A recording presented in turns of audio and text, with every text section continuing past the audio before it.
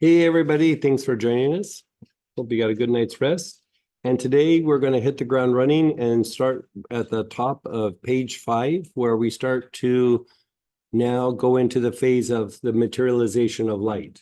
The materialization of light is light into the form. So instead of just trying to physicalize it into the body, we're actually going to go element by element, right? We're setting up the potential for transformation of the building blocks for the body, right? So there's a big giant list of a bunch of different oils that you'll be using. Absinthium, acacia, African bluegrass, aloes, artemisia, cistus, cypress wood, hyssop, mugwort, myrrh, palo santo, poplar, any form of spruce.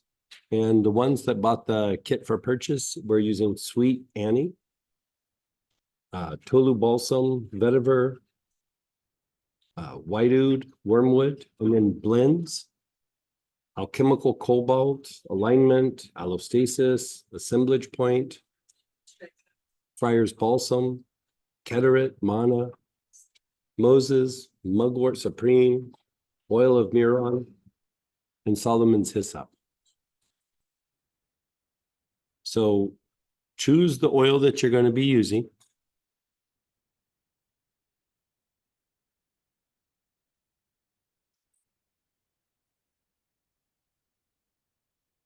I'm going to have prepped. We're going to use that same oil for all 5 elements.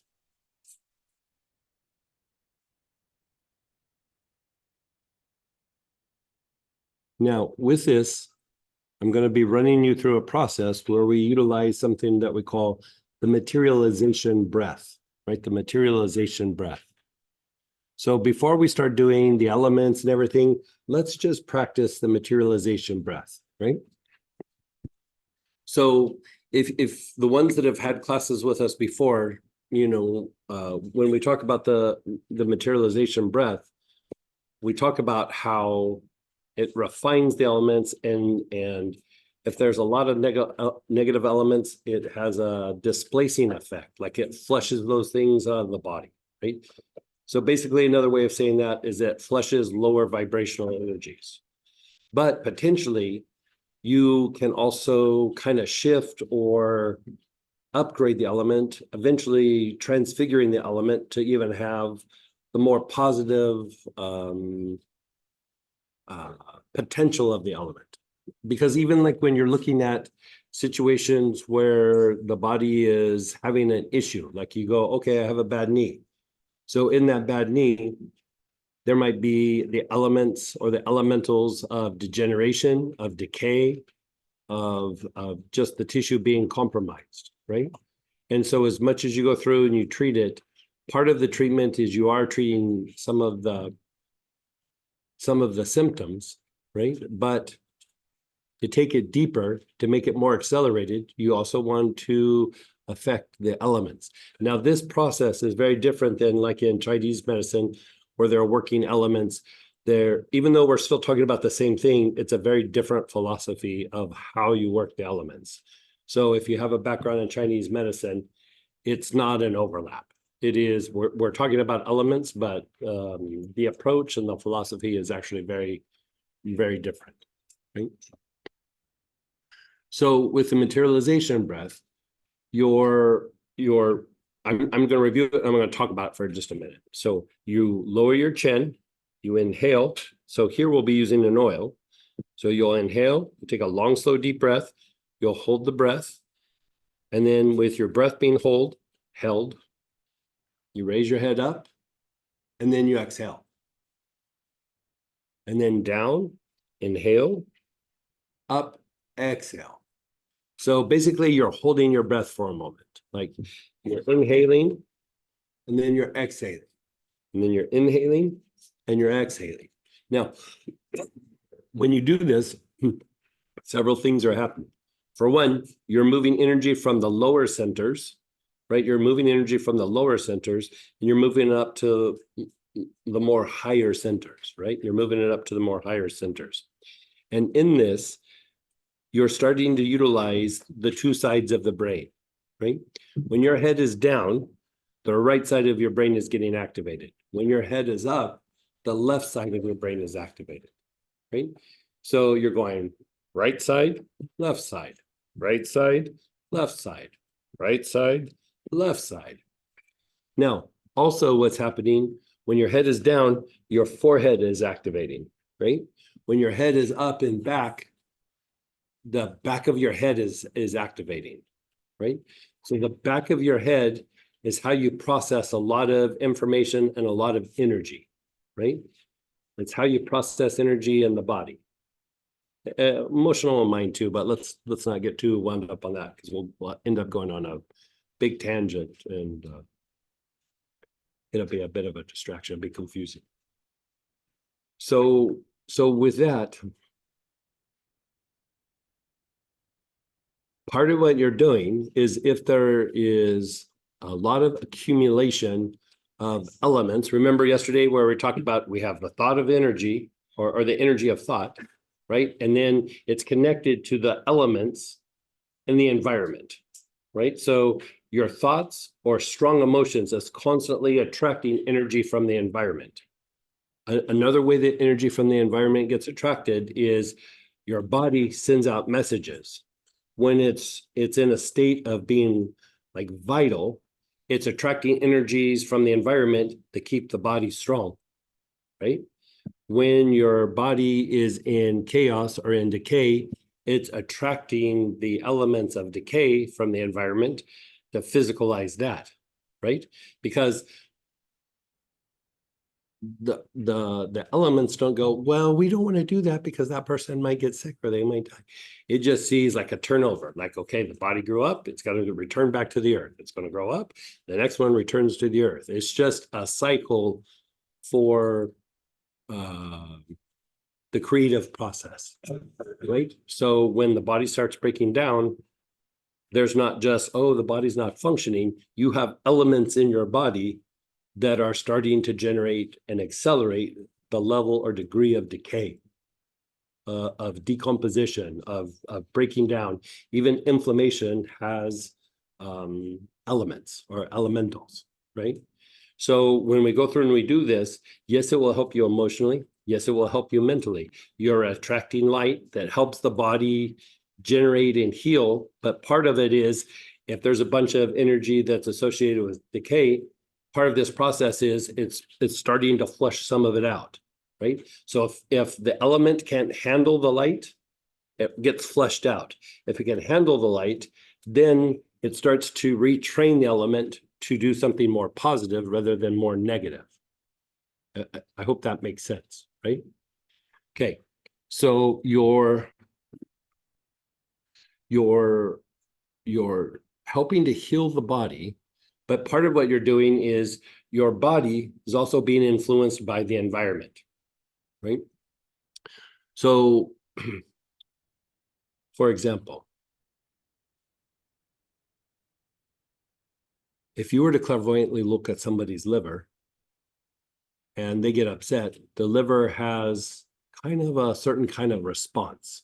Like if they're angry or, whatever's going on, like say a strong level or degree of anger, right? It was going to impact the liver, right?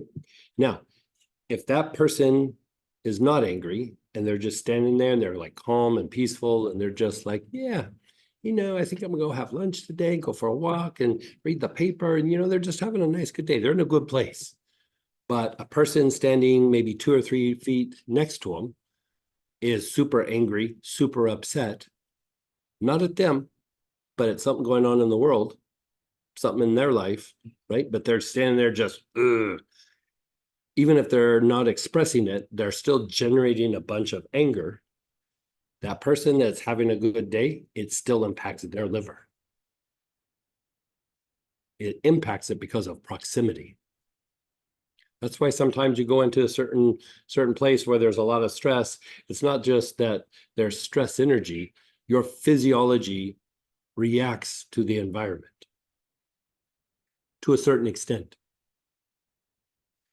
That's by degree though, because if you do certain practices, which you're being taught, you do certain practices, at some point, it doesn't matter where you go. Doesn't matter what you do. Doesn't matter who you're standing by and how pissed off they are, right? Doesn't matter that you're in a situation that's super chaotic. It might have a little temporary, like, oh, that doesn't feel good, but the body sheds it off. Why? Because of the light.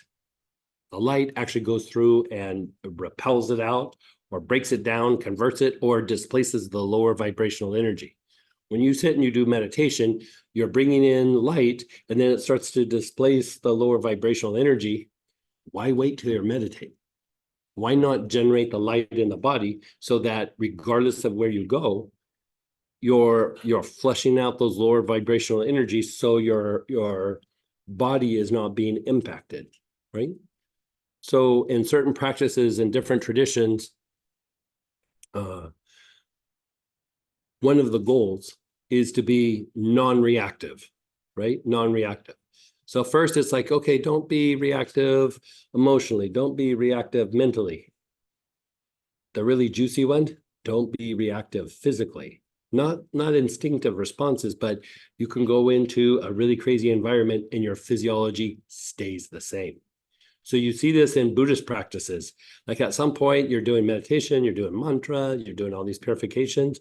When a practitioner starts to develop, what they start doing is not only do they not react with their physiology, but okay, I just opened up a can of worms. I'm going to say this and I'm going to give an explanation, right? I'll say this and I'll give an explanation. So not only does their physiology not react, but in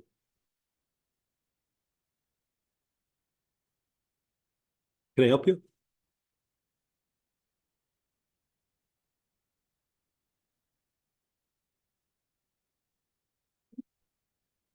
Hold on just a second. Oh yeah, okay, yeah. Are you here for the class? Yeah. So not only does the physiology not react, but in situations where there's like a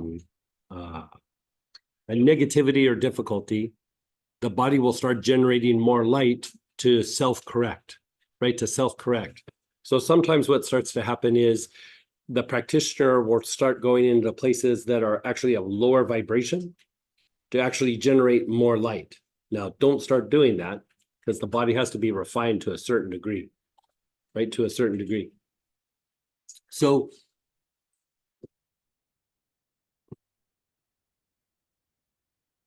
let's do it from this point of view, right? Okay.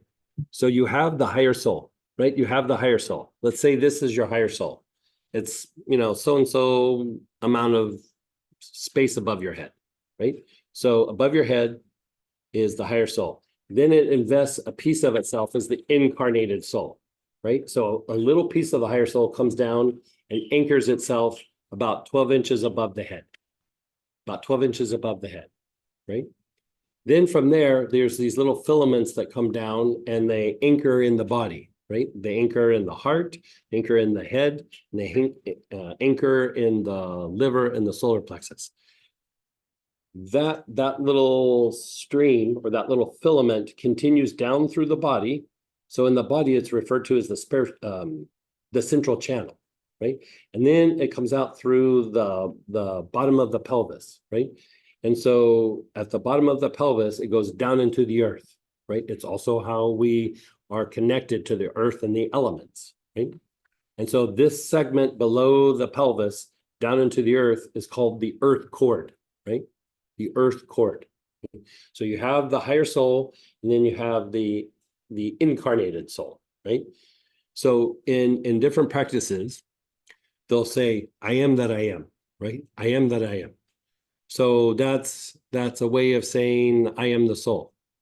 But if you go deeper on this, what you're saying is, okay, the higher soul, the incarnated soul, when you say I am that I am, you're saying this incarnated soul is the little I am, right? So you're saying I am that I am.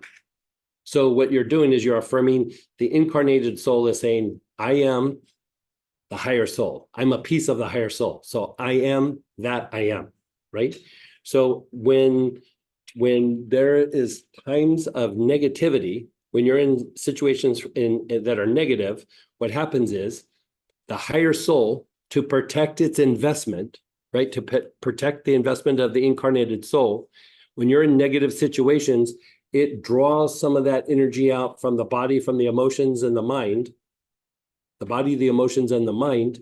So what happens is the connection to the body reduces, right? The light reduces because it's trying to protect the investment. It's not trying to protect the body. It's not trying to protect the emotions or the mind. It's trying to protect the incarnated soul. If you have a lot of energy and you're doing something really negative, it's going to have greater impact because you have a lot of juice behind you, right?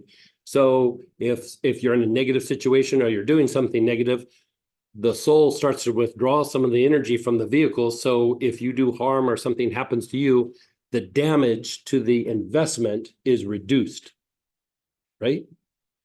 So when you go into a negative situation, what happens is some of that energy gets withdrawn because it's like, the investment's going to get damaged. We need to withdraw. We need to minimize the damage, right? So the connection diminishes, right? So with certain kinds of practices, what happens is,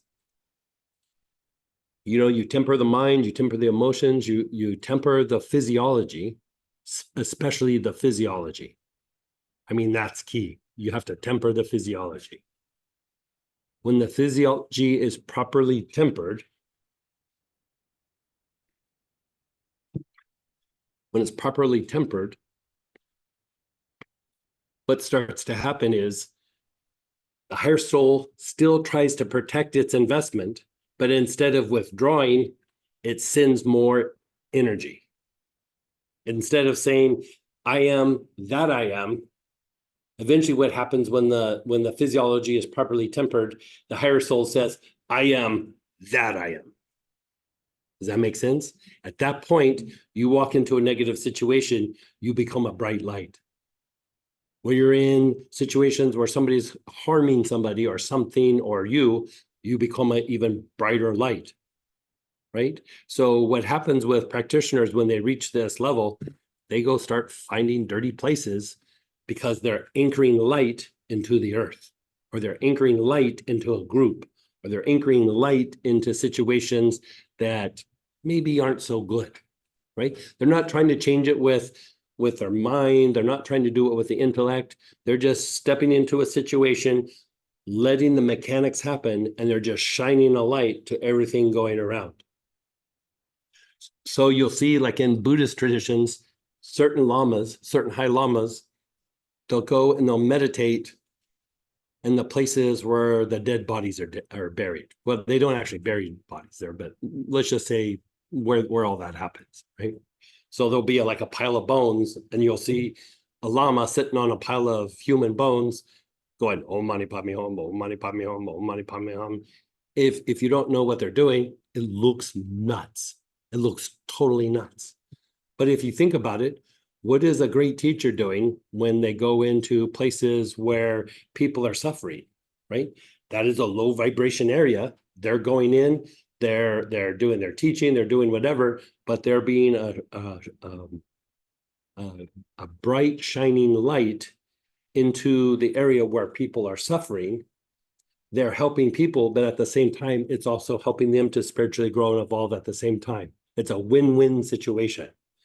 And in certain practices, they'll even go to different places in the earth, and then they'll drop light into the earth, right? That is a practice. So with this, you're gaining the ability to be a bright light when you're in times of difficulty or in times of negativity, but also you're tempering the body to a certain degree. I mean, this is what next weekend's all about, like the mastery of the elements. It's to be able to temper the body. So when you're in negative situations, you're not less connected to the soul. You're not less guided. You're not being reactive. you're generating light. That's why we talk about just being aware, just letting the light happen, right? As soon as you slip into intellects of the lower nature, you're not being a bright, shiny light. So you have to really train the mind, the emotions, and the body. Once that happens, you start to transform not just your body, but you start to transform whatever environment that you're in. Right? We don't want to just be all about ourselves. We also want to help the people around us. Right? So can you mute me for a second?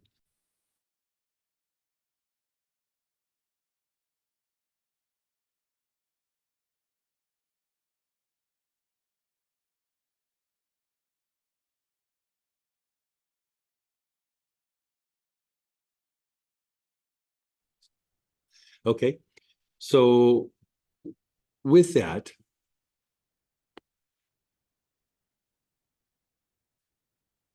we're going to pull out the Sweet Annie, or whatever oil that you're choosing. Here in person, we're using Sweet Annie, right? And they got away. Okay. Okay. So again, just to revisit this, you're gonna hold your bottle to your chest. Now, the mystical reason that you're holding the bottle to your chest is so that when your chin goes down, it's ready to be inhaled. There's no mystical reason for doing it, right? It's just location. So you go down, you inhale, hold your breath, up, exhale. And then down, inhale. And then up, exhale. And then down, inhale. And then up, exhale. And then down, inhale.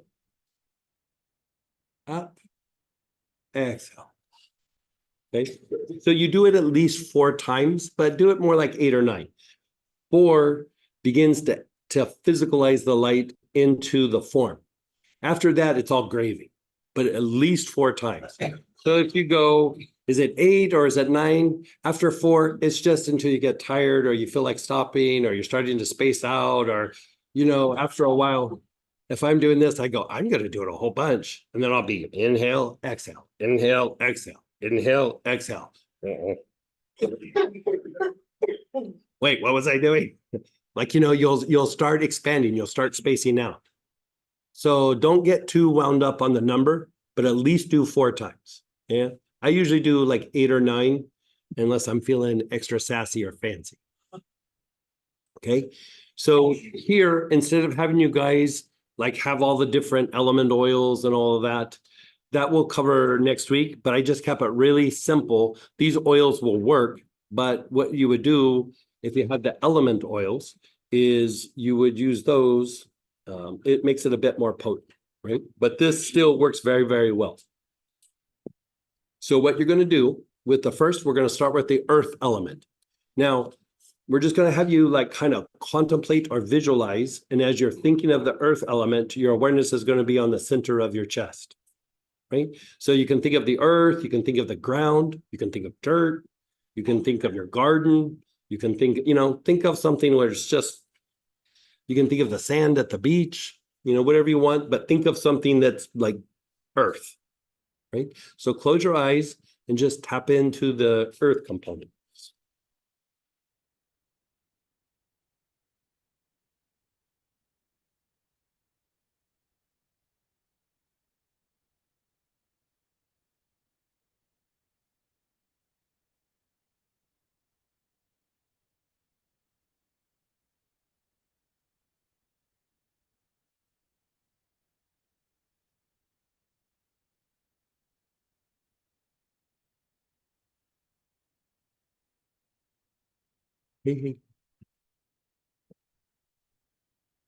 Okay, so you can let that go.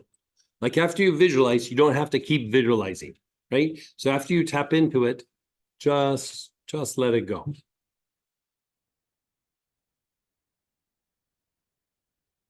You're just letting it go, right? Now, bottle to your chest, or, if you got it on your finger or on a little piece of paper or cloth, whatever it is, to your chest, head down, inhale, Hold your breath, head up, exhale. Down, inhale. Up, exhale. Down, inhale. Up, exhale. Down, inhale. Up, exhale. Down, inhale. Up, exhale. Down, inhale. Up, exhale. Down, inhale. Up, exhale. And then just keep your eyes closed. Just be still. You can let go of everything. Just let it incubate for a moment.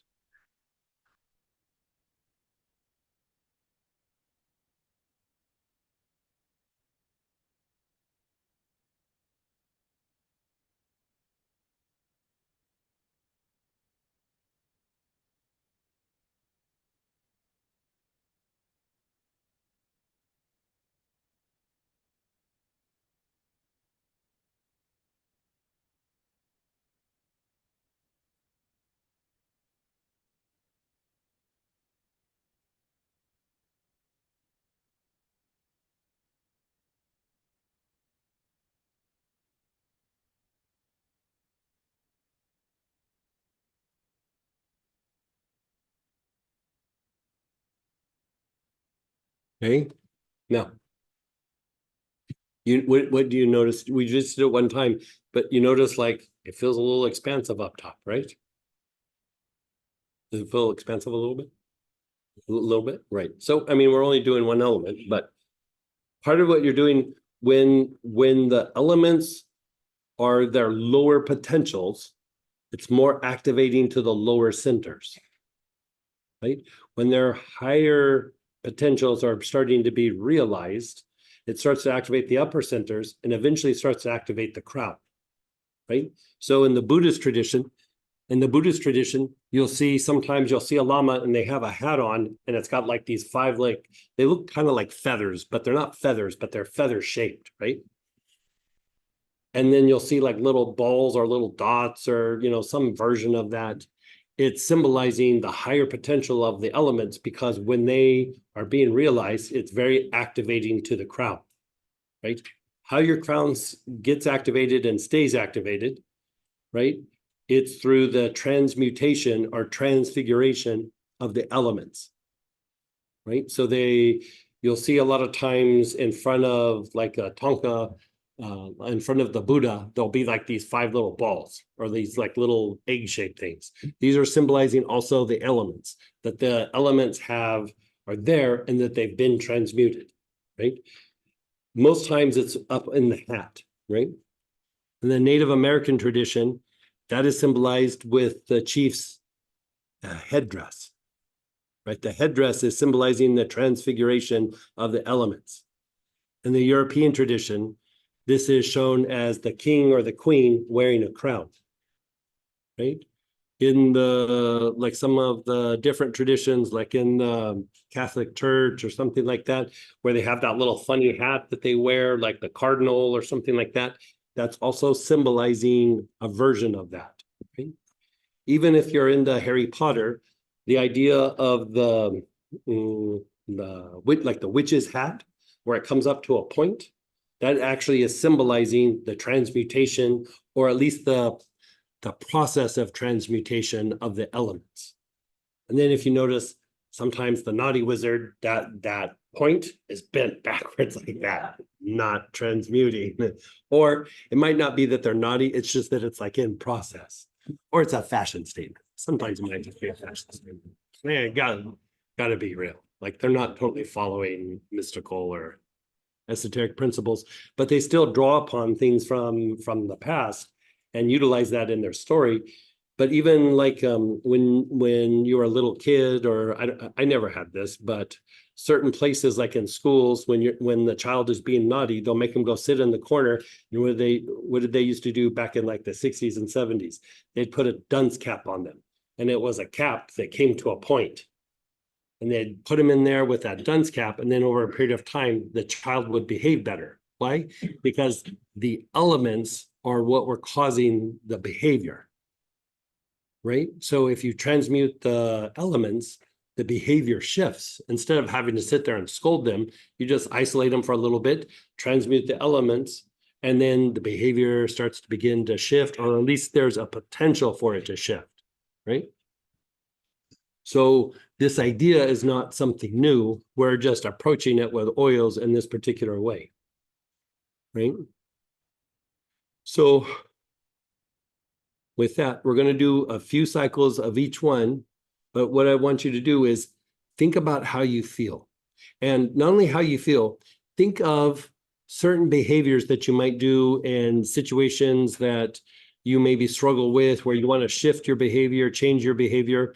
We're not necessarily addressing them specifically, but I want us to be able to validate. You want to be able to go, okay, when I think about this situation, it makes me want to be, I want to behave like this. And then you go through and you do this practice, and then you go, hey, I don't really feel that anymore. Like, the mind's quiet, but when I think about the behavior, you'll notice it's harder and harder to like grab on to that behavior. And then you'll just go, I mean, there's times for me where I'll go, I'm not sure how to behave now in that situation. That's good because you can make a different choice, right? Because if you notice, I make this joke all the time. You go, okay, I have Starbucks, I have a latte every day, and I'm looking at my budget. I can't do it. I need to stop doing that, or I need to stop drinking so much caffeine.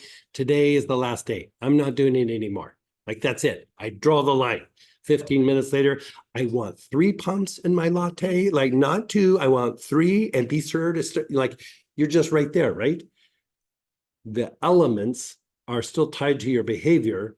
You didn't break the element. You made a decision, but the elements are like one-pointed, right? They're one-pointed. You're distracted.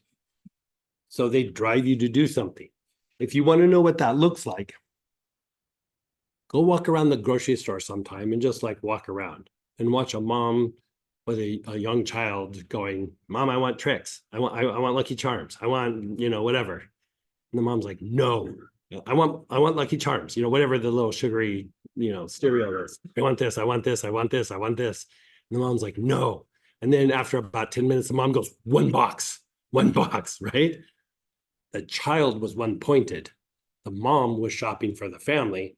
The child only was thinking about, I want this. That's what the element is always doing.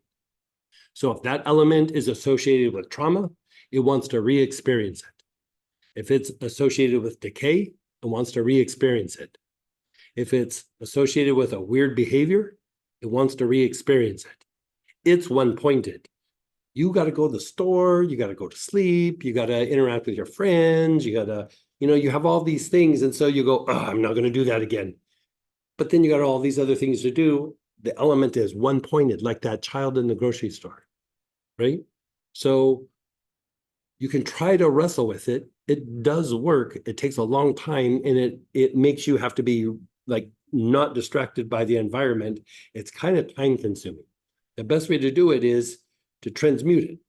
Just transmute it so that it almost turns into like stem cells. Like you can take the stem cells, put it by something, and it starts becoming what needs to happen in that situation, right? So if you can reboot the element, and then it's in a particular area, it will go, oh, well, it was of decay, but, maybe we help this heal now, right? Or we were doing this one behavior, but apparently there's going to be a new behavior that we're doing. So let's maybe align with this new behavior, because we don't want to get kicked out of the band. We don't want to be displaced, a lower vibrational energy that gets displaced and kicked out of the band. We want to stay here, right? So we better behave, and we better, start behaving like all the other elements that are doing this new behavior. So when you have like health issues, when you have like emotions that just won't break up, when you have mental thoughts that aren't breaking up, but when you also have behaviors, because the behavior is usually dictated by things going on in the environment. So yesterday we unwound how we interact with the environment. Now we want to be a little bit more transformative to the difficulties going on in the environment, right? So if you have difficult people at the office or in your family, there's all these strategies on how to handle them, how to deal with them, and do all the things that you do. But one of the good ways to do it is if you transform the elements, the more they interact with you, the more they're getting therapy, right? The more they're getting therapy, because their elements are having to interact with your elements, and your elements just got new marching orders. They're filled with more light. And so what happens, they either go away or they start changing, right? So I have this story with my mom, who's into none of this, right? So she was working in this office. It was a very big office. She was one of like, I don't know, like 15 secretaries or something. It was all for these 2 or 3 guys. She worked in a law office. And so the main owner of the law office, the main partner, let's just say politely, he was super, super, super, super, super, super, super, super obnoxious, according to my mom. Right? But she told me stories. I was like, yeah, I concur. He's super obnoxious. And so what he would do is all the secretaries were in the line. He'd go down every day and he'd say something snotty to each and every one of them. Like, boom, boom, boom, boom, boom, boom. Like kind of, it wasn't even like putting them in their place. He was just like, basically, I'm the boss, I can do it. And so she was beside herself. She was crying. She's like, I need this job. I can't stand this person. Every day I go to work, I go in the bathroom, I cry. I'm going to start looking for another job. And I was like, oh, okay. But I know you're not into any of the stuff that I'm talking about, or, I do, but like, can I give you just like a really simple thing to do? And let's see what happens. And she's like, I'll try anything. I was like, okay. So I kind of taught her some technique to like heart and crown and like just certain processes, kind of what we do. And I was just like, every day you sit and bless him, like not just him, but the earth below him, right? Because blessing him is one thing, blessing the earth below him, you're hitting the elements as they're being drawn up in the body. So as he draws the elements up, he's drawing up elements that have light in it, and it affects change in the person. Right? So I was like, every day for 5 minutes, you just sit and you think happy, loving thoughts about him. And she's like, that's not going to happen. Like I have no positive thoughts about him. I was like, just say, may Jesus bless you. And she goes, well, I could probably do that. And I go, whatever it is, just bless. Nothing negative, no consequences, just bless, right? But not him, the earth. And she was like, okay. And I go, do it for 30 days and let's see what happens. And so, I told her 30 days just because I wanted her to keep doing it. But I called her back in about 10 days. And I go, how's it going? She goes, it's bizarre.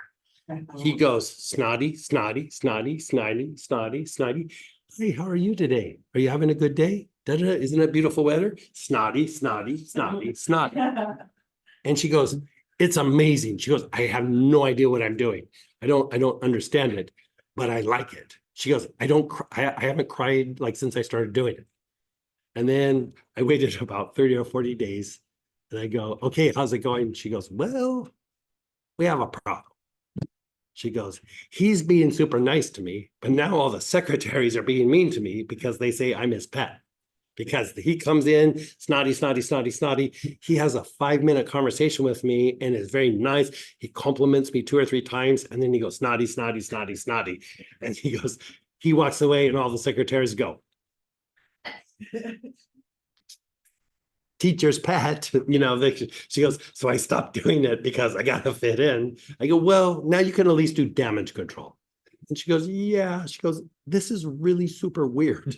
But, she didn't do it every day after that, but she did it enough to where she could keep the job and didn't cry and didn't stick out with the other. She still did for a little bit with the other secretaries, but she made it work, right?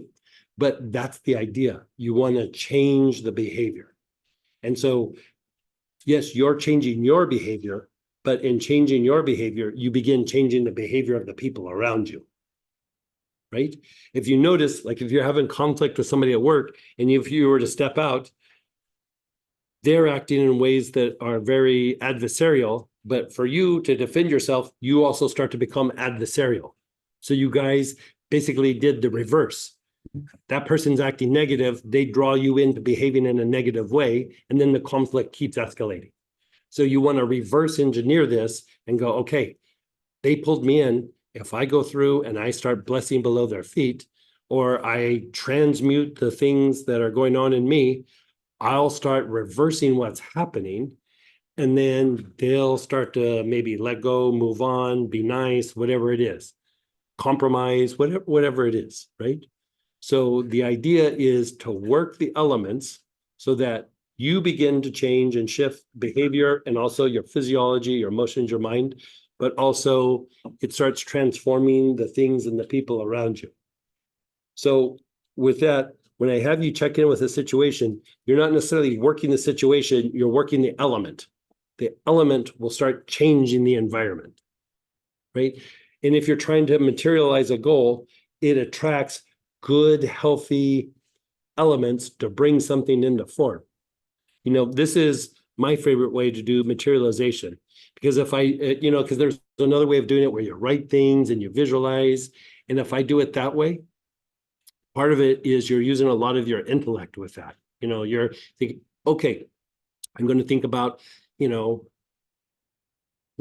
want, whatever it is. Give me a topic like Pizza. like, okay, Samantha says she wants pizza. So she goes, I want somebody to bring me a pizza every day at work, right? So if she just throws it out there, it's not going to happen. But if she starts materializing it, all of a sudden you'll notice things start coming out of the environment where somebody goes, hey, let's get together and have pizza. Or I came over and I brought a pizza, just this is very simple, but you're getting the idea, right? So when you're materializing it, you're changing the behavior to help bring this forth. But if you write it, if you go, well, okay, I like people to bring me pizza, but what kind of pizza? Da, da, da, your head gets in it and you start going, and then, why are they doing that? You start questioning everything, right? So what I would do is meditation on the obstacles. This is going to be a problem. This is going to be a problem. This is going to be a problem. This is going to be a problem. I hope I get what I want, but there's these 5 or 6 problems. Then I'd go through and I'd write the thing that I wanted to materialize. I infused all the obstacles into the goal. So now it's really not going to happen. Like, so in that particular approach, it actually would work worse for me. If I did it, it would be better if I just didn't do it, because then I wasn't materializing my negative thoughts or my obstacle thinking into what I'm trying to do. Here, you're using light. The intellect is not going to be in the light. Light displaces the intellect, right? It transforms the intellect, right? So you visualize, you bring in light. You visualize, you bring in light. Even if you have those obstacles, the light displaces the lower vibrational energies so that it's flushed out, and then it's just more light, more light, more light, more light, more light. And then pretty soon, you're not thinking about the obstacles anymore because it's not an issue, right? So close your eyes again. And again, focus on the earth element. So it could be dirt, it could be the physical earth, the ground.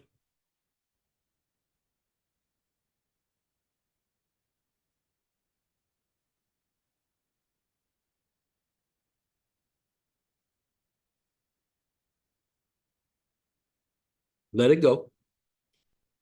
Bottle to your chest, chin down. Inhale, hold your breath, head up, exhale. Head down, inhale, hold your breath, up, exhale. Down, inhale, up, exhale. Inhale, up, exhale. Now do 4 or 5 more on your own.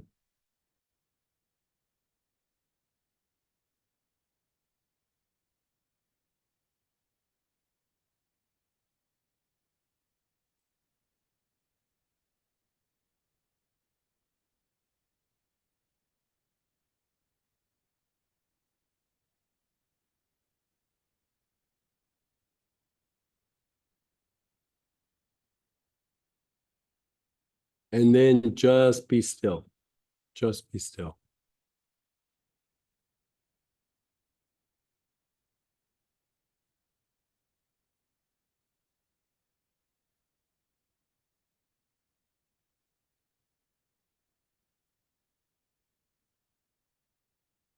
Your eyes closed, just let it incubate.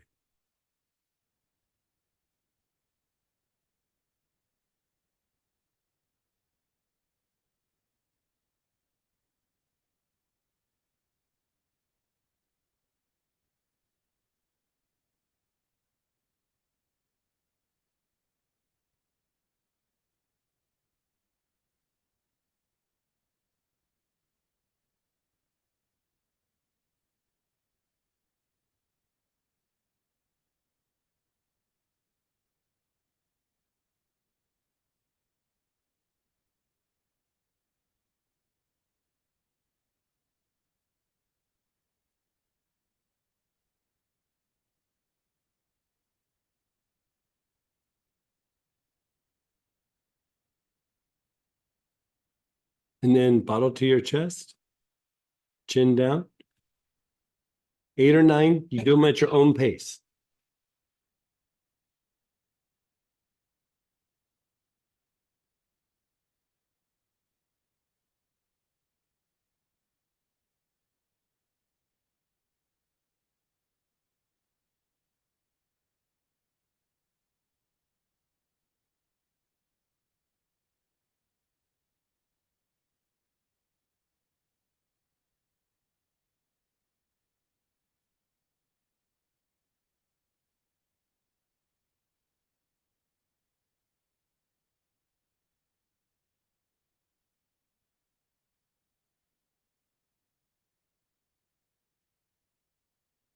And then just be still.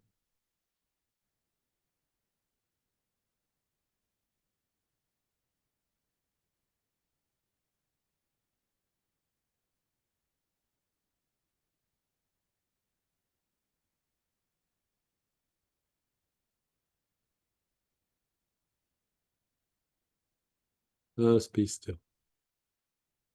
Think of the earth element. So dirt, the ground, your garden. But if you're thinking of your garden, like the dirt in your garden.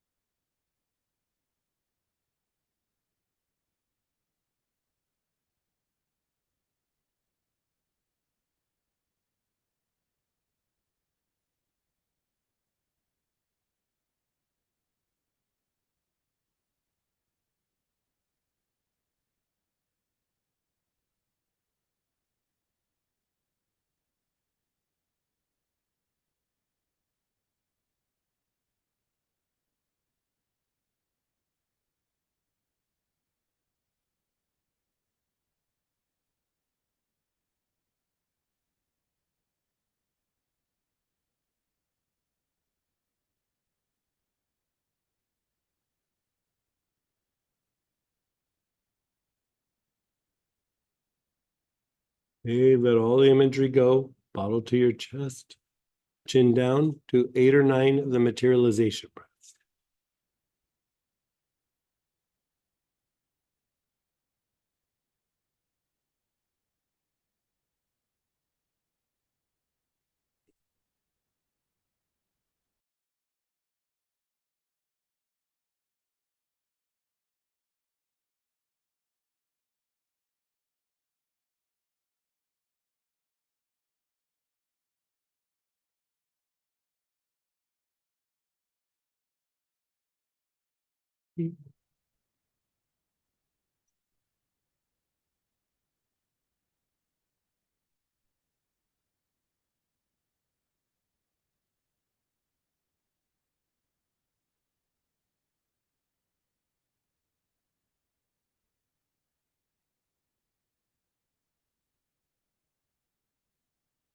And then just be still.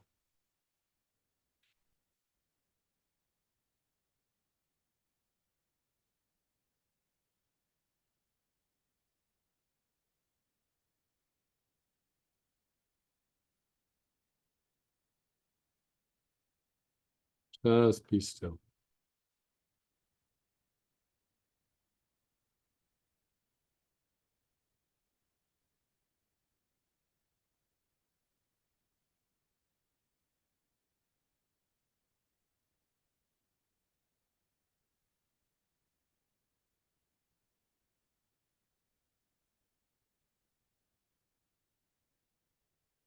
Okay, again, you're visualizing the earth element. You're visualizing the earth element. So the ground, the dirt, something.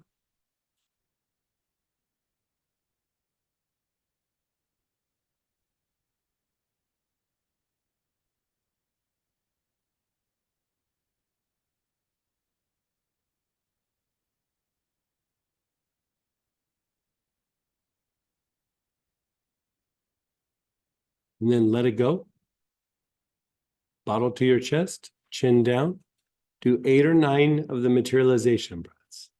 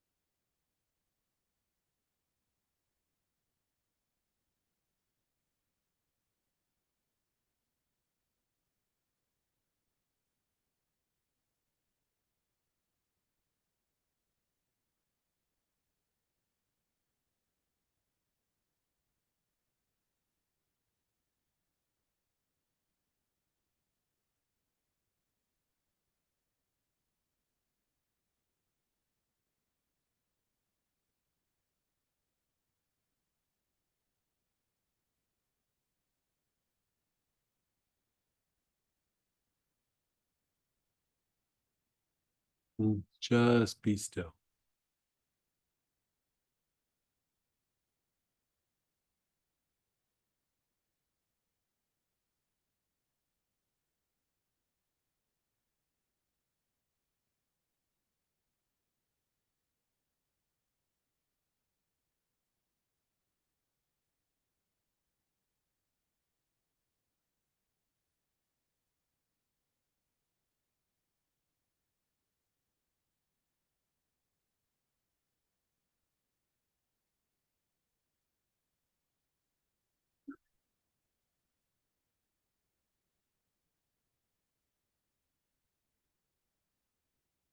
We're going to be using the same oil, and now you're going to do the water element. So just think of water. Glass of water, a lake, water in your bathtub. It doesn't matter. Just think of and associate with water. Your awareness is on your front heart as you associate with your bottle of water, cup of water, whatever it is.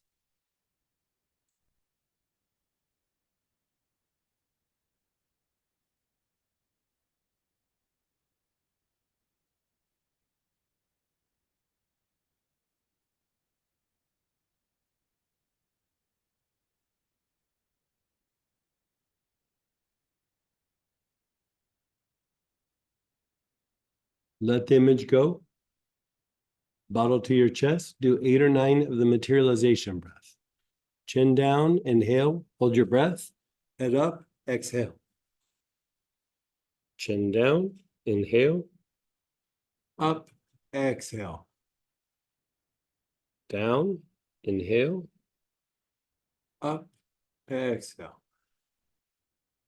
Down, inhale. Up, exhale.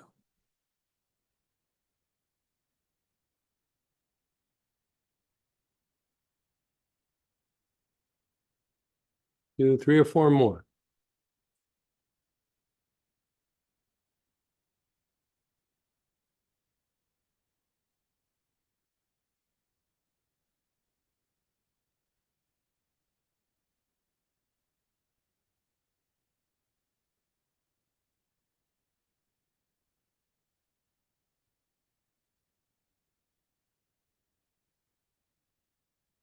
Just be still.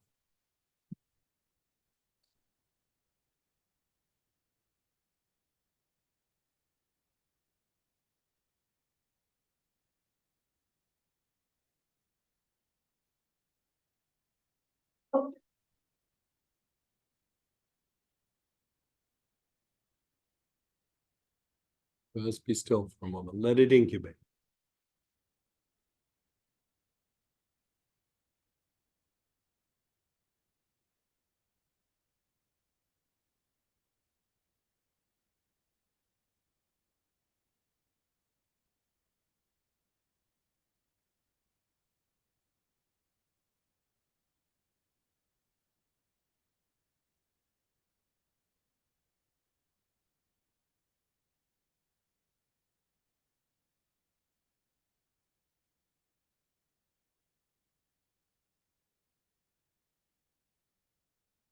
You're contemplating a water element.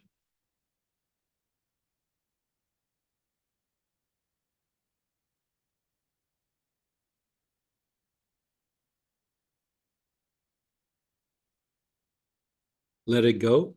Bottle to your chest. Chin down. 8 or 9 of the materialization breaths.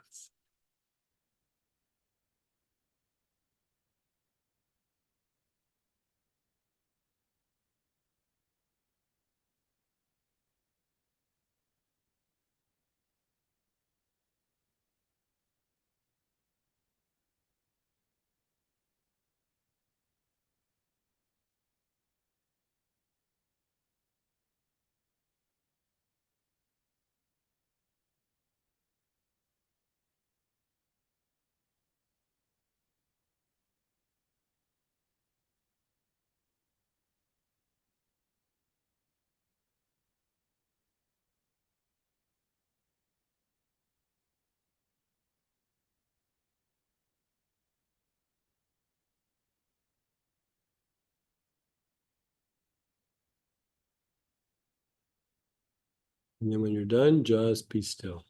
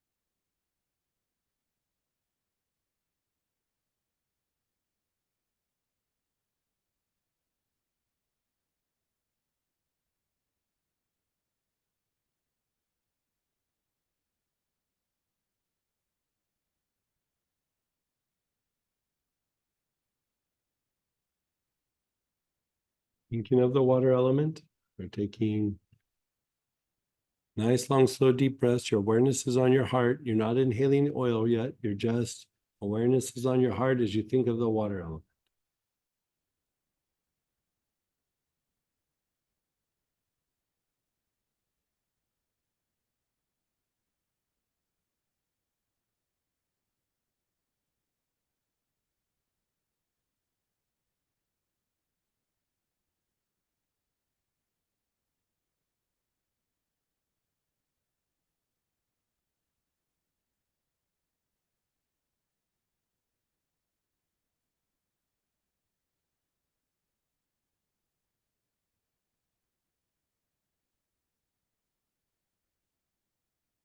Again, bottle to your chest, chin down.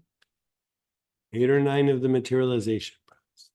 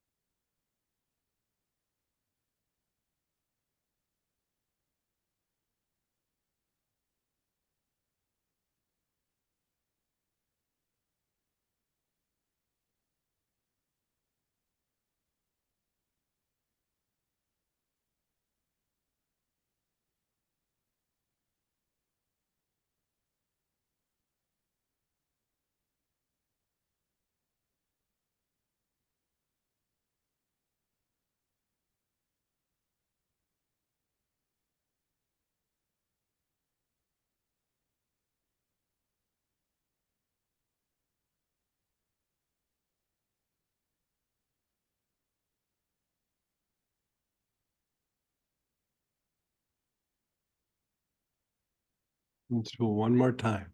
Bottle to your chest, chin down.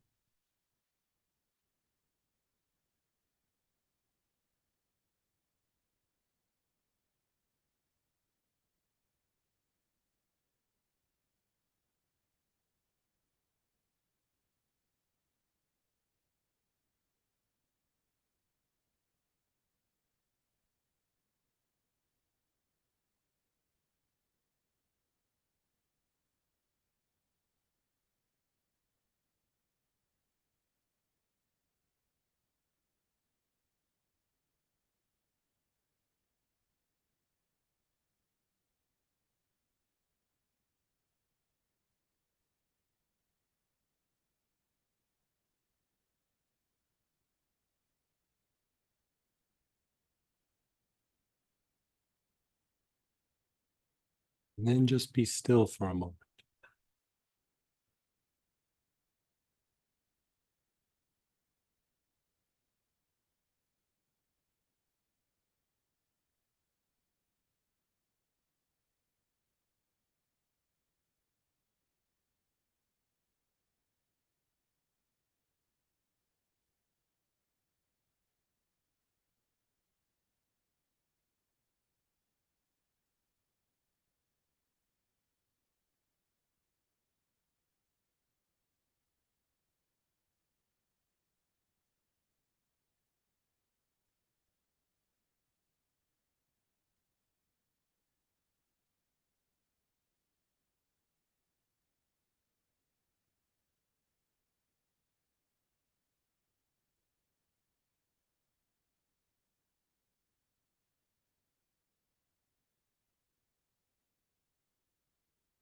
Yeah, just keep your eyes closed. Let's just do a little reflection. Think of some situation where you're aware of your behavior, you'd like to shift your behavior. maybe your behavior gets triggered, just reflect on that situation and look at how it seems right now.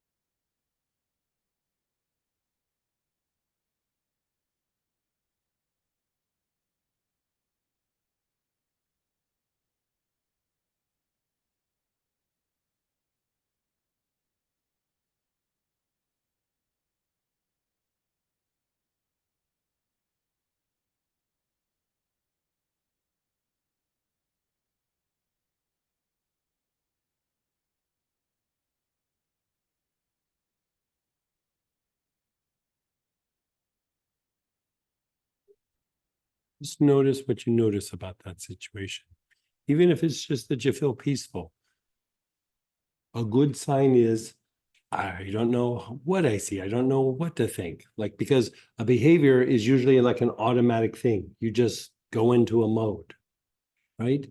If you're having a little bit of uncertainty, you don't change something when you're certain. You change it when there's uncertainty. When you're certain, there's no reason to change something because you're moving forward, right?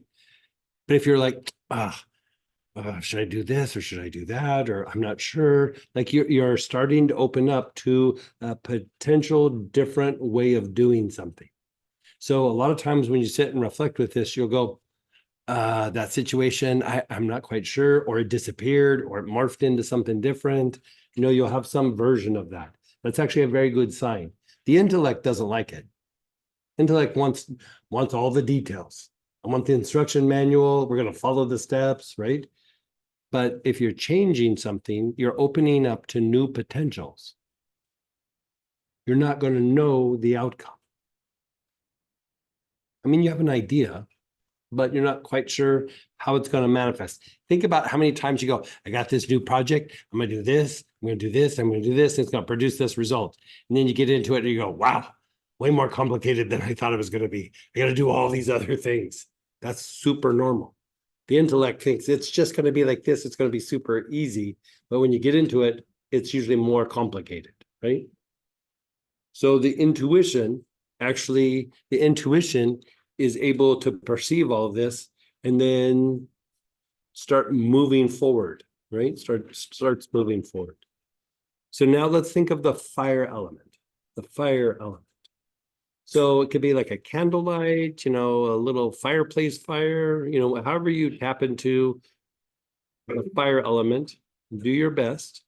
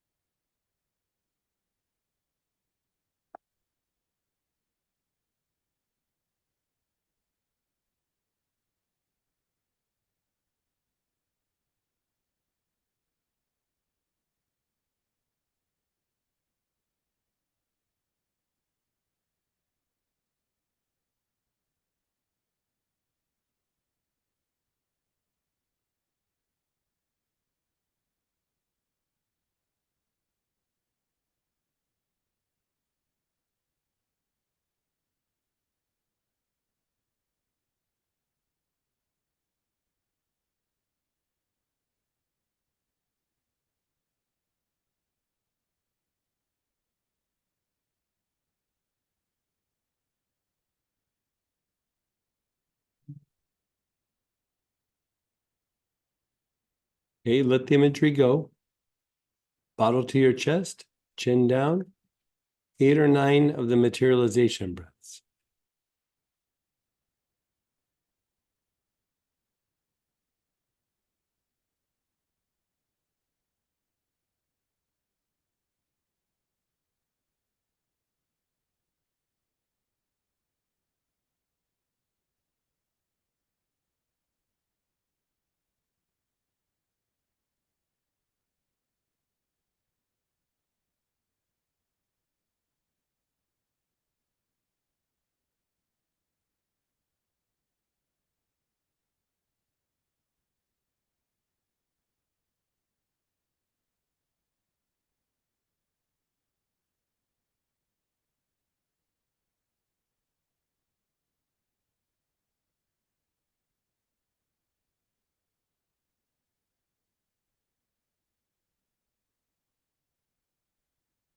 And then just be still. When you're done with the 8 or 9, then just be still.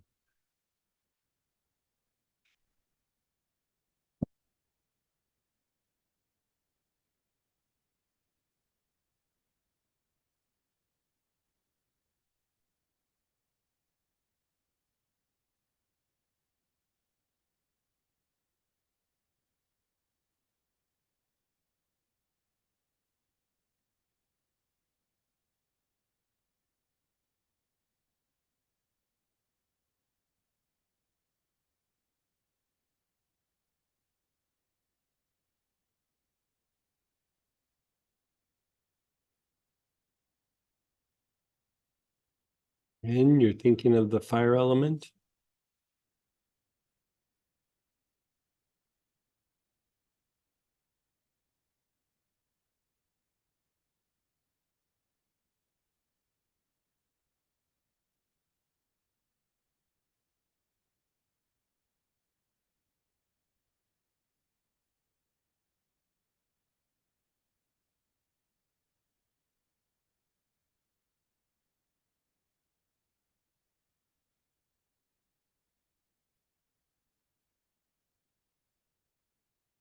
Let it go. Again, bottle to your chest, chin down.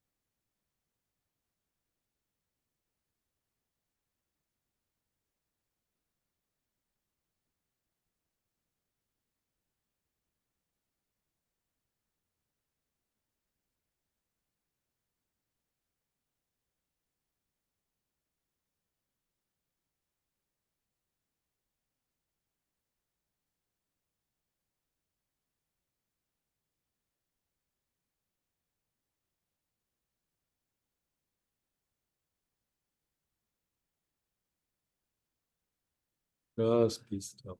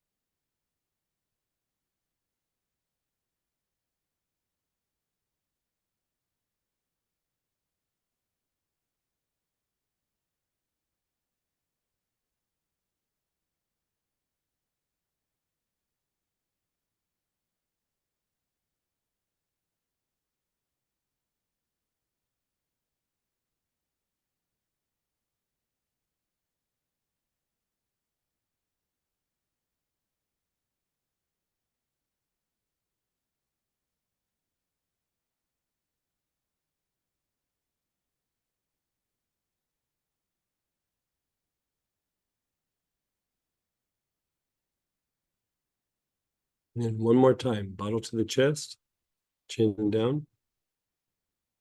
8 or 9 materialization breaths.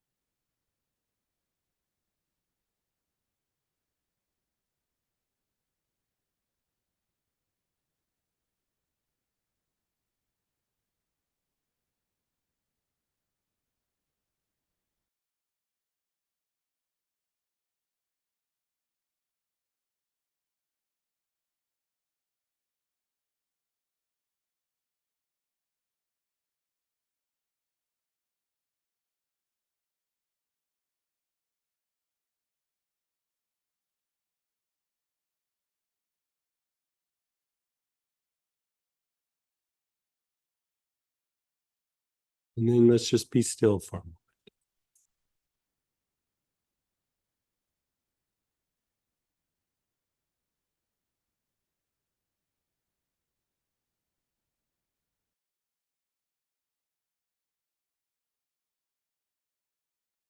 Let's just be still, let that incubate.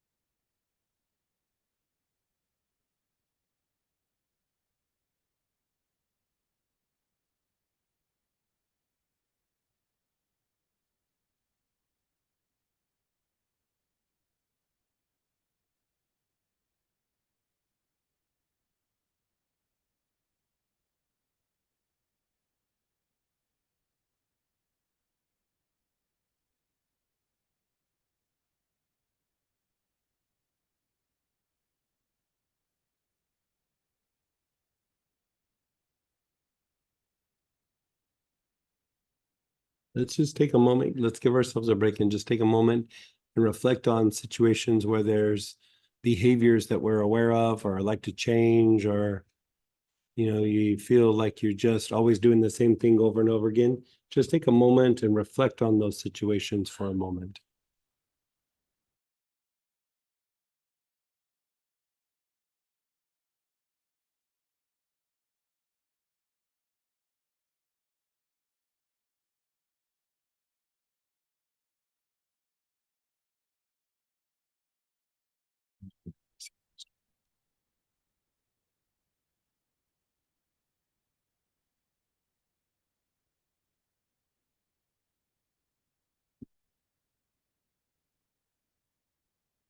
Check out at least a few situations.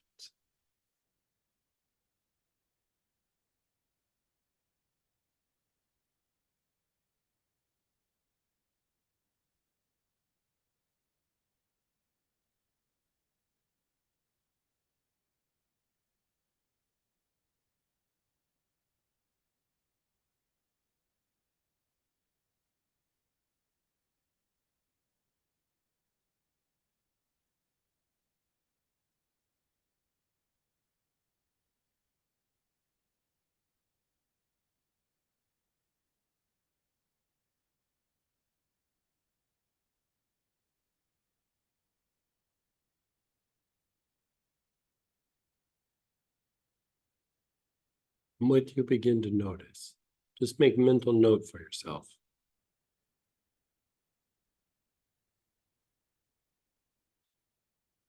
How certain or uncertain are you about those behaviors right now? Did they shift? Did they diminish? Is it hard to grab onto them? Did they morph into something else?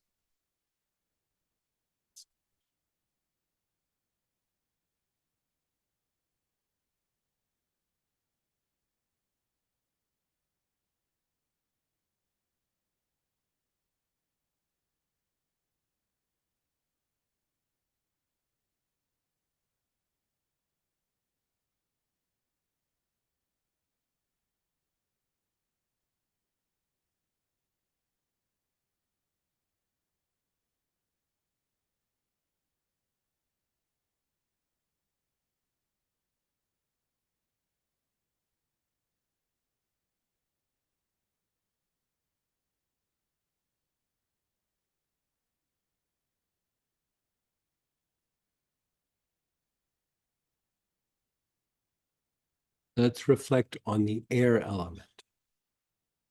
The air element. And just think of like the air as it enters your nose. For me, I like to think of the wind. When I think of the wind, it's just easy to tap into. Like, there's a physical sensation you can kind of tap into.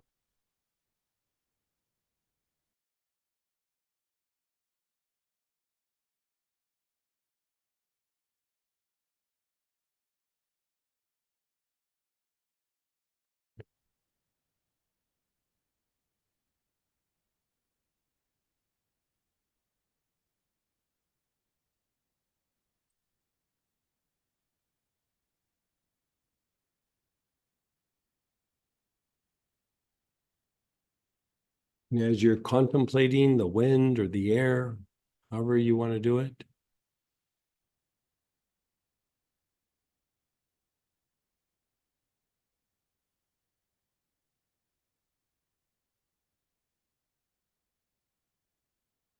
your awareness is on your heart.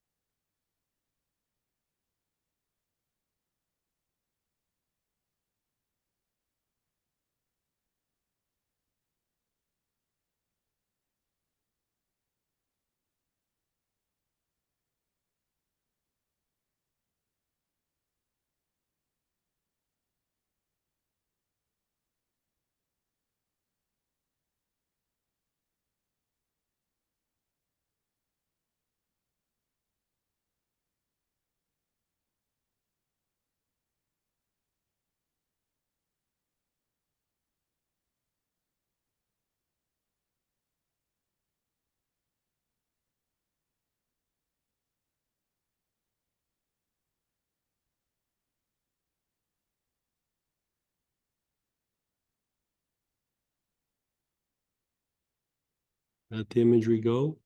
Bottle to your chest, chin down. 8 or 9 materialization breaths.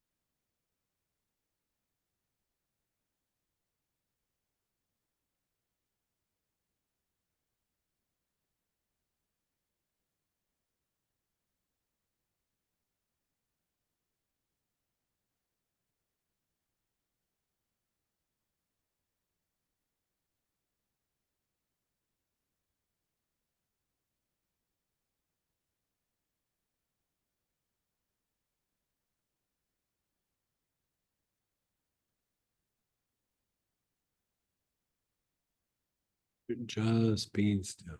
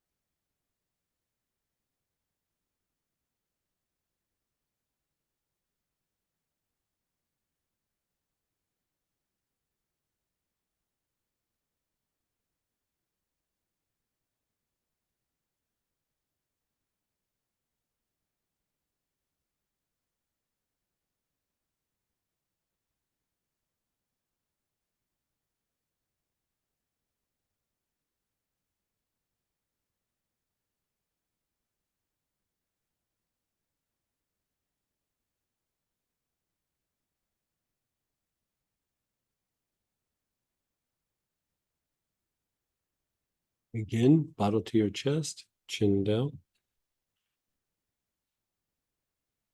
8 or 9 of the materialization breaths.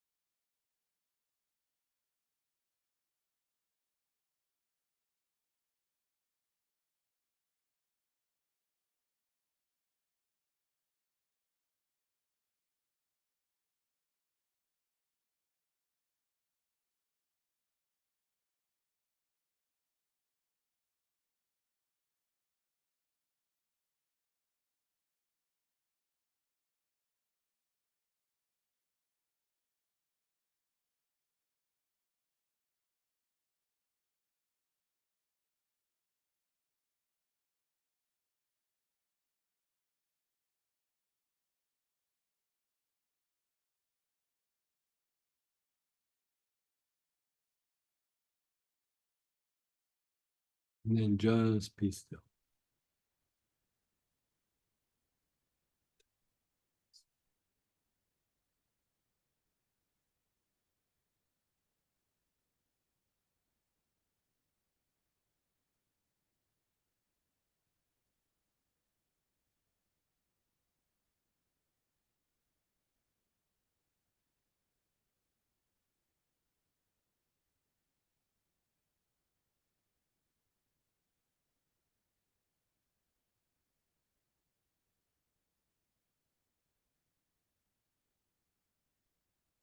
You're just reflecting.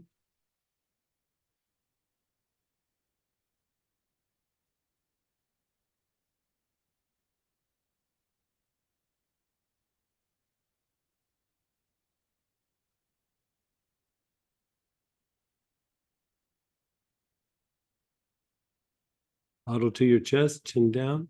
8 or 9 of the materialization breaths.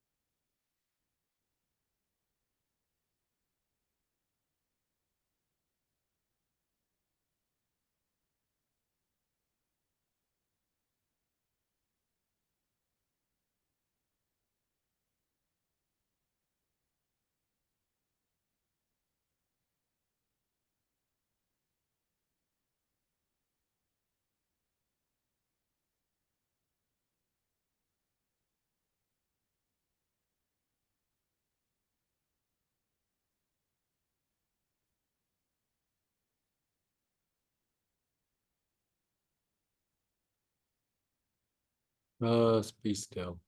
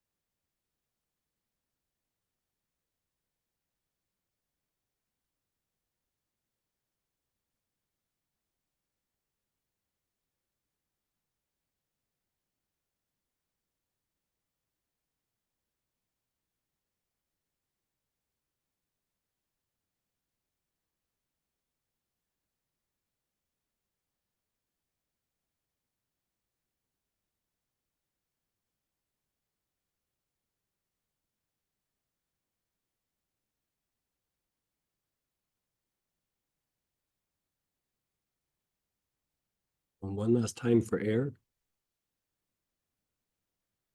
Bottle to your chest, chin down, 8 or 9 of the materialization breaths.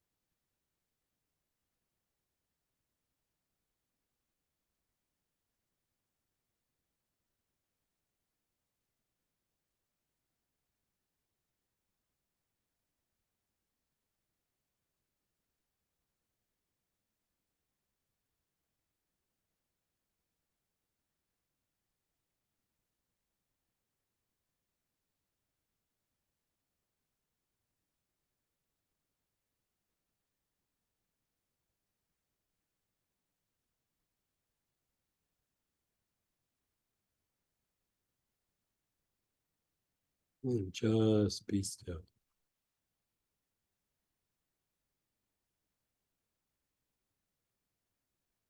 So a little bit of an interesting experiment. We've done the 4 basic elements. We're about to do the 5th element. But with the 4 basic elements, look at behaviors in different situations and just notice what you notice. Like just think about it, look at it, contemplate it, and just see like what you notice, what you feel driven to, how hard it is to latch onto something, or does it seem the same? Just notice what you notice.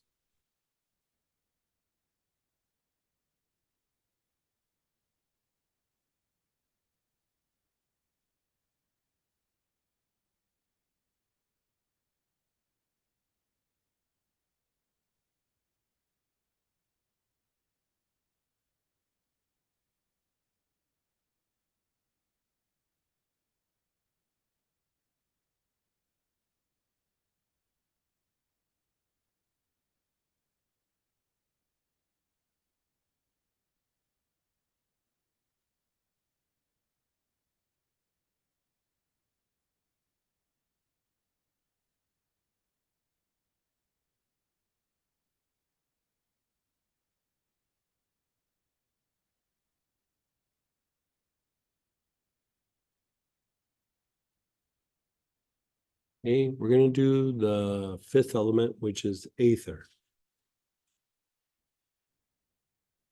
This one's a little bit more of an elusive element. You know, like it's easy to think of a candle flame. It's easy to think of a bottle of water or the ocean or something like that. Aether, a little bit harder to tap into. Like for a while, I tried some different things, but this is the easiest way. We're not going to go into the qualities of all the elements because that would take up a bunch of time and be a little bit too overwhelming with what we're doing here, right? But let's think of it like this. It's a hard thing to tap into, but the easiest way to tap into it, think of the night sky. When you look up at the stars, not necessarily the stars, but when you just look up at the sky, just think of the sky. If stars are in there, great, but it's just the dark night sky.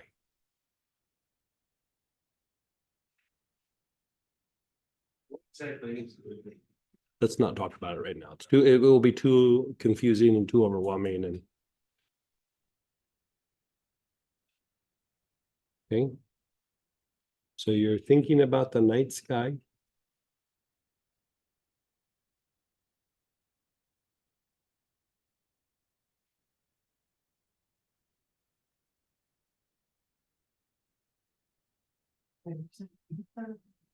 It's like aether, Aether. Yeah. You know, it's that weird like AE that's one letter. Like that's the way they usually spell it.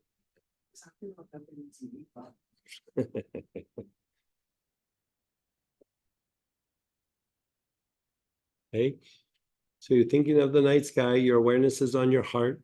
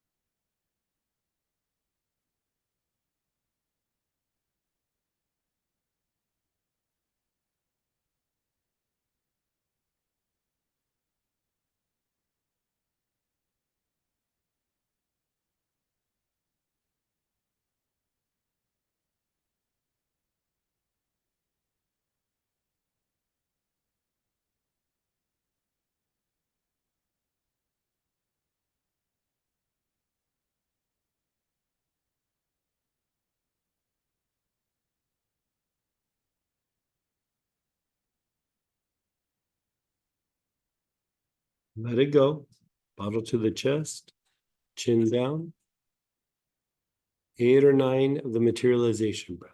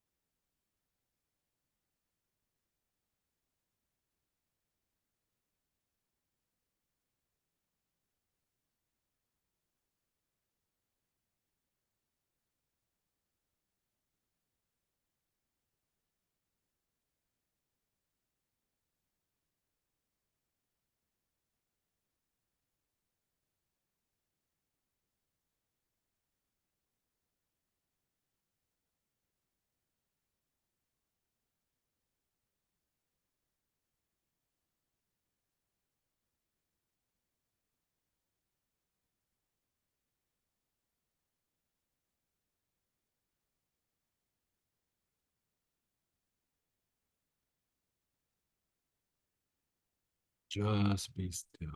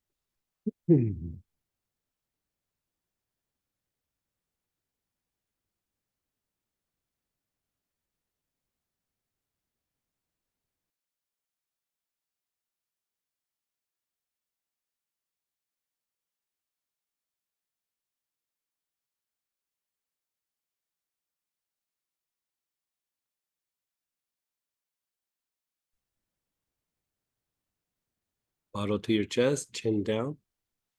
8 or 9 of the materialization breaths.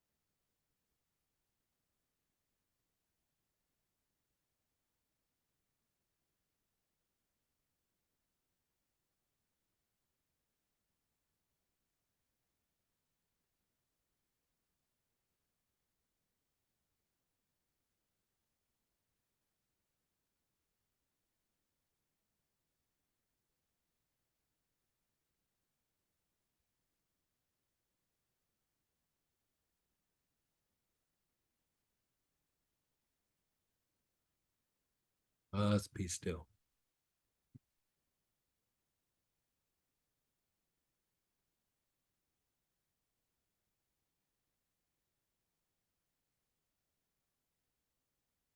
Think of the night sky again. Your awareness is on your heart.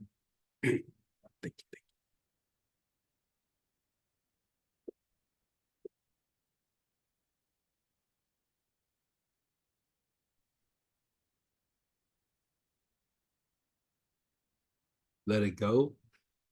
8 or 9 materialization breaths.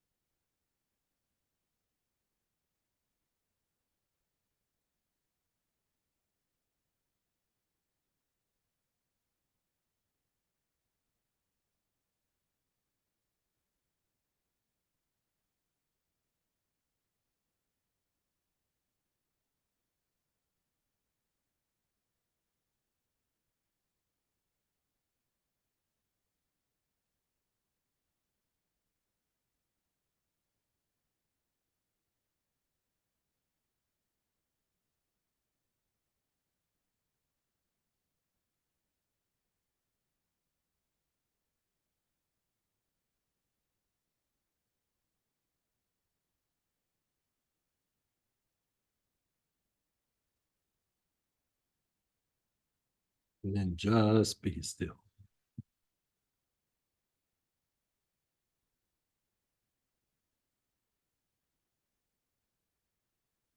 Now, we did the four elements and then we looked at the behaviors and things. Now that we've done Aether,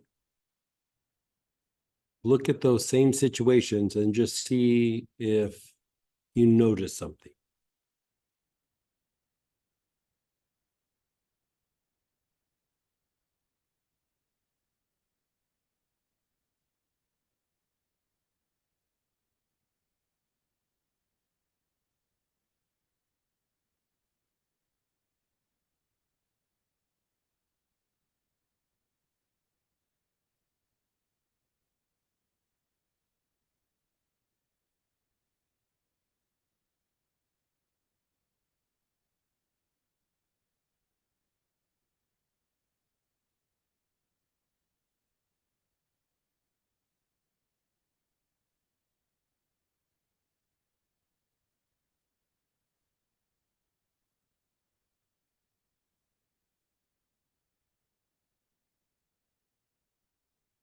Make a mental note. What do you notice?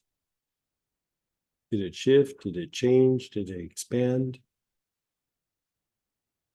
Did it morph into something?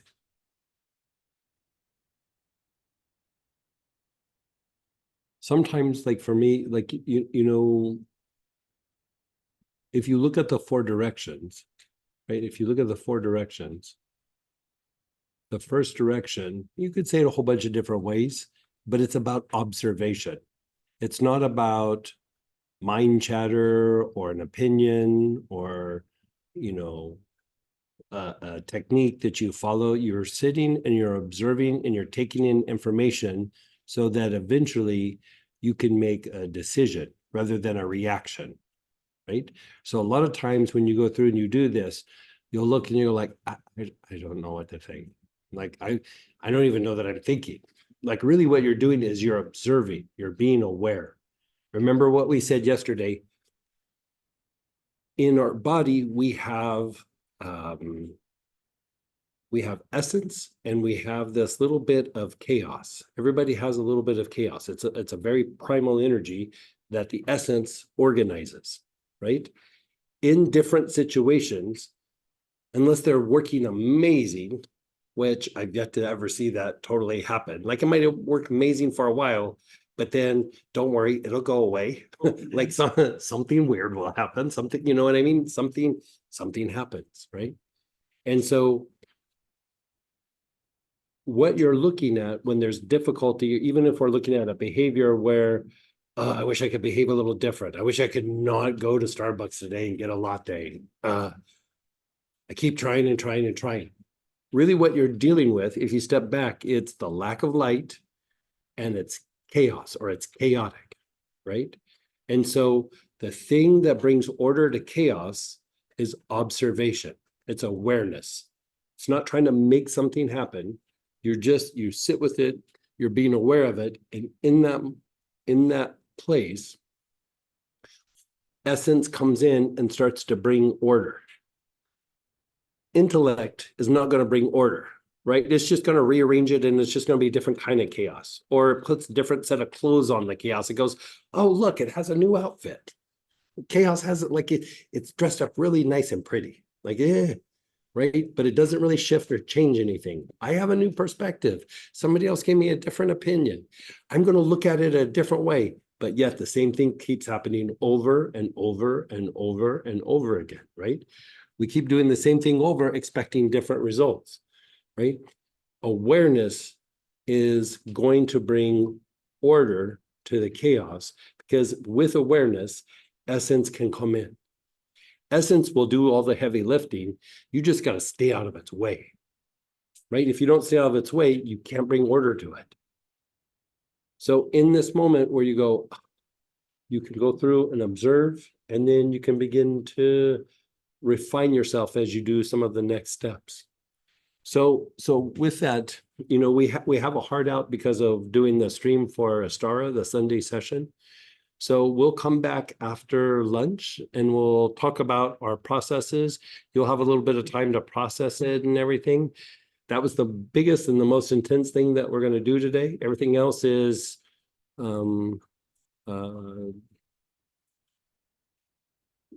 going to be easier. We're going to be doing more talking, more sharing, things like that. But that was the big thing. Right? So we'll break now. We'll come back in an hour and a half. So we'll see at 1:30 Central Time. And I'm going to do a bit of healing and transmutation of elements since we're on this. I try to overlap what we do on the Sunday session with what we do in the class.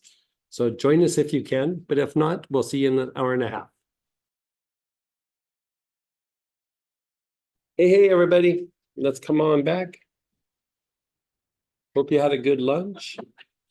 And so we did kind of a long process before lunch where we did physicalizing light into the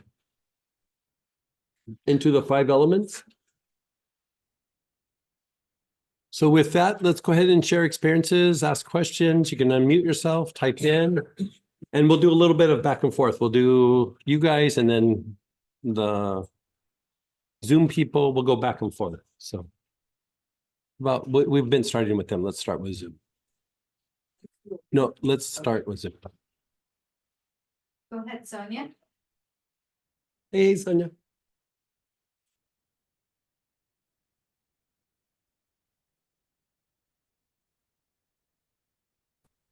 Is it unmuted now? Now it is, yeah. Okay, are the elements the same as the ones that were for the integration of light class?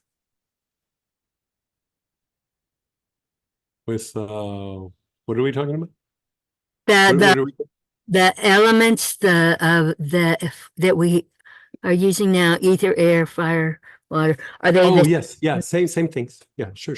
and you know, for the oil, Brahma, is that equate Rami? to the Brahma? Wait, Is it relates to the supreme being in no. No, it's just the it's not Ayurvedic. What is it? It's the Vedic name. So it's the what's that? is para Brahma?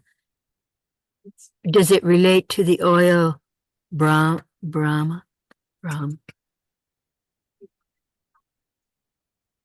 No, they're two separate things. Okay, that's it. Okay. Go ahead, Dorothy. Hey, Miss Dorothy.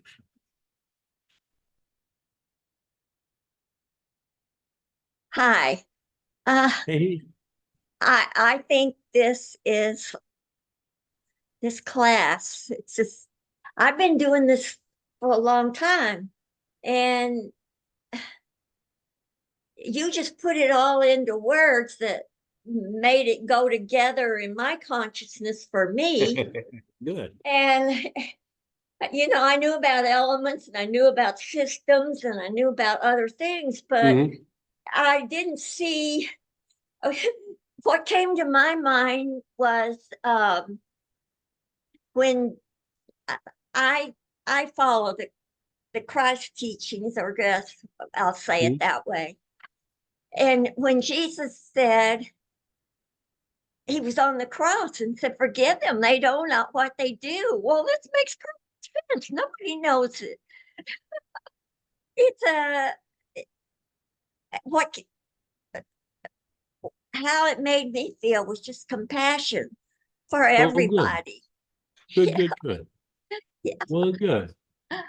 Yeah, thank you so much. You're so welcome. And then go ahead, Dan, and then Robert, and then we'll take questions here. Hey, just to echo what Dorothy said too, this is like kind of really pulling it together on a new level kind of thing. Oh, good. Yeah, Yeah. it's the way you went through. I mean, the connections with the higher soul and the incarnated soul and all that. It just kind of, I mean, you've said that again in pieces, but I've kind of just it's gotten to be a more of a more of a big Yeah. picture thing, you know, kind of And- thing versus just the little components of it, you know? Right, Kind of thing. and so like you know, this was several years ago when I was thinking about like how to lay this out over a period of time.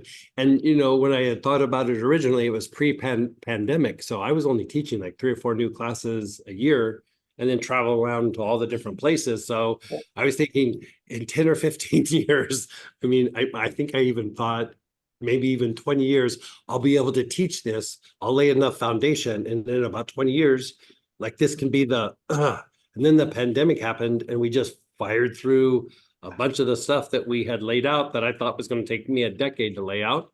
We did it in like a couple of years. And so we're you know, this is the difficulty with mysticism is it's opposite of the intellect. We always think of like you know, the mind likes the techniques and this is how we do this, but like mysticism, you're doing something from the inside out. And it's not an either or, they really marry well together. In the West, we do intellect well. We do it so well, right? I mean, it's kind of the way it's wired in our culture and everything. But the mystical part, the mysticism part, it's for anybody, it's a struggle, but it's a little bit harder in the West. Right. And so instead, because what happens is if you just like if I laid this out like 3 or 4 years ago, there'd be a bunch of pieces that we didn't really digest and it wouldn't make as much sense and you wouldn't be able to produce the inner result. So like what I did over a period of time is we practice the different pieces and how we practice the different pieces also was shifting how we process from intellect and moving it to intuition. Like we do intellect well, we don't do intuition that well in the West. And so it's like, how do we present the information in a way that can develop the intuitive like processes and still digest all these different pieces. And so, like you said, I'm just kind of echoing what you're saying. Is we visited a lot of different pieces and I'd go, oh, like later it all come together and you know, but like even when you look at the aura, you know, if for those of you that did the generational healing class, we talked about the aura for like a day and a half, and that was not even half of my presentation on the aura. That's just the beginning presentation. Like we could have gone another day and a half and still maybe covered 80%. Right. And so what we're doing in the background is we're pulling together like pieces of information to present where, you know, we still want to give some information to the intellect, but in the Indian tradition, in the Hindu tradition, there's a thing called Jnana Yoga. And it's basically kind of like a meditation, but through study. And it's not like a bunch of theories, it's just accurate information that then you begin to process in the intuitive mind, right? And then you kind of draw upon it and then it shifts into the intellect. But so all of these things are coming together, but as we've experienced all these pieces, like each piece, you really, like if you've been doing those classes, you kind of have them down or you have a good idea of what it is. So then when we put it together, like you said, it's like all of a sudden you go, oh, I get it. I get what we're talking about. I get all these pieces. But like if you just get a big technique laid out in front of you or a big process, you know, you kind of fixate on a couple of things and then you start spacing out and you go, this is amazing. And then you blow off a bunch of it. I'm going to give you my little personal example. So in the days when I was a pranic healing instructor, I went up to Master Cho and I said, is there like a juicy book I could read? And he goes, oh, yes. The Miracles Through Pranic Healing, which is the basic book. It's the entry-level book. And I go, no, I want something juicy. And he looked at me like, the teachings are not juicy? Like, you know, he gave me this weird look. And he goes, no, you should read that book. And I go, I read it. And he goes, how many times? I was like, well, one, but I use it as reference. And he goes, you need to read it at least 10 times. And I was like, can I read another book 10 times? Like one of the higher books or something? He goes, read that book 10 times. Like, you know, I could tell when his voice would lower and he gets a little, he's like, don't keep questioning, right? So I was like, okay, I'll read that book. I'll read it 10 times. I make the commitment. I'm not happy about it, but I'll do it. So I've read that book 13 times. You know, I read pieces of it a lot, but 13 times cover to cover, right? Every time there's big chunks where I'm like, I don't remember this being in the book. Wait, did they add this? I use the same book. It's not like a different version or sometimes my old book and then the digital version. I have my same old copy that I've read 13 times. And even times when I open it up and read something, there's big sections where I'm like, it's like I never saw it, right? Hmm.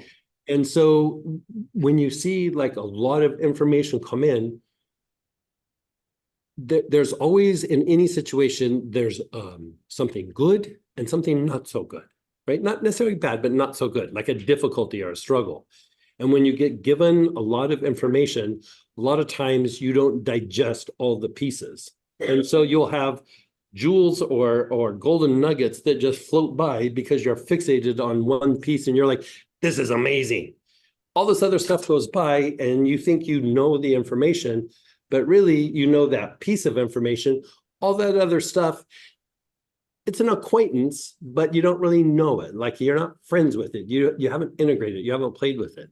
And so this idea, I was like, you know, let's just try like a different approach of let's just go through all the pieces, play with all the pieces, and then at some point we'll start pulling it all together. And so we were even talking at lunch of like when we're going to start laying out, like, say you're treating the endocrine system, which we're going to talk like at the end with the auric programming. So you're going to have the auric programming, you're going to have like an energetic component, you're going to have a chakra reference, you're going to have a layer of the aura to work that's very specific to that condition. Then you're going to have the psychological components that's possibly there, some more like esoteric or like, you know, the directions. And then you're going to have the clinical applications. Like, so you're going to have the whole spectrum of mystical, esoteric, clinical, psychological. All these things are going to be wound up in a piece where you can go, I can do a piece of it, or I can lay it out in a particular way so that, you know, I treat it energetically, I treat it from the inside out mystically, I do esoteric practices, I do the psychological approaches. We hit all of this, and you might not do it all at once, but the information is going to be in front of you, so you can go like through the whole spectrum of how to treat something. And if it's something chronic, I would say do the whole thing, but you might just tailor it to a person's needs or to your needs by going through and going, I'm going to work the energetic part and the part of the aura, and I'm going to set the auric programming, because the auric programming is very fascinating. Because if you think about even the idea of the aura, people don't pay that much attention to it. They are aware of it. They go, oh, it does this, it does that. But if you really sit and contemplate, it is the mold or blueprint that the body follows. So whatever you do on the body, whatever clinical approach, whatever energetic approach, whatever chakra you work, whatever body part you work, if that issue hasn't been resolved in the aura, it kind of doesn't matter because it's just going to physicalize again. So if you don't go deep and really recondition the aura, you're not really going to get long-lasting results. Now, on the flip side of that, if you really condition the aura, say you have an endocrine issue, for example, and you go, okay, I have a thyroid issue. And you go through and you work the auric programming about endocrine function. If you just stop there, the thyroid starts releasing the diseased energy before you even go to the thyroid. Just by working the aura, if you work it very, very specifically, not just, I'm going to clean the aura, I'm cleaning the aura specific to the endocrine system. Right? I'm re-educating the aura for the endocrine system. The body starts shifting because it's the energetic mold or blueprint. So you're not just cleaning it, you're programming it. I want a healthy thyroid. I want a healthy adrenals. I want healthy pituitary. I want healthy all these things. And then you go in and you start fine-tuning what's going to work for you, right? So even that couple of weekends ago or was it last weekend where we did the the 2.0 on the Foundation for Mystical Healing, where we started taking the colors and doing little protocols and things like that. That's all building into where all these pieces are going to come together. And so having this idea of the mechanics of the light, it's not the complete explanation, but it's a big chunk of it. And if you get kind of how anxiety is a perfect example, you can treat it in the emotions and mind, and you might find some very short temporary relief. Then you go to the body and you might get a little bit longer relief, but then it still kind of comes back, right? But if you treat it with that you're being triggered by the environment and how you interact with the environment and the connections to the things in the environment, all of a sudden anxiety starts to unwind, right? But to present that to like a person that doesn't have the background, it's hard to explain because they're having to process too much information. And if you give people too much information, they'll turn off and they'll just start discounting. Like, nah, I don't know. Seems too tough, seems too weird. But when you have a bunch of series of little experiences, you'll go, like you said, that actually makes sense. Because you've had all these experiences, and then when you start to bring them together, you're like, oh my God, this is a thing. This is something. Great. Yeah, that's excellent. Look forward to the programming piece of that. Well, I'd say Thanks for over the the detail. over the next couple of months, We'll be more. it's constantly going to be things coming together. So we'll be doing it in study groups, and we'll still be doing it. Like there's still a piece with the mastering of the elements that we're still adding to all of this, but then it's going to all start really coming together. Okay. And just a couple of quick questions too. So etheric, the earth core that you spoke of, is that part of the pillar of light then within the body? Is that within the same? Pillar. Yeah. So the pillar of light would be that the cord is emanating, like the spiritual cord above your head is emanating light, and then it starts to emanate in the central channel. Right. And then eventually the earth cord, because it's all the same cord, it's just it has different segments. So above your head, it's the spiritual cord. In the body, it's the central channel. And as it comes out of the floor of the pelvis, That's the it's earth core. the earth cord, right? Right. And so eventually, when it's been refined enough, the spiritual cord has light, but when it gets into the body, it's like, whatever blockages. And then when it gets down into the earth, which is even a lower vibration, Right. It's really dependent on the quality of the body and the things we've cultivated emotionally and mentally, because a lot of times, be it that we're cultivating something good or something negative, it manifests in the body, it manifests in the environment, it manifests in the emotions and the mind, but it really manifests below your feet. And below your feet is where those building blocks are coming from, right? So you could say below your feet is karma manifest. Like the building blocks are coming in, and if there's good stuff down there, then good things are coming in. If it's not so good stuff coming in, then not so good stuff's coming in, right? So like if you think of in different traditions, like before you go into a temple, like say in India or something like that, they have you take your shoes off and you step into water, like holy water, to clean the feet, right? Because the feet are the dirtiest part of the aura, right? And then if you think about like in Moses with the burning bush, it talks about take your shoes off. This is holy ground, right? This is holy ground, right? So all of this is referencing this idea of what is manifest in like below your feet. In the Buddhist tradition, there's this being called Garuda, and Garuda is like this bird-like being that the aspect, the being associated with divine love, like Vishnu, rides Garuda. And so you could almost say like Garuda represents just light, right? Just light. Like it is the essence of light. And so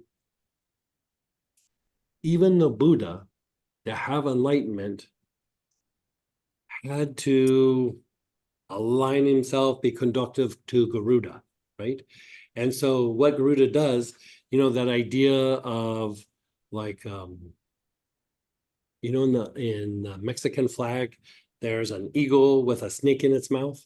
Yeah. Garuda comes down and pecks and grabs the cobra, the Okay. kundalini, right? It grabs the kundalini. So in all the different traditions, they usually have some form of the bird that's like the messenger or the essence coming down and wrestling with the kundalini. And in that, it's what subdues the kundalini and allows it to rise up. And Wow. so we're working with light, but what you're doing is you're increasing your conductivity to this ocean of light or this being associated with light. The reason they say it's a being is because the intellect needs a form, right? So then there's these forms that you connect to so that you can experience the essence. Because really, even like if you think of the idea of Christ, you do devotional practices to Christ and everything. Christ is not a white European male, but most of the images are Christ is a white European male. Right, right. So on one level, it's like, not very accurate, but the intellect needs a form to focus on, right? And so the Europeans go, it must be like us. Like every tradition goes, he was like us, right? He was not a white European male, but there's a form for them to focus on. So you keep focusing, you keep focusing, you keep focusing, you do all your external practices. And then at one point you just go, I don't need the image. I don't need any of this. I feel the essence within. Yeah. That's what you're actually shooting for. You work the form until you can feel the essence. Yeah. So the idea of even having this idea of Garuda, it's an energy with consciousness, but it's not a big giant bird flying around. You know what I mean? It's just an energy with consciousness, but they give it a form so your intellect has something to anchor its attention and awareness on. Just like when we do the quadrants of the aura and you do, okay, left side, down the front side, down the right side, you're not working the body. But if I go, put your awareness out here, like, you might be able to do it, but it would be really easy for your attention to float away. But if you go, anchor it on the body, anchor it here on the body, anchor it here on the body, you're working the energy body because you can keep your attention on that spot. And then at some point, you kind of don't need that anymore. But, who doesn't start running a little energy, get a little spacey? It's a built-in like safety mechanism to keep you focused on what you're doing. Okay. And so, yeah. Cool. Just a couple other things too. For Sure. the elements of the earth, is it okay to like have a rock or like on my altar, I have a crystal for earth and like do dirt. dirt. I mean, in a way, yes, but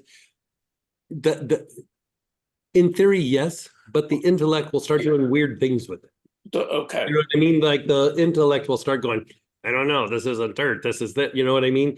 It Okay. starts making little adjustments. So just keep it like really Just simple. keep it simple with dirt, Yeah. right? And last Yeah. question is the ether. Is that like kind of like the space for all form to be in? Is that what it's kind of describing? It's just like like consciousness, right? It's just like there for everything to kind of build in. Like whatever you plant the I would seed say in. it's to keep it really simple, it's like associated with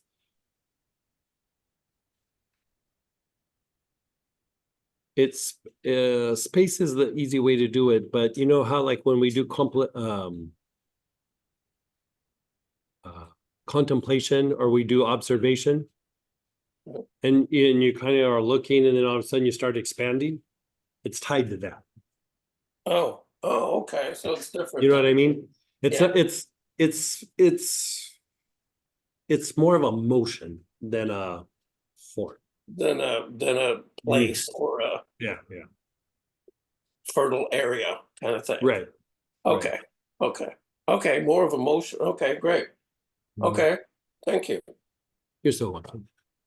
Thanks. Thank you. I'm glad you enjoyed. Yeah. Now you Awesome. know what you're doing with your door, Jay, all the time, Yeah, right? I know. It's like Earth, I'm bringing us water, back. fire. We're going in the other room, and then, yeah, then we Right, have a little right, right. practice session. Then we come back, and then yeah, Yeah, yeah. perfect. Thanks again. Go ahead, Robert, and then always have Grace. Oh, great. Hey, Robert. Hey, How so are you real today? quick one. As we were doing the 5 elements during the air one, my wife walked in and she looked at me and said, "You look out of it." So, and you said you look out of it. I was You like, are. yeah, and Well, like even when you say that, like I'm tapping in, there is something up. I think, is it your birthday? yes, it is. Can't Can't get away with anything in this group, huh? Happy birthday, man. Thank you. I wasn't intuitively picking up on it. Somebody told me. So. There's a few birds To- over to- there. Yeah, just to be clear. Like, yeah. Thank you. So, happy birthday, man. And go ahead, Ollie. Hey, Ollie. Hello, Greg. Hey, how are you? Fine, thank you. Fine. And you? Good. What time is it over there? Oh, no, it's not so bad. It's 20 o'clock. What time? 20 Oh, o'clock. yeah, it's not too bad, but it's starting to get late. No, because you had the spring forward last week, and so for me it's easier. Oh, nice. Good.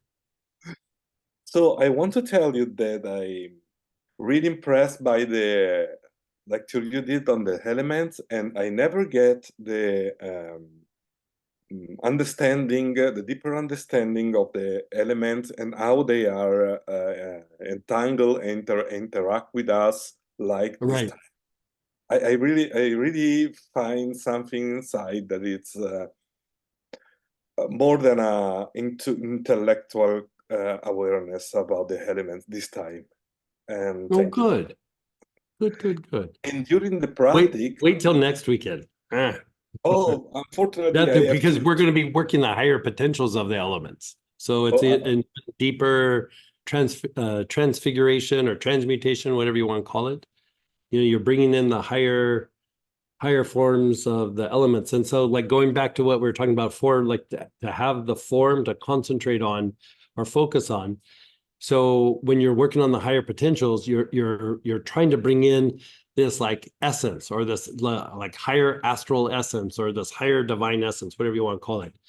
And you don't have a form to work. So in Kabbalistic teachings, they give them like little phrases. So like the rod of Aaron, the cup of Joseph, like Yeah. they give you some idea of what it is so that you can help keep your awareness on it to bring it in. And so we'll be mixing the lower and the higher aspects of the elements next weekend. oh, thank you. So sad that I will be not able to, because I have to drive also next week, and so, but I will for sure do the class after. Okay, good. And after the practice with the element, what I felt was that my structure were really different, refined, and also the situation where I think about where I move the attention were like sparkling, were Oh, moving nice. like sparkling, and they are, Right. I don't know in what way they are changing, but they are changing. Wow, very nice. Very nice. And if you think about it, when you're doing even when you're working with the colors, like not the electric colors, but just the basic colors, like violet is tied to ether, orange is tied to fire, green is what? Air. Like we're not saying like how you would think of colors like with like acupuncture or something. I'm talking about when you're running energy, what it looks like. Red is earth, and what am I leaving out? Blue is water. Wow. So when you're doing healing and you're projecting the different colors, you're actually projecting a kind of like building block. Oh, thank you. This is amazing. Thank you Good. for the teaching. Thank you. Can I ask you another question? Yeah, It's of course, quick of one. course. On the advanced Moses technique, Mhm. is it possible to use the Moses blend, or is better to use ISO? You can, for what we were doing here, with the light, the Moses blend will work. The issue is that the cedar, for like normal healing, yes, but for this, it would work, it just wouldn't work as good. The hyssop is rapidly purifying the body and then connecting the heart and the crown. And in the Moses blend, it's really hyssop and then some fancy cedars, right? So the cedar mixes the heart, the energy of the heart and the crown. So the cedar is mixing the energy of the incarnated soul and the higher soul. It's like helping to bridge that gap. And then cedar also improves the state of the body. You know, if we look at it, the aura, not from structure, but from the point of view of function, you know, you have different functions within the aura. And one is like the state of the body or the state of the energy body. And then you have like patterns within the body. You have a mental, reflective component to it. Like you have these different components. And when you're working with the cedar, it helps maintain the organization of the form so that a shift can happen. So a lot of times in different traditions, like when I was traveling with the medicine man, we'd go into the sweat lodge. The first 4 stones that come in the lodge, we would grind up cedar, and you'd put little pieces of cedar in on the stones before you put them in the lodge down in the pit. And it is so that everybody starts inhaling the cedar. And so when they start doing the ceremony, you're in a good place to handle the shift of what happens, right? So you're strengthening a particular function in the aura so that you can go deeper in healing, deeper in a shift or a spiritual practice or experiencing the divine, and then not throwing the body into chaos. So it's very like stabilizing to the body, to the emotions, to the mind.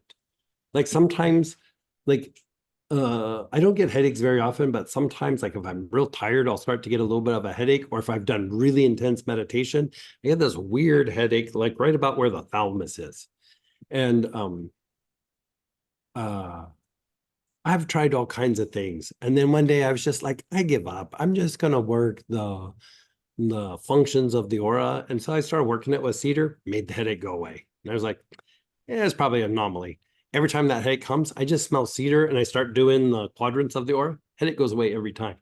So what starts happening, because I'm either tired or I'm doing some deep meditation, there's expansion, but at some point there's such a displacement that it starts to cause a little bit of chaos in the body, and it will regulate, but I don't want to walk around with a headache for a day until it regulates. So then if I use the cedar, it's not that it's grounding, it stabilizes the form by maintaining that state.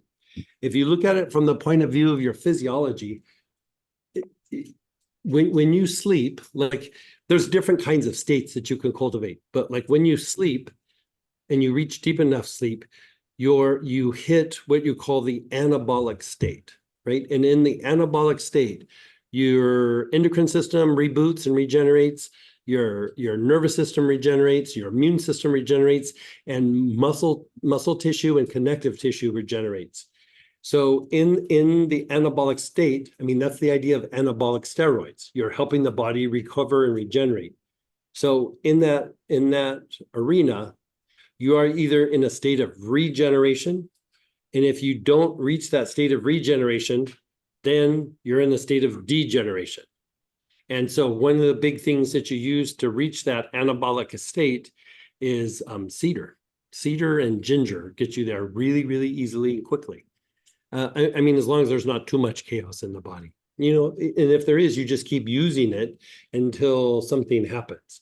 And so, you know, a lot of times you have to augment it with other things, but you're constantly trying to maintain that anabolic state so that the body keeps recovering and regenerating. Oh, thank you. Thank you. Really great teaching. And if you think about it with meditation, it's what activating the heart and the crown does. Okay. You're like, yes. you know, when you're doing this, you know, it seems very simple, but that's part of what that does. I can I put the cedar before going bed to the feet? What's that? Can I put some cedar on the feet before going sleep? Oh yeah, cedar on the feet, on the wrists, on the, like, sometimes I put it here. Sometimes I take a drop and put it in my nose like that, and then I can conk out.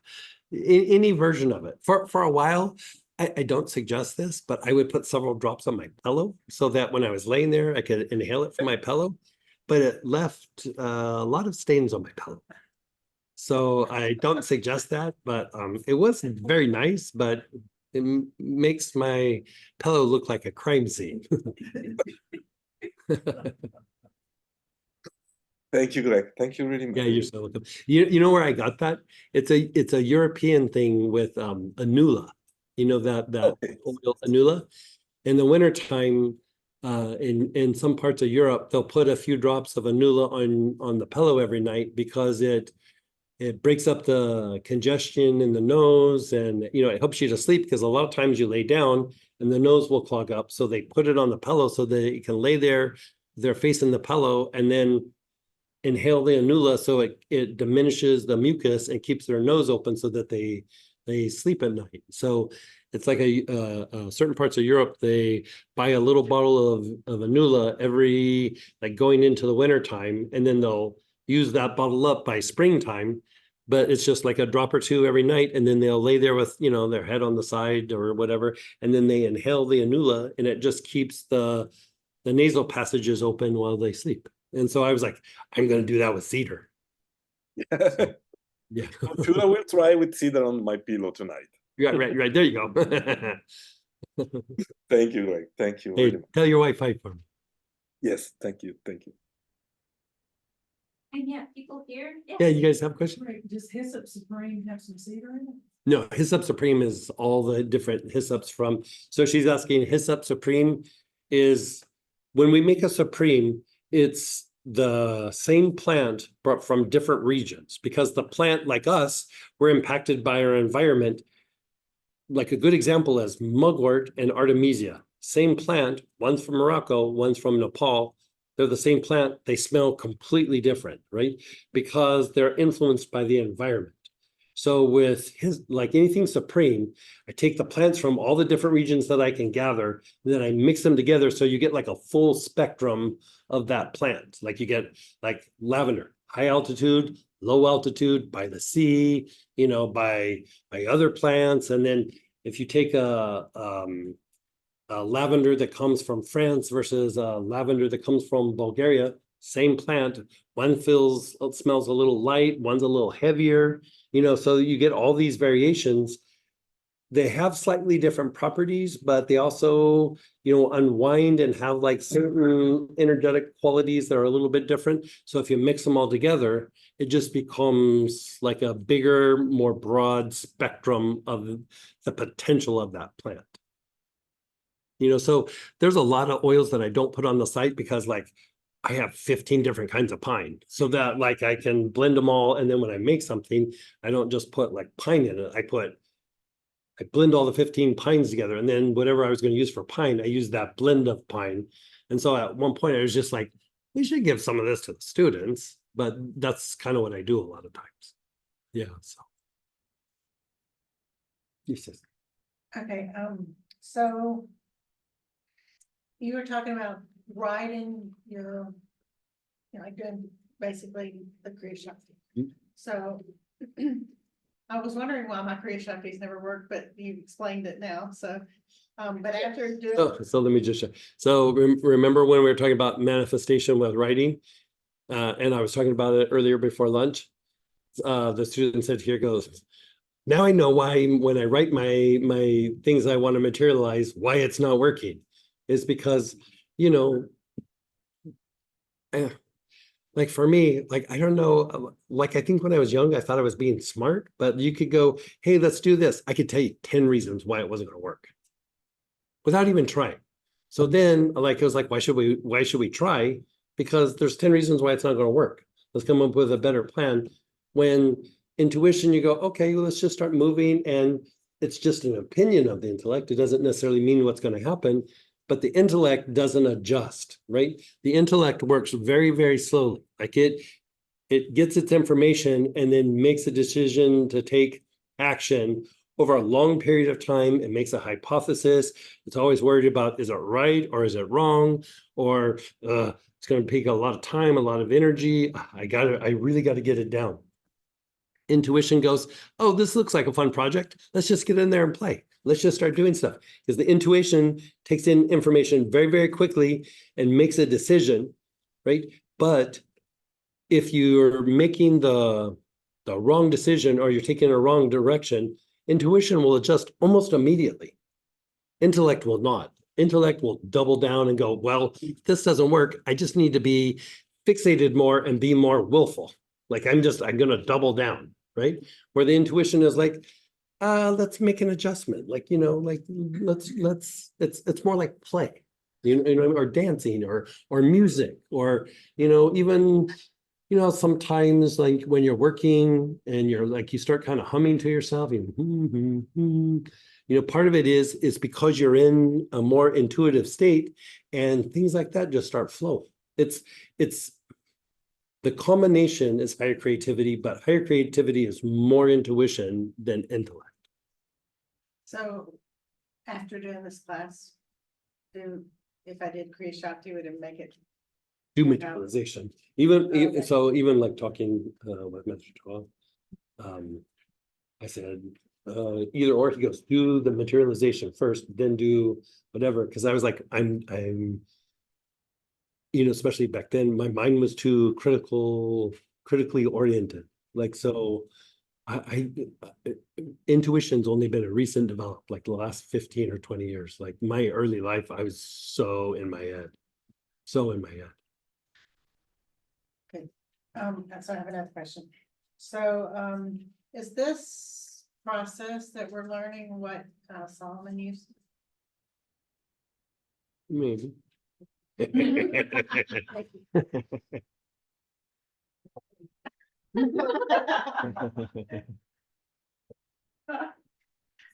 you had mentioned in the beginning to just the story with your mom about blessing the feet, but don't actually bless the feet of the person, bless the ground. So if I was doing that, but I was doing it with a group of people, like family, like, okay, I want to bless the feet of, I want to bless the ground that my parental, maternal, and spiritual family walk. Okay, so like that. So she brings up a very interesting point. Like we're talking about like blessing the feet, and we'll kind of do a little like at the end of the materialization is like you can enhance this process by blessing the earth with invoking these particular names or mantras, right?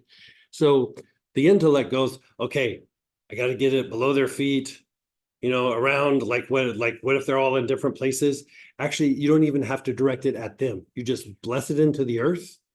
You're basically putting an energy into the earth, and the earth has an energy with consciousness, and it just goes to where it needs to go. So that's the idea with, like in Buddhism, there's the Dorje, right? Or Vajra. And basically they refer to it as like a lightning bolt. Basically what that's for is impregnating the earth with the energy of the intuition or emotion. You're directing earth with a blessing spiritual energy, and so you're putting it in the earth. It doesn't matter where they're at. You're just wherever you're at, just bless it into the ground, and then wherever they're at, it hits them, right? Because everything's connected, but the dynamics of how the earth's energy body is, it's almost like you're putting in information that their energy body will pull out, like is a way to say it. So I would still specify For them, fraternal family and spiritual family. Right. And just bless the earth. So to be directed to that particular. Right. So you still can direct, you want to direct it to where you want it to go, right? So she's saying, do I still direct it to the people that I want it to go? Yes, you would still do it, but at the same time, it doesn't have to be site specific. So if you like go, okay, loving kindness, the war in Gaza. I mean, you can, if the intellect needs it, you can focus on Gaza, right? But really, if you just go like this and focus on Gaza, it's going to do the same exact thing, right? So for me, I always thought like, okay, bless the people in Gaza. I would sit and think of the people. And I was like, yeah, it feels like something's happening. Like I can feel energy coming out, but when I went from here to here, oh man, it's like a floodgate opens up. And so for a while, like I'm using Gaza as an example, I would go, okay, focus on the ground of Gaza. And it would work, you know, it worked good. And then I was like, well, focus on the ground here. I almost felt more just going like this than like this. Like, you know, because even like this, the intellect is still kind of in it. And especially when it's about the flow of something, the more the intellect gets involved, the more it starts to inhibit the flow. You know what I mean? So like you almost want to just let go of that. You have the idea, let it go, and then just let the movement happen, then come back to the intellect afterwards, if that makes sense. So with that, let's do an experiment. Okay, how about this? We'll do an experiment. So I'll chant a mantra first, just directing it, everybody, including on Zoom. We'll do it like directing you as a at the person, and then I'll turn my hands down and do it just into the earth, but still with the intention of connecting to everybody. Let's see if you can feel a difference. How's that? Because talking about the details is good, having an experience is even better, right? So close your eyes for a moment.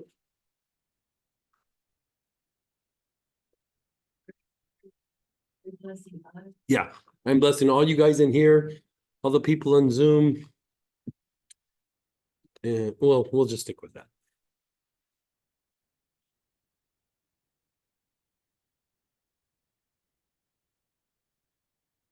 Okay, so first directing at you.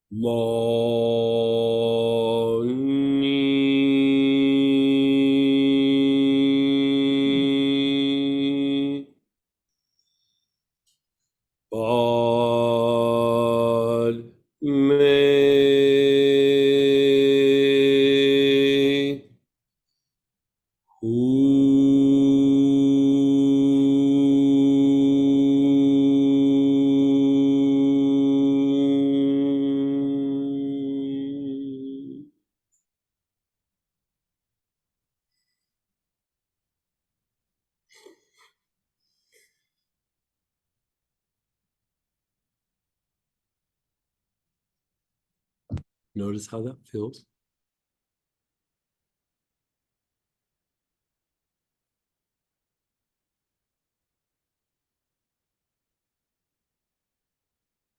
It feels nice, right?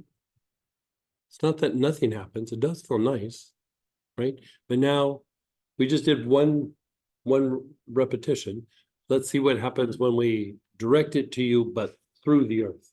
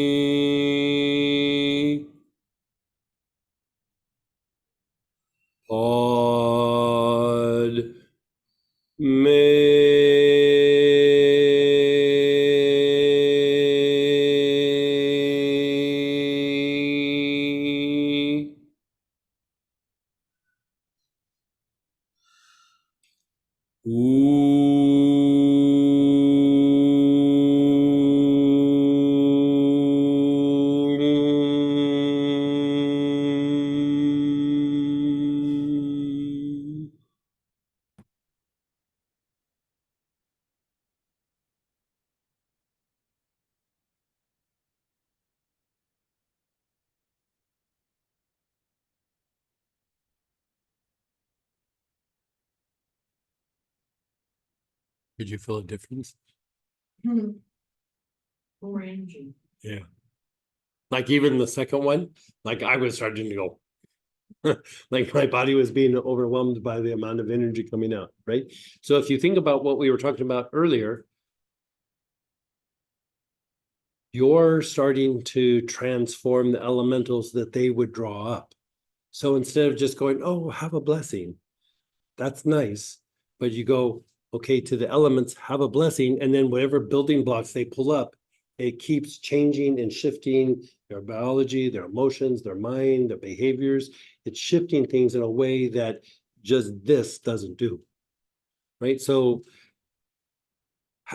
however you want to do it, like even if you just hold your hands up like this for a moment, not even really thinking about blessing, and then you go, like you can even feel like, oh, right?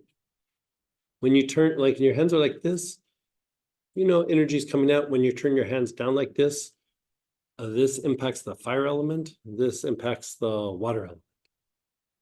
Like this, it doesn't. Like that, it does. You did bless the ground. It felt like the energy was coming up like Mhm. and just flushing and Mhm. overflowing. Mhm. Is that accurate? Yeah. So somebody here said, when I went from here to like this, she said, the second time, the energy felt like it was coming up through her feet, up through the legs, and just like flooding the body with energy and light. Like a column. Yeah. So it was Yeah. like- So, I mean, another student said like a column. It's the building blocks to the pillar of light. You know, first we're building the ball, then we're refining the energies around you, and then how you interact, you're changing how the elements are behaving and functioning in the body. But then another component or phase of it is it starts to establish a pillar of light, right? A pillar of light. So the difference is if I compared it to Mhm. like sleep, like I feel like I need a nap. Right. And the second time, the earth, it was like the anesthesiologist saying count backwards from 100 to 99. That's a great I mean, that was explanation. That's So that's funny. So one of the students was saying, she goes, okay, the first way, like if we look at it like from a point of view of sleep, like the first way I'm going like this and blessing, you know, the person, she's like, oh, if she did it like with the explanation of sleep, it's like, oh, that feels nice. I feel like I need a nap. Like this, it's like the anesthesiologist going, okay, count back from 100, 199, 98, and you just like you're gone, right? Like you notice, like sometimes you'll do certain meditations and you go, yeah, like I feel like I should rest. And it feels like in a couple hours you slept like for days, right? It's because something's happening with the elements, right? Something's happening with the elements. So after certain meditations, certain ceremonies or something, you go, I'm just going to lay down. And it's like you have this like crazy, super deep sleep. It's also invoking all the processes of the body, the anabolic state, all these different things. You're engaging all these processes, but I don't know why I said but yeah, that's what's up. Is it almost better to like bless the elements than bless the earth? Just if you just bless the earth, like when you're doing work like trying to offset karmic issues, then that's actually part of what we're talking about next week is then you start doing each individual element, kind of like how we did here, because certain tendencies are associated with each element, right? And so by going through and blessing them, not only are you dissipating that, but you're actually, if you do it and then you invoke like a holy name, you're actually starting to generate good karma that you can use to offset karmic patterns that you already have. Something I was thinking about earlier that sounds like it might be addressed next week is when to like know which elements to really address. Yeah, well, like the tendencies and everything, but honestly, like most times they can be so dynamic. I would address just all of them, but in certain healing, you can address specific elements, but we'll eventually get to that. I just felt vibration. Vibration. Which, How about we all experience it together? Think of an area or a person or a situation or your family that you would like to bless, and we'll do it both ways. Okay, so take a moment.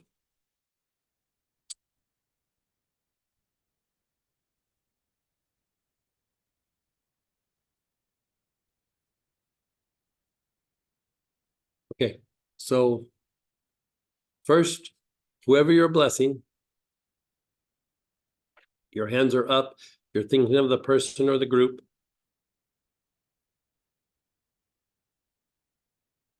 And how about we'll use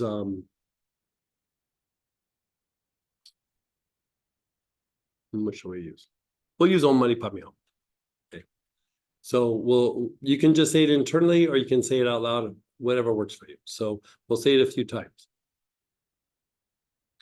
Om Mani Padme Hum. Om Mani Padme Hum. Om Mani Padme Hum. Om Mani Padme Hum. Keep your eyes closed. You can put your hands down for a moment. Let's just let that sit for a moment and see what happens. Just let it incubate.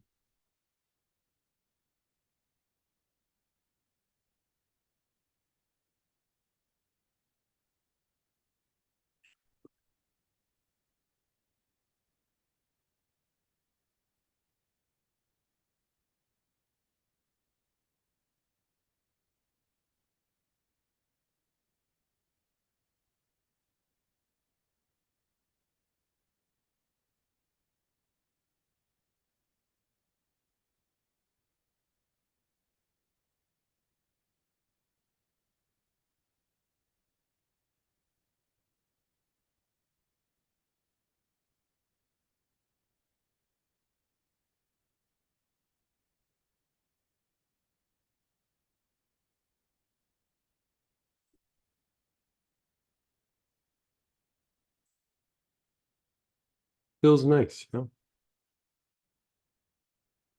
Okay, so again, do your hands up again, but this time now point it down. Let's bless the same exact thing. Same exact thing.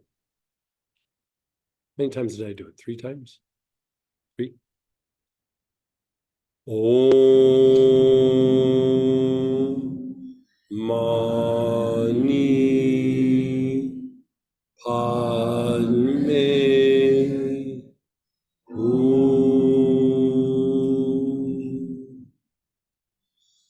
Om Mani Padme Hum. Om Mani Padme Hum. Just be still. You can put your hands down. Just let that incubate.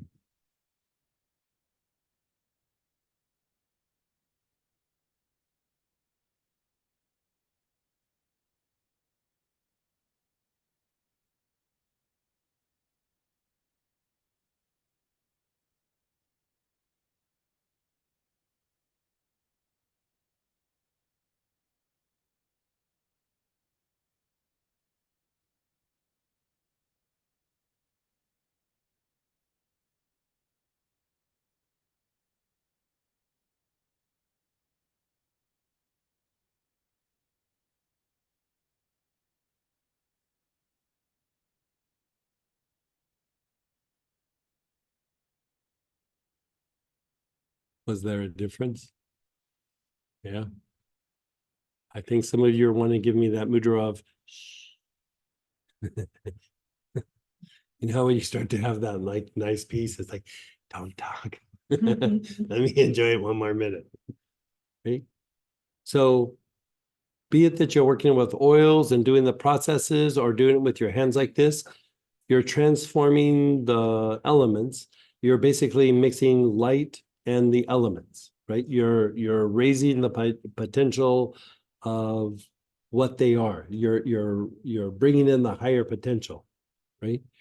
And so as you do it to situations, like you're sitting here blessing a person or a group or a place or something, it's helping in that situation.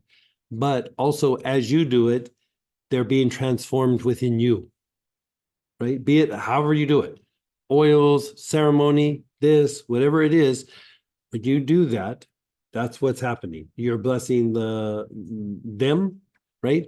And then you're also like purifying or displacing the lower vibrational energy of in your body.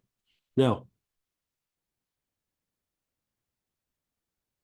if you really think about it, what is the, if you break down, what is a blessing?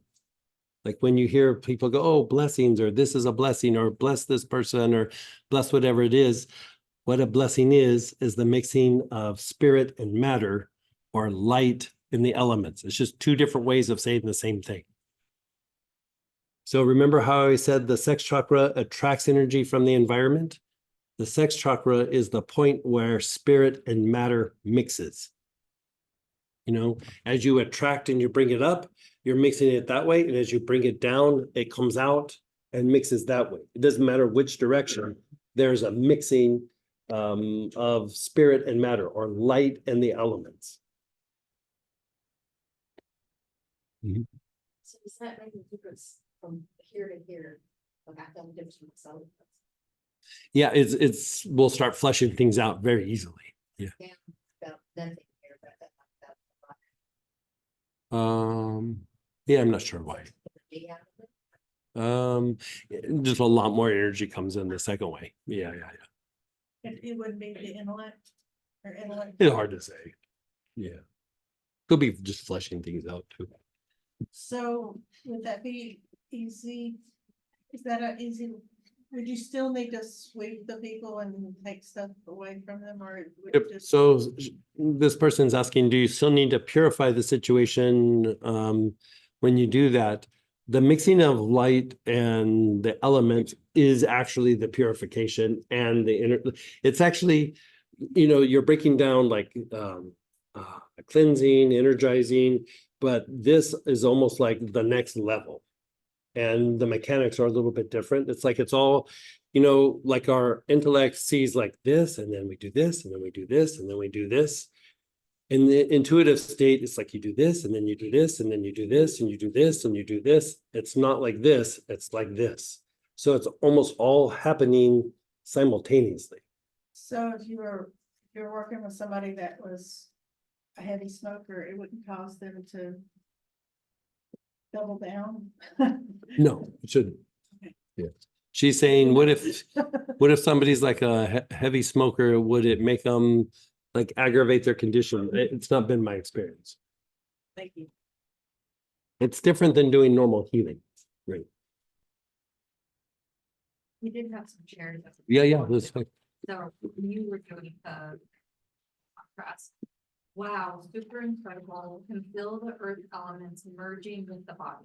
What a difference. Never learned that before. Feels like I stepped out of some patterns and lower vibrational energies purged and higher vibration brought in. Not necessarily stronger, but the vibration was higher. A strong urge to go outside and stand on the earth. And then when we did it, I feel it in my forehead. Oh yeah, you can see that. The forehead is what physicalizes light down into the form. You know, in the Christian tradition, it would be the word being made flesh. The word is frequency.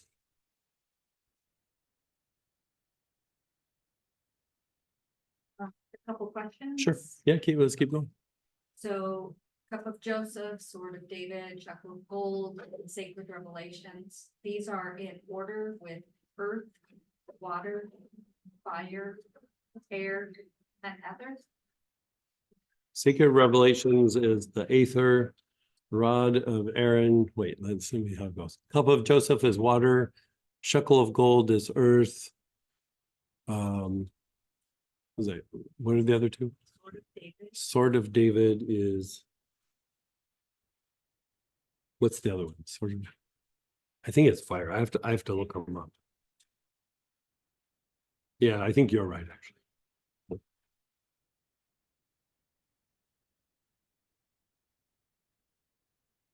I always have to double check because my dyslexia starts making snap decisions for me. The Tarot of Swords, right? Yeah, it would be the same. Yeah. Yes.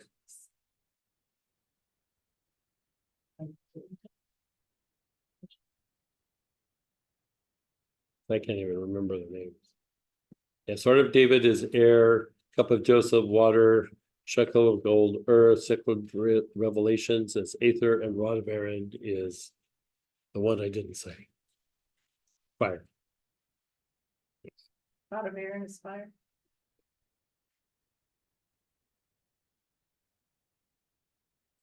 And then when we were doing the process earlier this morning, can we change oils as we go through the different elements? Yeah, you can. Yeah. Yeah.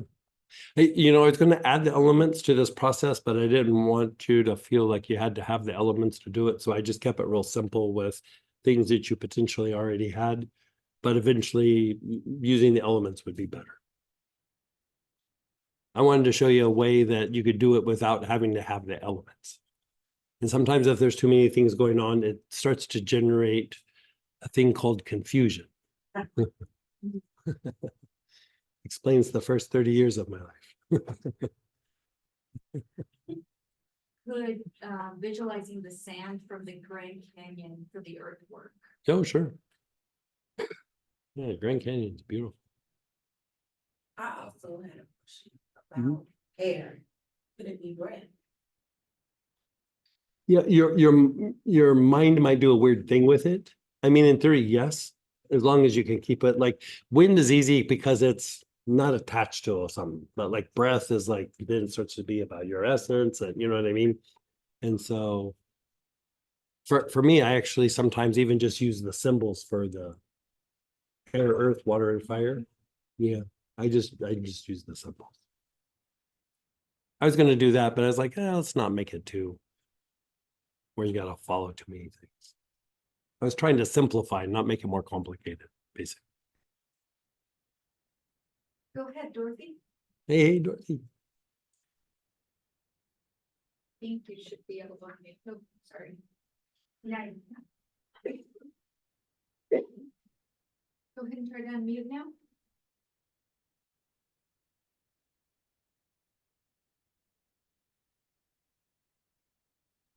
I'm sorry, I didn't unmute.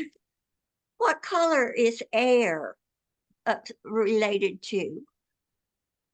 Maybe let's not get too caught up in all the different colors and everything because they could start getting really complicated. We didn't lay it out that particular way, but let's just say the information will come and more. But there's not enough foundation to really start going into that kind of explanation. I mean, I threw it out there, but let's not go down that road too much. You won't repeat it? Let's not. Because I've got red, blue, and orange for fire, water, and earth, but I Okay. don't have air. Okay. Okay. Yeah. Okay. So we're gonna take anybody else have a question here or share or anything? How about we'll take a break? Let's come back at 5 after. Hey, everybody, let's come on back. We're at the top of page 8.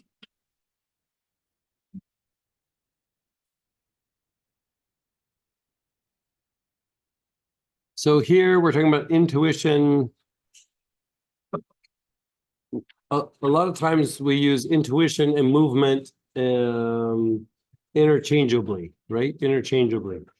Intuition is associated with movement. Intellect is associated with the form, right? So here where you notice it says pumping the aura. So we're starting to utilize the aspects of the practice that we've been doing for a while called the three brains, right? The three brains are basically, you have your brain that's in your head, which is tied to cognitive processes, the mental processes. Then you have the brain in your gut.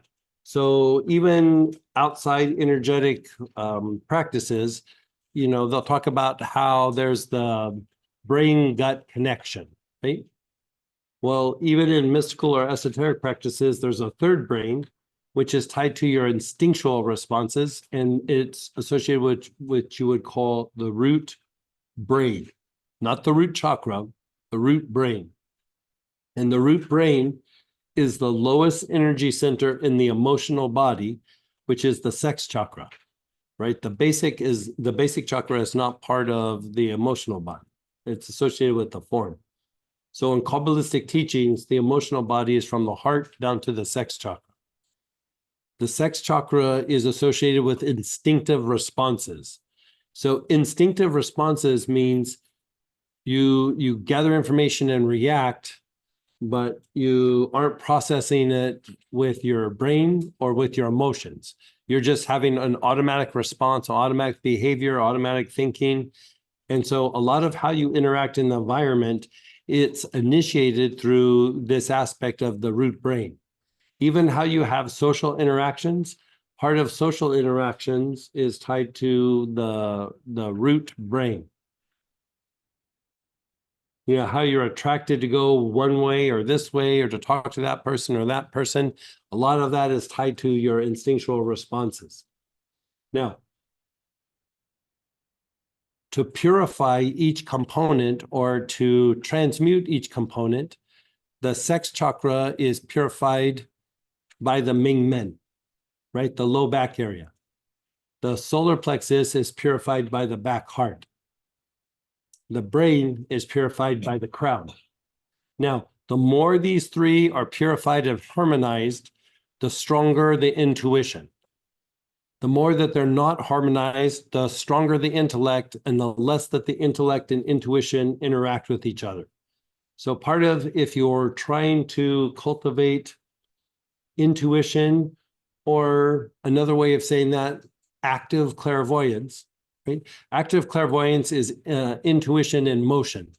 Passive clairvoyance is looking at an energy body, seeing color, trying to interpret what that is. It's like, oh, there's a lot of blue around the person. There's a lot of red around the person.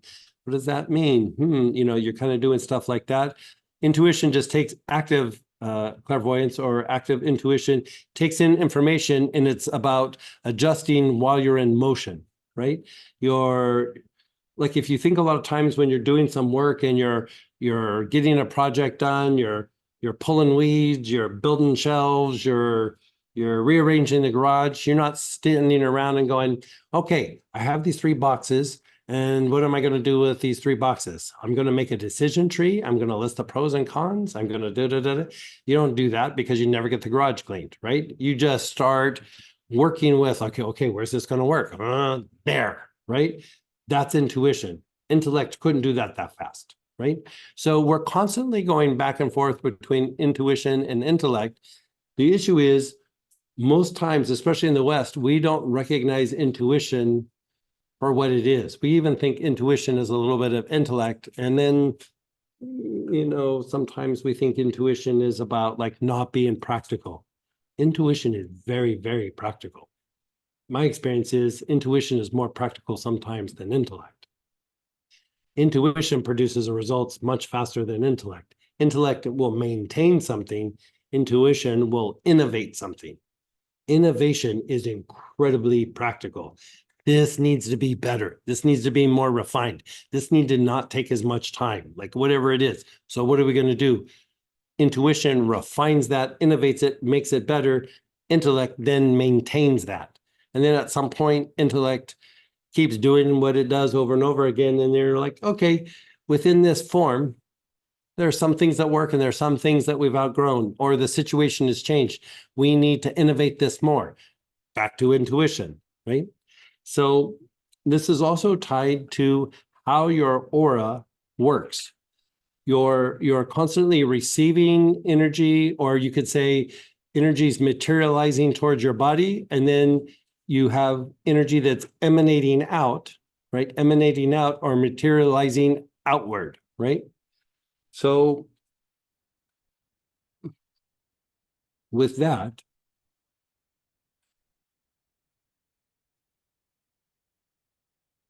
trying to decide on what I'm going to say.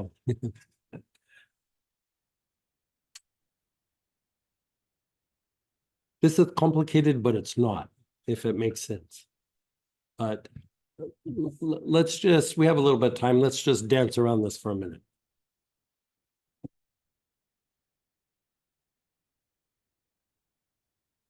The energy manifesting outward is what we did all day yesterday and part of today, right? How we talk about, okay, first we build the ball of light, and then, you know, we start working on the situations around us, right? How do we interact with people? How do we interact with an active situation? How do we interact with a past event, right? So part of the outward motion is tied to intuition, or it's also tied to the function of the pineal gland, right? The function of the pineal gland.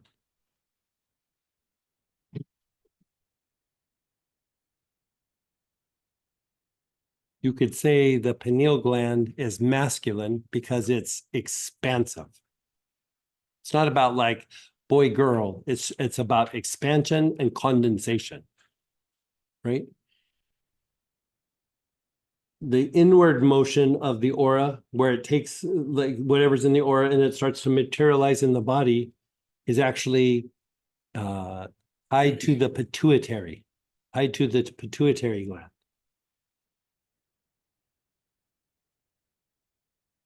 This would be considered the feminine aspect of the aura. It's physicalizing something into the form. It's physicalizing and condensing something into your body.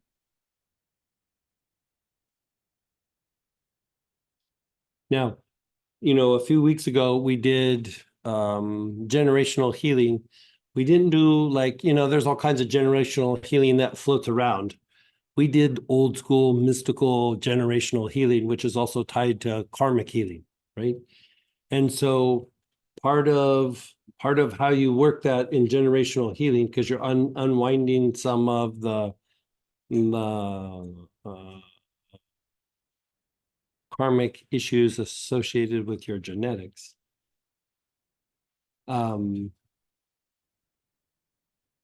You would focus on the father side of your family for the expansion, and the mother side of your family for the condensation.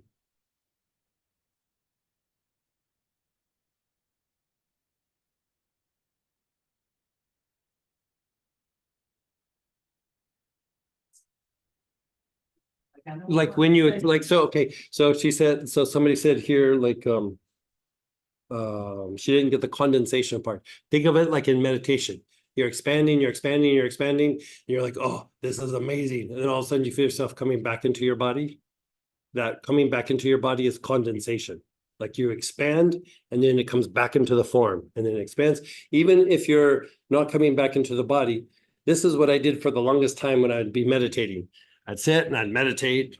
For the longest time, I couldn't feel anything happening in meditation. I just felt like I was sitting in a chair being still. Like, okay, I'm being still, I'm meditating.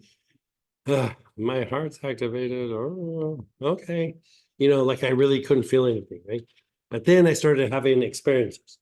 So then I would start to expand, start to expand. And then at some point I was like, oh, this feels so good. And then it would start to go back to the body. And I would kind of linger there for a moment. And I was like, okay, I guess meditation's over, right? So it's the play of yin and yang. Like, so what would happen is I'd start to come back and then I go, okay, it just must be done. And then one day I was like, oh, God, it felt so good. I don't want to stop. Like, I'm just going to linger here for a moment, right? So I had expansion, expansion, expansion, and then it started coming back. And you can even see, like, if you have the sight a little bit, it's like really super bright, and then the brightness starts diminishing a little bit, right? And so I was like, oh, God, that felt so good. I wish I could have had like 5 more minutes. Like, how do I hit the meditation snooze button or the meditation, like, 5 more minutes of expansion? So I'm like, I'm kind of pouting a little bit in my meditation, like, so I'm sitting there and I'm like coming back to my body. And I was like, and I was just reflecting on that process. I was like, how do I make that better? And then I just kind of let it go. And I was just, being quiet, and, I was starting to come back into the form. And then all of a sudden, boom, I started expanding again. I was like, wait, I thought the meditation was done. But what happens is with yin and yang, the more something becomes polarized, it starts to produce the opposite, right? So when you're expanding, eventually what it produces is the opposite. You start to go back into the form, right? Then you're sitting with the form and you're like, okay, I guess it's over. I'm sitting with the form. And the more that starts to become polarized, then it expands even more. So you're actually engaging the creative process when you're doing the meditation process. But if it's not super polarized, you'll experience it, and then you just go, okay, I'm tired, I'm gonna do it. But expansion just keeps happening. It's not like it goes and then stops. It just keeps going and going and going. And then when it becomes so polarized from wherever you were at some point it starts to condense again, right? And in that condensation, if you sit with it for a moment, sometimes longer, all of a sudden you'll have a bigger level of expansion, because it's like they keep building on each other, right? So does that make sense? Yes. Yeah. So with that, the pineal gland is associated with the expansion. The pituitary is associated with everything coming back into the form, into the body, right? Now, for clairvoyance and for deeper levels of intuition, in the head, in the brain, physiologically, 3 things work together to produce like an inner sight or an inner vision, right? One is the pineal, one is the pituitary, the other part is the thalamus. The 3 of those together help produce your inner sight. Like when you look at something, you see, oh, I see color. Oh, I see this image. Even if it's metaphorical imagery, it's still being processed by the pineal, the pituitary, and the thalamus. So remember what we did at the very beginning of the day yesterday, where we did the thing with the spleen, and then we did the heart, back heart, navel, and then eventually to the crown. That's stimulating the thalamus. Here with this intuition, we're going to work the pineal, and then we're going to do a little bit more cleanup on the thalamus. And then we're going to work the pituitary, and that combination helps to amplify your intuitive faculties, right? And we're working the 3 brains. So you're balancing out the brain that's the cognitive function here, the brain that's in your gut, and the brain that's the root brain, which is the sex chakra. Now, when you work it down from the top down, you're working the pineal. When you go from the bottom up, you're working the pituitary. When you do that heart, any variation of the heart, navel, crown, you're working the thalamus. So when you do those 3 together, it's just a matter of time before you start having sight. Just a matter of time. It's not like, will it happen? It's like, it's going to happen. It's just when, right? The more you can keep your intellect out of it, the faster it happens. I'm speaking from personal experience. Like even now, if I get 2 in my head, I have to let it go.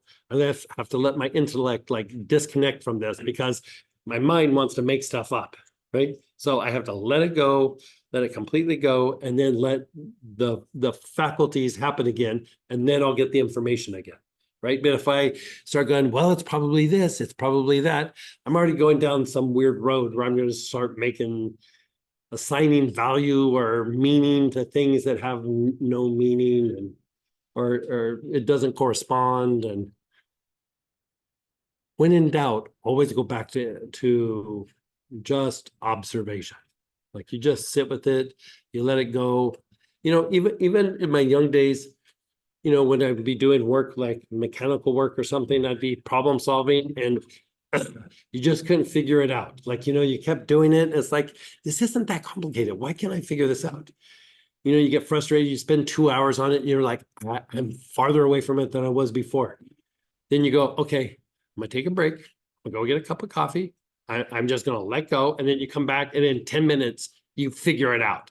Like, all those pieces were the same, but now I got it, right? Because you stepped away from intellect for a moment and then you came back to intuition. Intuition goes, look, this, and this, make that work. And you're like, where were you 20 minutes ago? I was over here, but you were ignoring me. You were totally ignoring, you know, the intuition. So here we want to harmonize all this. We want to bring it together. We don't want to make it an either or. We don't want to make it so that we're trying to diminish one and amplify the other. Each one has its job, its properties, the things that it's really good at. You know, I make this joke, but it's not really a joke. If you're balancing your checkbook, intuition has no place in that place, right? Unless you're trying to come up with ways of how to juggle like the checkbook, right? I can come up with a way to like make this work, right? But if you're just trying to go through the facts, intellect is way better at that. But if you're trying to problem solve something, intellect always goes to the past. It's always about what it's learned, what it's memorized, its past experiences. It's not good at resolving something, it's good at maintaining something. So if it's good at maintaining something, give it those jobs. If you're trying to figure something out, it's not that great at it, right? So if you're trying to problem solve, intuition rocks it. Like it is really super good at that. So if you're trying to innovate, problem solve, you know, expand your perception of a particular situation, intuition is your ally, right? And then as soon as you innovate it and you go, wow, I really came up with this new process, then you go, hey, intellect, look at this new process. Intellect goes, that's pretty cool. Let's maintain that, right? Let's regiment this and like maintain this. Let's keep it in motion. But even eventually you outgrow that, right? So then intuition has to come in and go, let's clean this up a little bit, right? This is outdated. This was so last year, right? Whatever you want to say there, right? So here we want to develop all three components.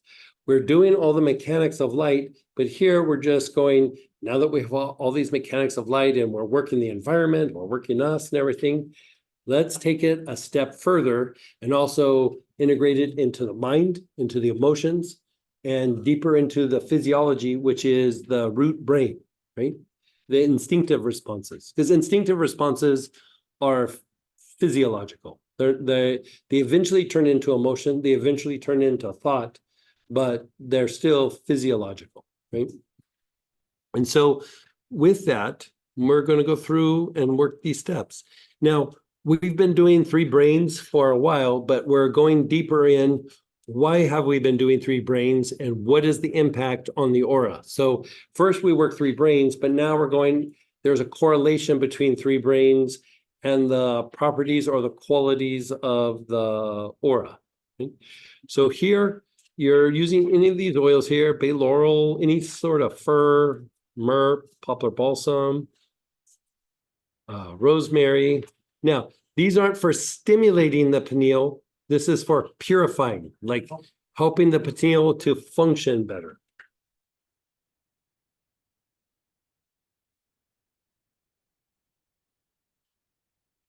Can you repeat when you said the main man purifies the root brain? What purifies the gut and what purifies the head? I'm assuming it's for the. The gut or the solar plexus is purified by the back heart, not the front heart, the back heart. And the brain is purified by the crown.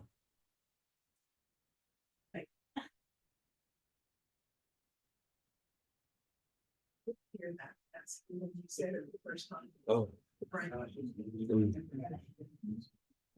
You know.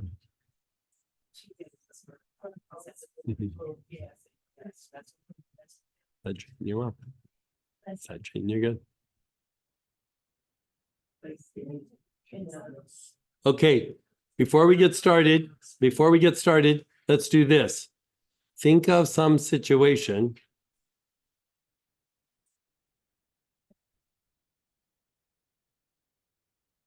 Think of some situation where you would like a little healing or a little help, a little something.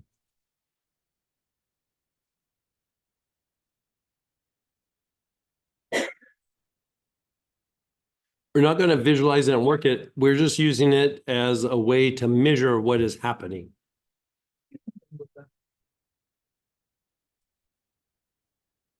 Okay, and then let it go. And let's just start smelling the oil right now before we even do the process. Just take some long, slow, deep breaths. In through the nose, out through the mouth.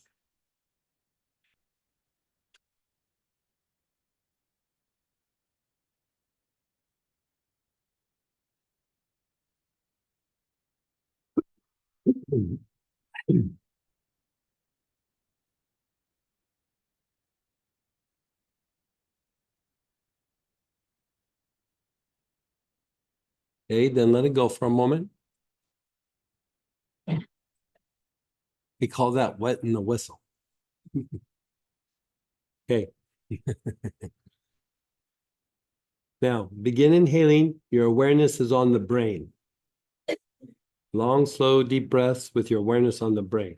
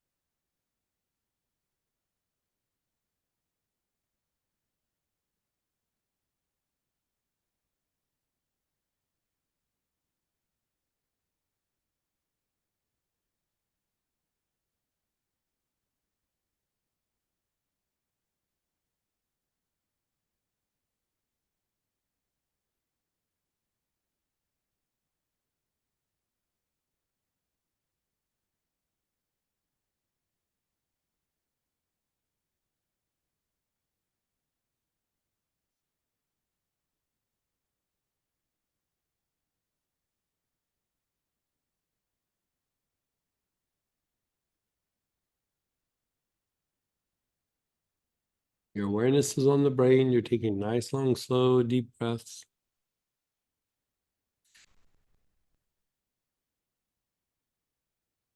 Move your awareness to the crown, the very top of your head.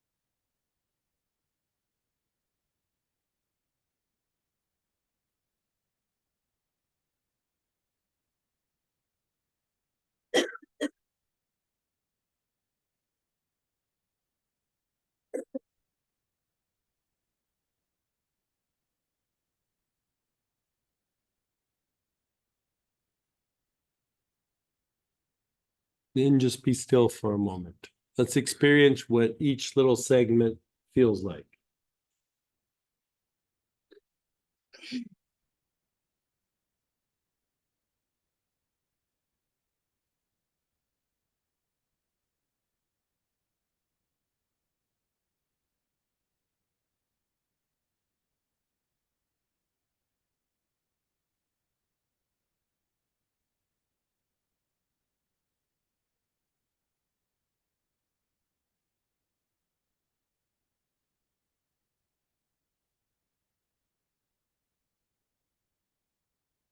Okay. Now, same oil. Your awareness is on your solar plexus, that area below your ribs, on your upper abdomen.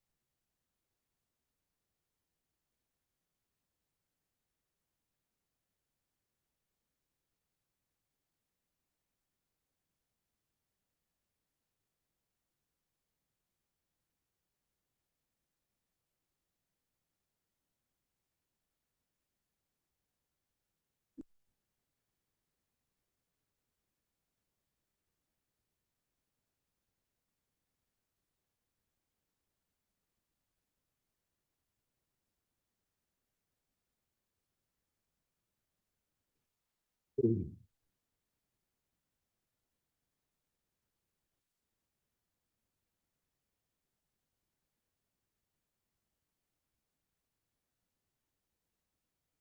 then your awareness is on the back heart, that area between the shoulder blades.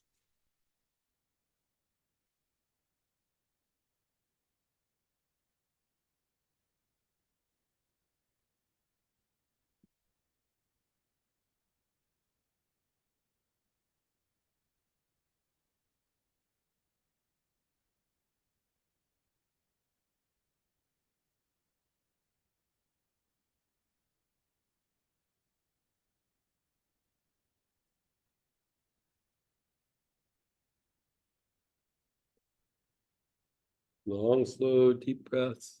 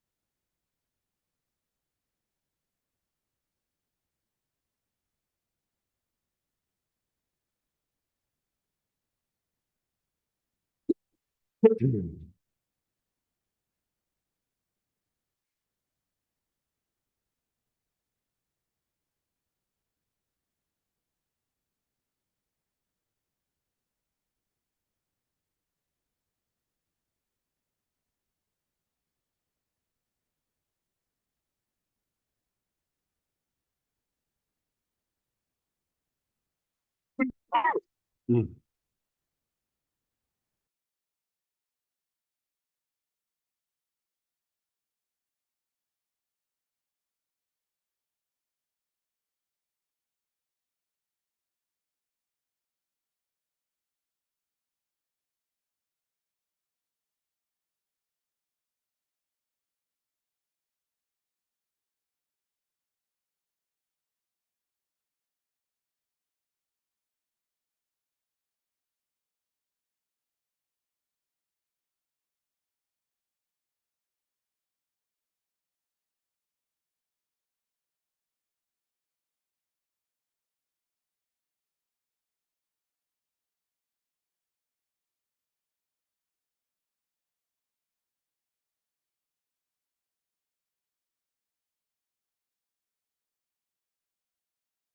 And then pause and be still.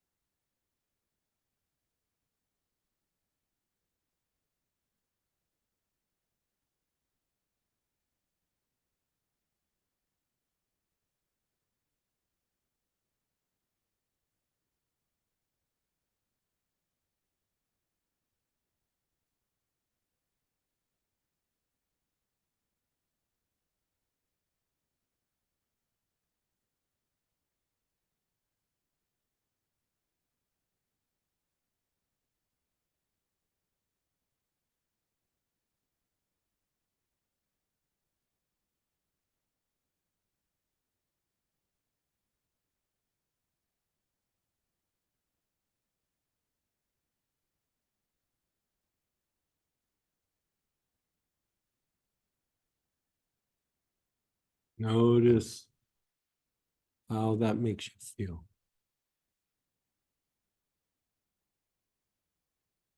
Okay, now we're going to do the last little part of this. Awareness is on the sex chakra.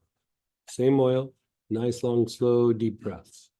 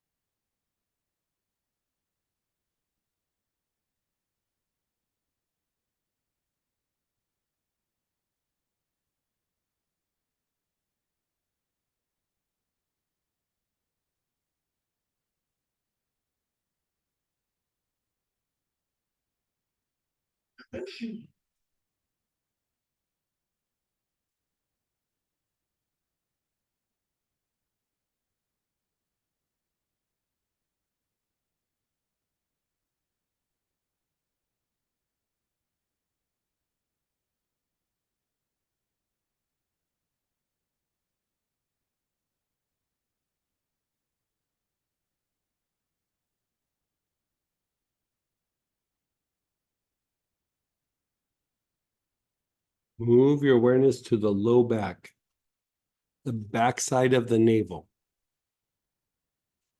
Awareness is on the backside of the navel.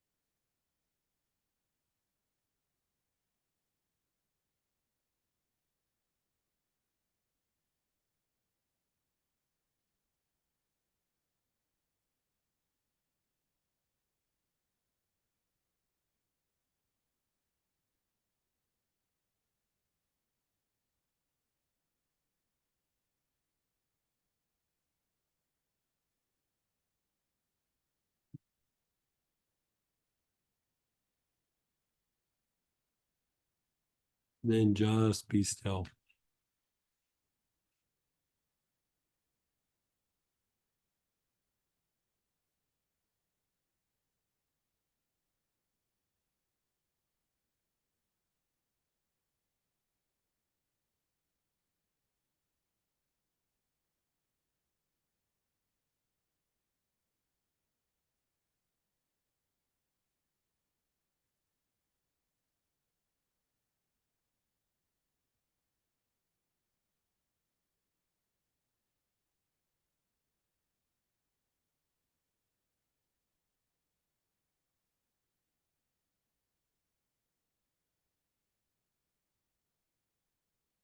Notice how that made you feel, how it made you think, your thoughts.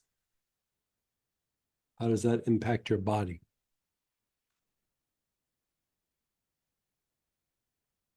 How does it impact your desire to want to take a little nap right now? Right? It's very soothing. It's very, very soothing. This could be used like when you sometimes you feel like a little bit emotional or your mind just like can't quiet down or it's super repetitive or very, very soothing. So we're going to do it again, but we're going to do it all bam, bam, bam. Like this, I wanted you to see what each segment did, but now we'll just do it all as a flow. Okay, so same oil. You're inhaling, your awareness is on the brain.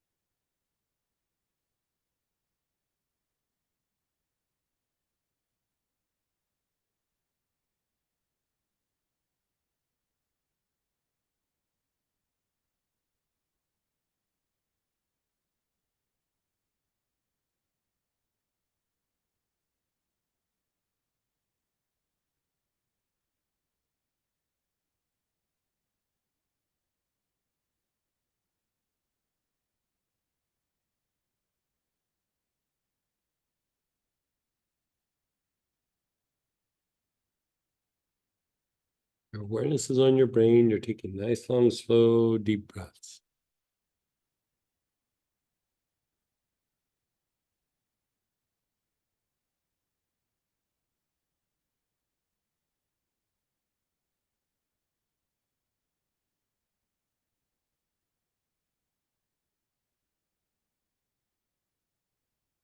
Your awareness is on your crown, the top of your head.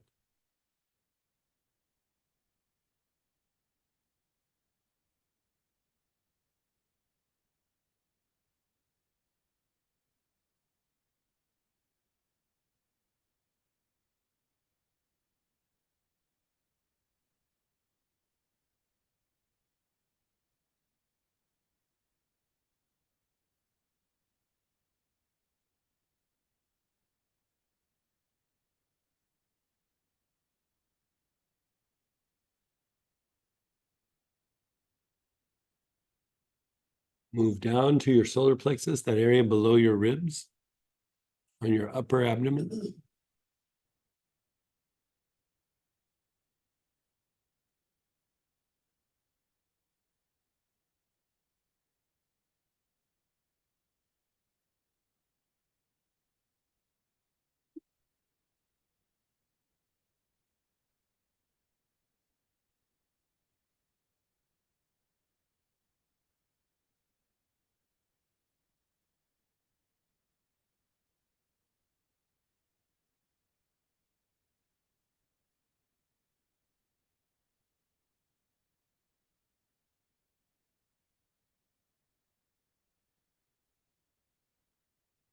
And then the back heart, the area between the shoulder blades.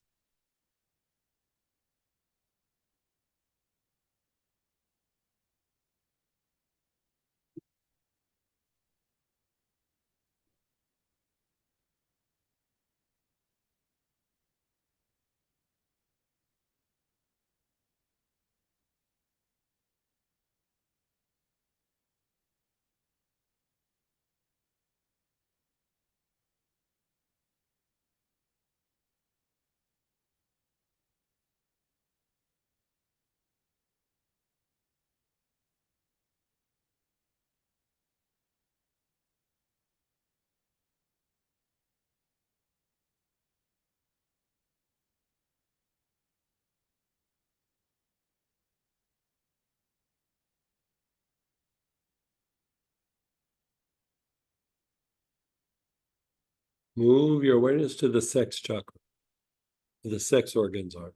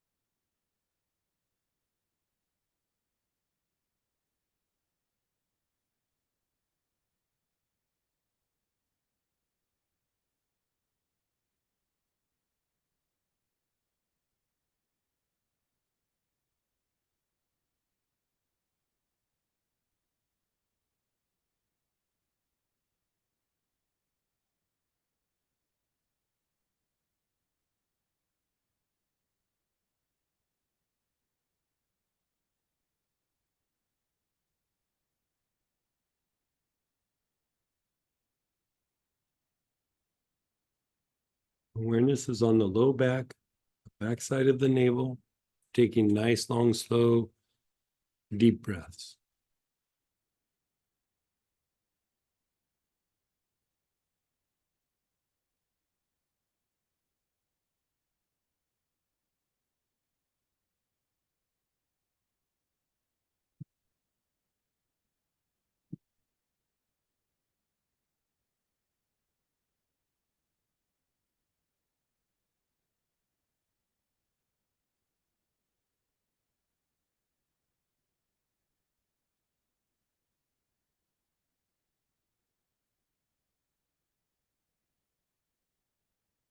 Then just pause and be still. Just let go. Keep your eyes closed, let it incubate.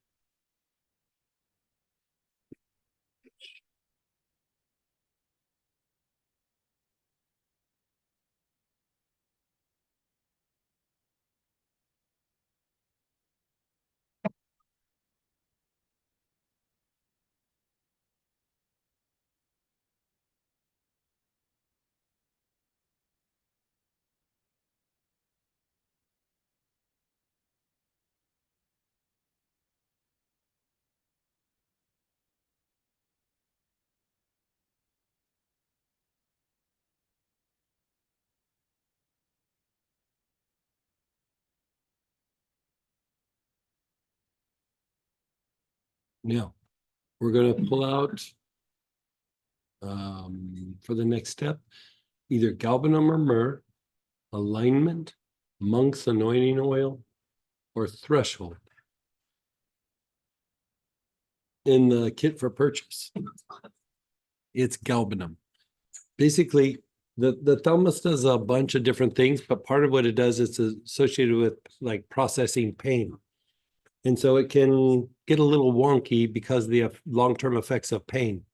So we are just trying to clean up like how it processes by reducing the agitation in the thalamus that's associated with pain process.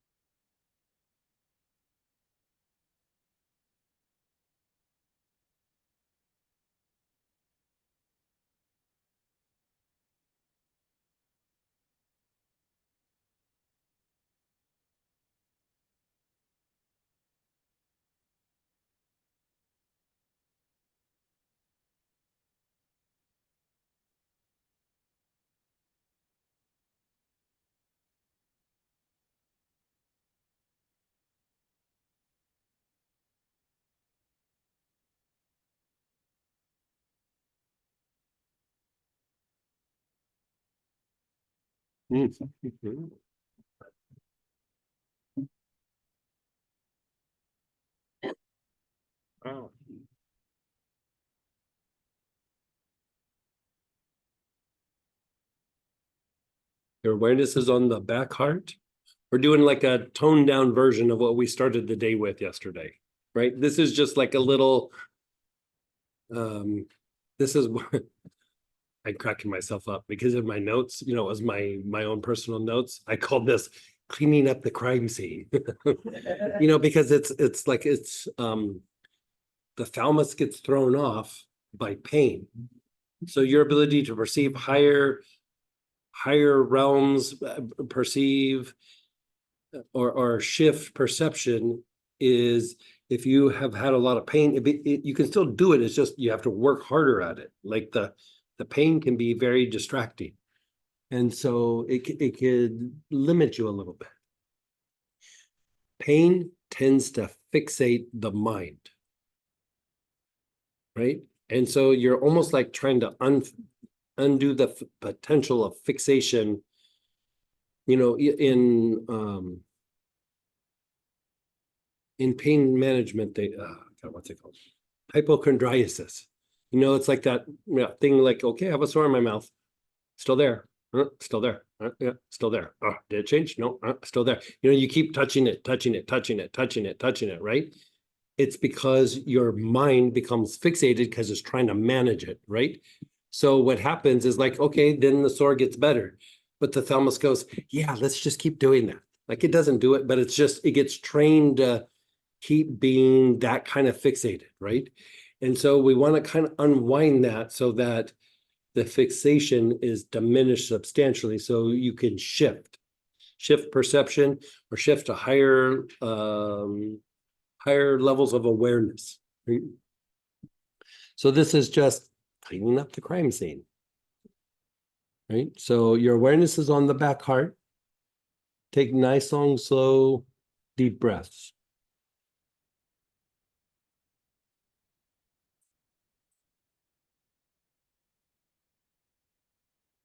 Mm,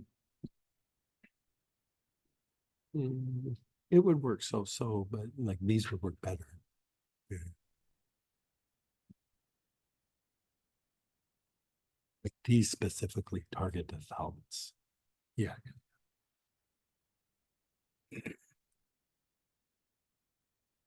Yeah, back heart. Yeah. Also known as the back heart.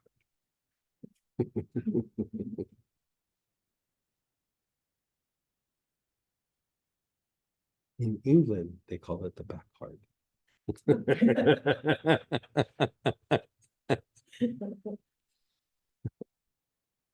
No way, I thought that's funny. You can tell I'm getting a little loopy because you know I'm right.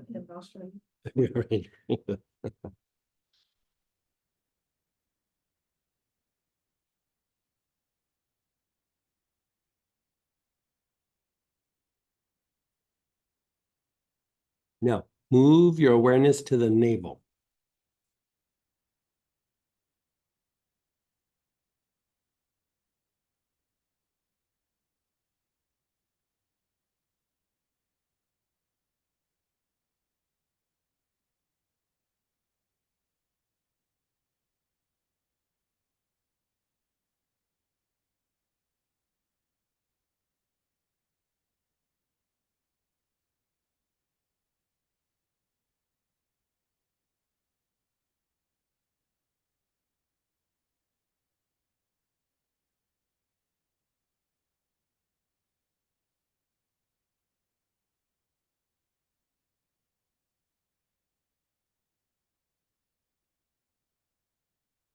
Your awareness is on the crown.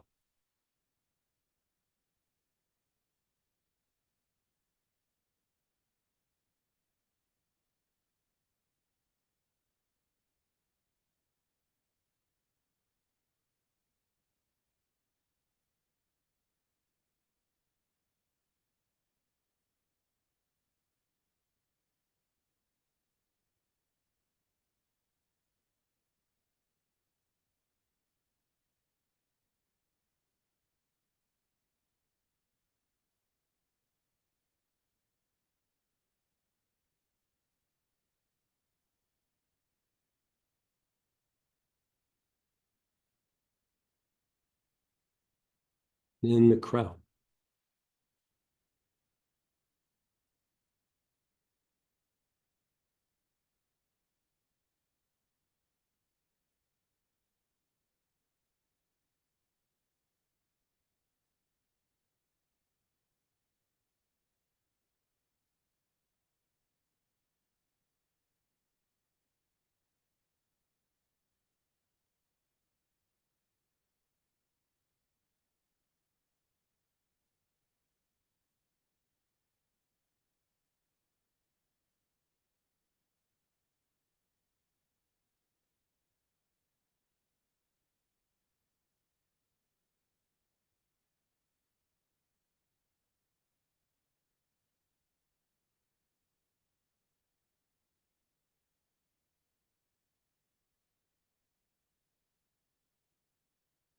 And then just pause and be still.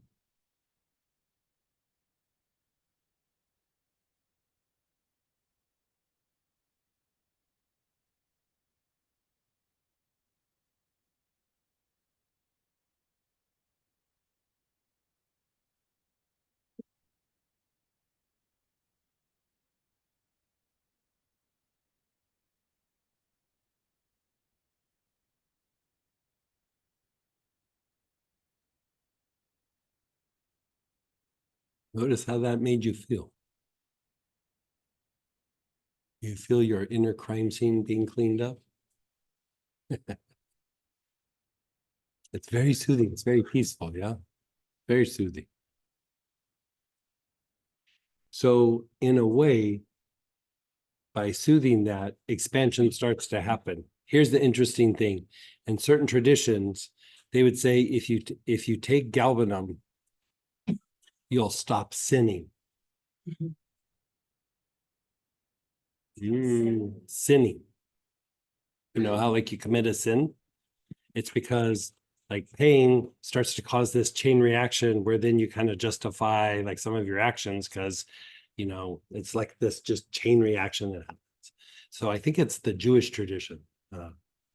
Certain practices in the Jewish tradition, they if somebody's having a difficult time, like not being naughty, they give them galbanum. But it's just tied to a chain reaction that starts to happen in the body, and it helps you to expand up into the higher realms. Okay, so let's do another round.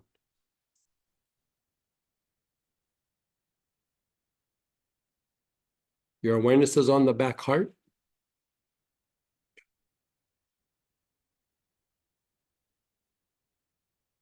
You're inhaling.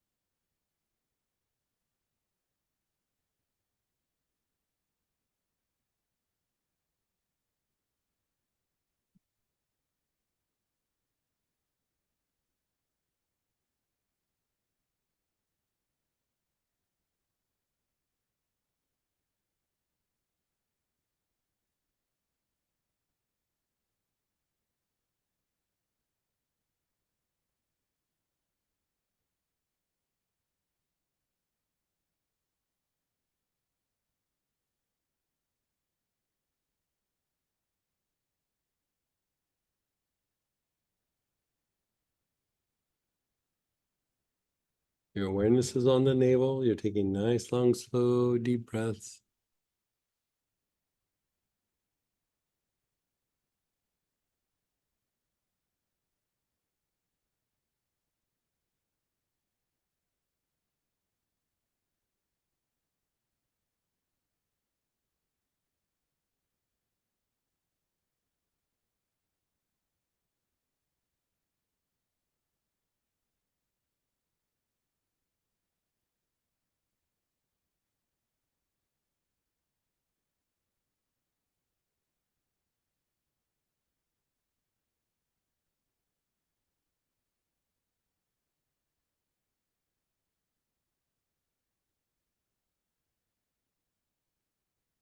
And then your crown.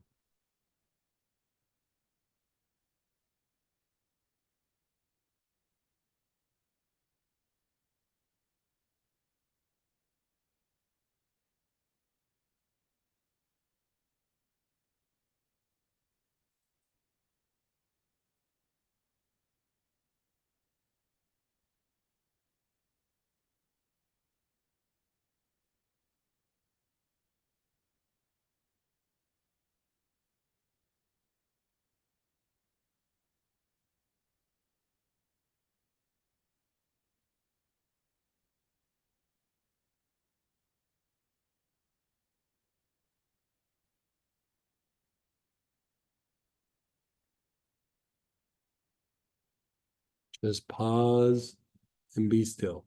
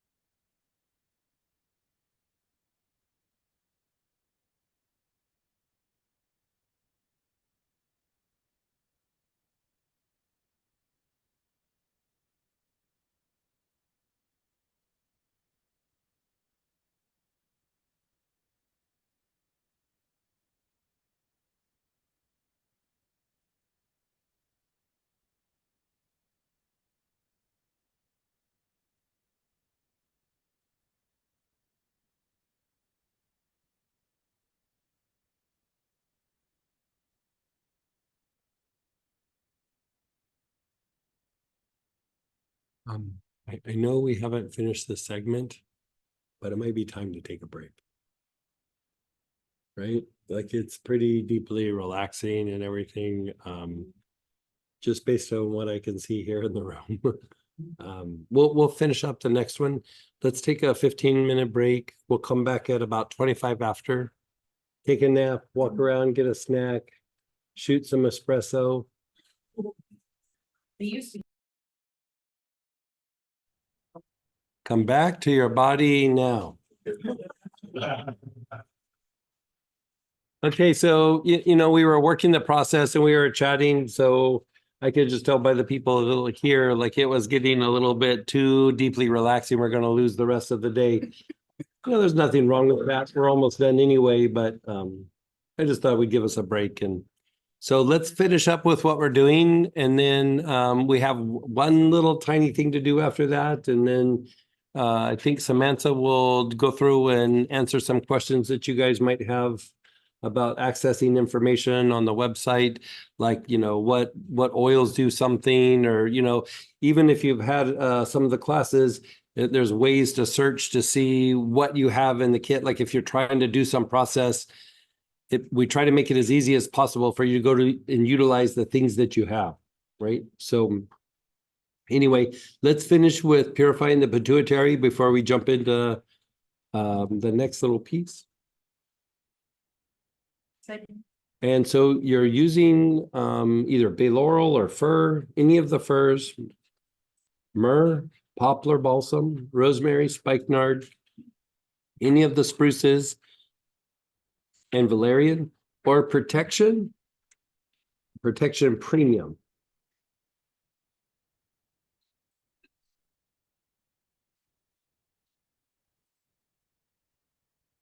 The fir. We're purifying the pituitary, is that where we are? Yes. That's pure But I kept losing myself like, where's my finger at? Good. Okay, so just begin inhaling the oil just to get kind of used to it. I mean, we just had a break, so let's reboot ourselves a little bit.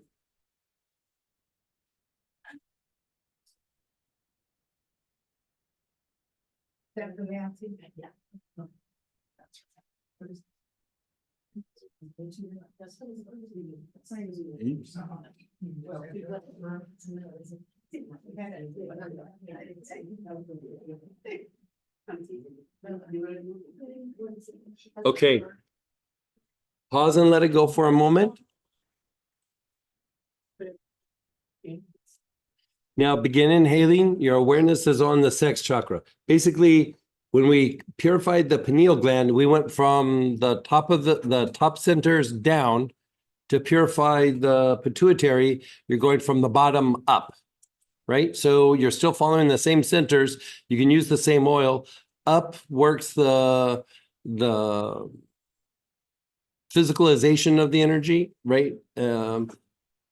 Top down works the expansion. Right? So your awareness is on the sex chakra. I'm starting to lose my voice again. Yeah.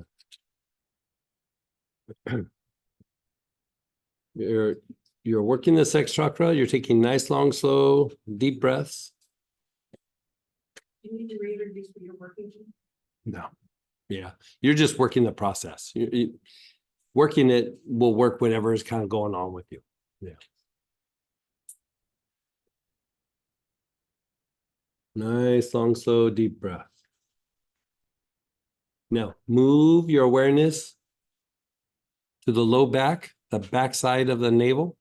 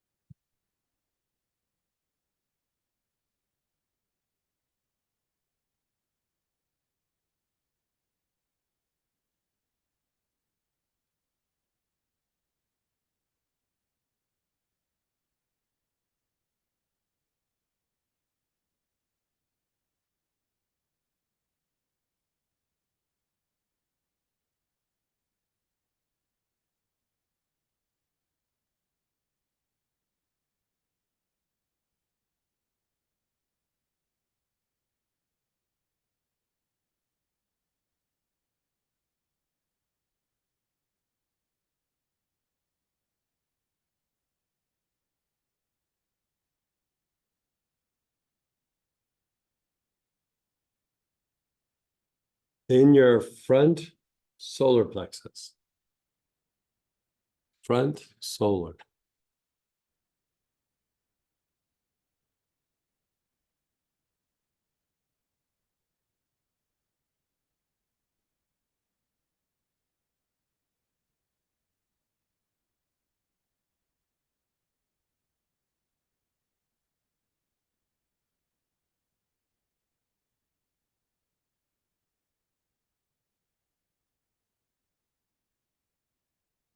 And then the back heart.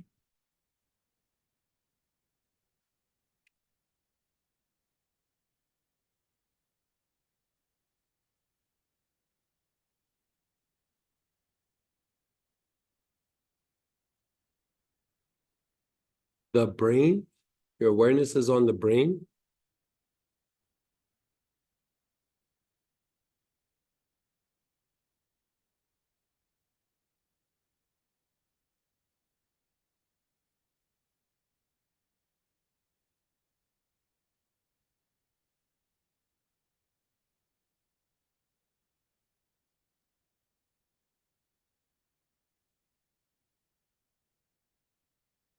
And then the crown.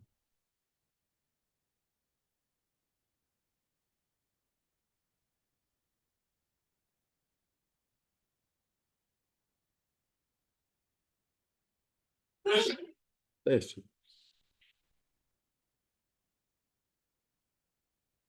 What I meant to say is the mixing of light and elements to you. Okay, I'm getting loopy with you guys.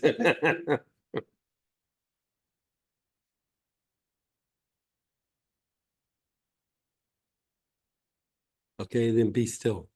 Now, we're going to do it again, but we use the same oil. We're working the same centers, but we did them in a different sequence, right? And yeah, it feels kind of similar, but it also feels different. You notice like how when we went to the top down, it's like, when I do from the bottom up, I feel nice, I feel relaxed, but I feel like, yeah, okay. What are we doing? What are we going to do? What are we going to do? I might need all the information before I get out of this chair, you know, because that's just an old guy thing.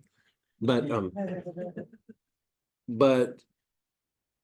depending on how you work it, you're working the aura in a different way, right?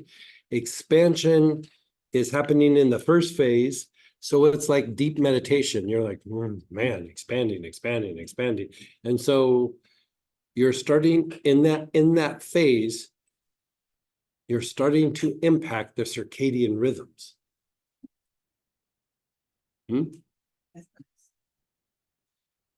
When you're working this component, you're not doing quite that, but the mental faculties, you kind of, your mind is quiet, but you're a little bit more aware. You're a little bit more awake. You're a little bit more like for processing, right? So energy going out makes you expand, and you start to expand like you would in meditation. Energy coming in is very similar, like come back to the body now. That's why I made the joke at the beginning. It's like, okay, I thought we'd push through it and just experience it, but like watching the people here, I was like, everybody needs a break, right? But that's what starts to happen. You're bringing energy into the body and you're physicalizing it. Energizing is not the right word, but it's very fortifying. Let's say it like that, fortifying. Okay? So let's do another round. So the bottom up is 4. Yeah. Again, your awareness is on the sex chakra.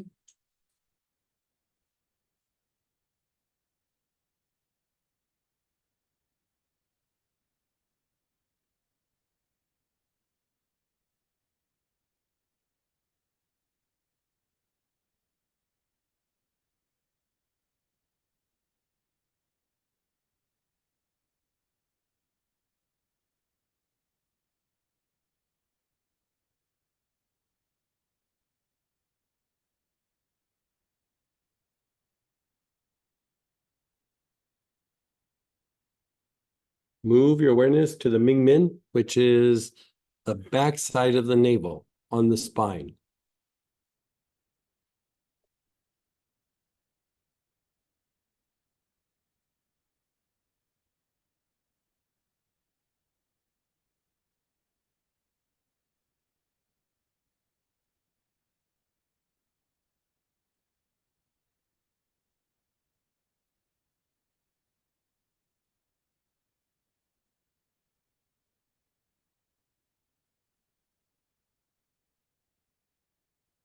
your front solar plexus.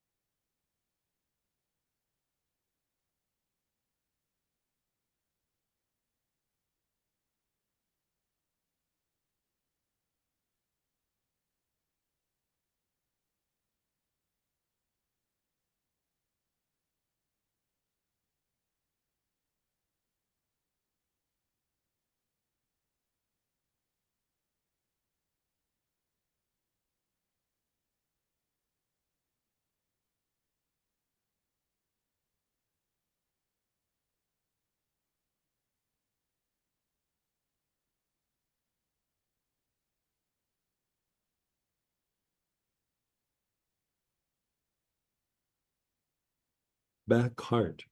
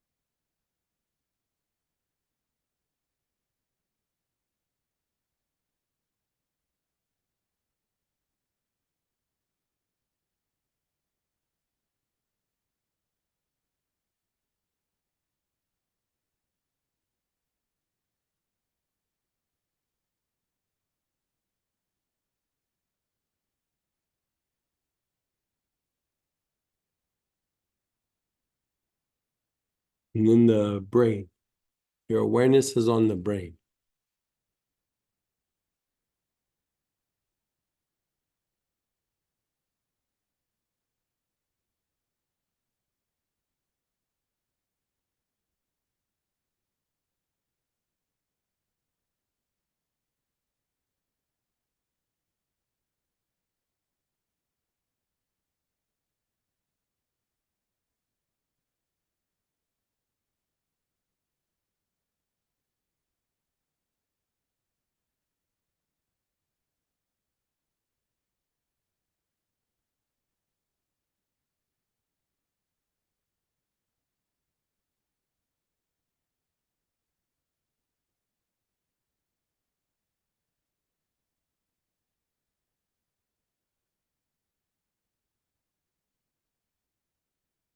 And then the crown.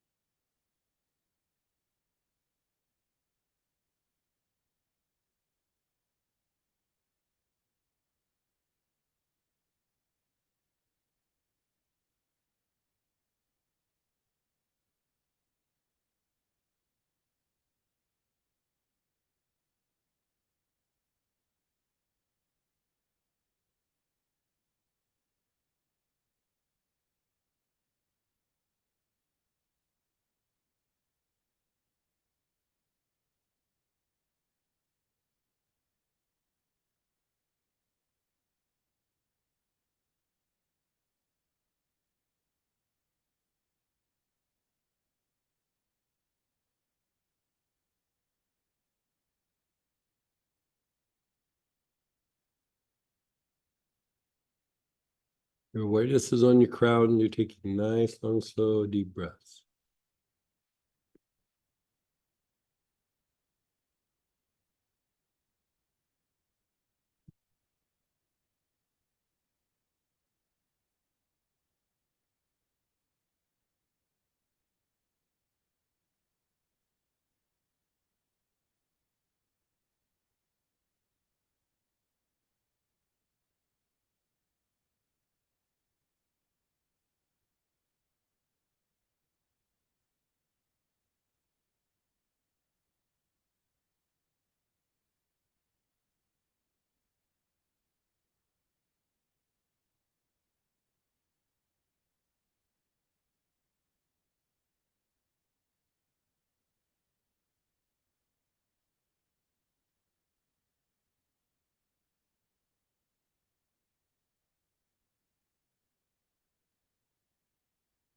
And then pause and let go.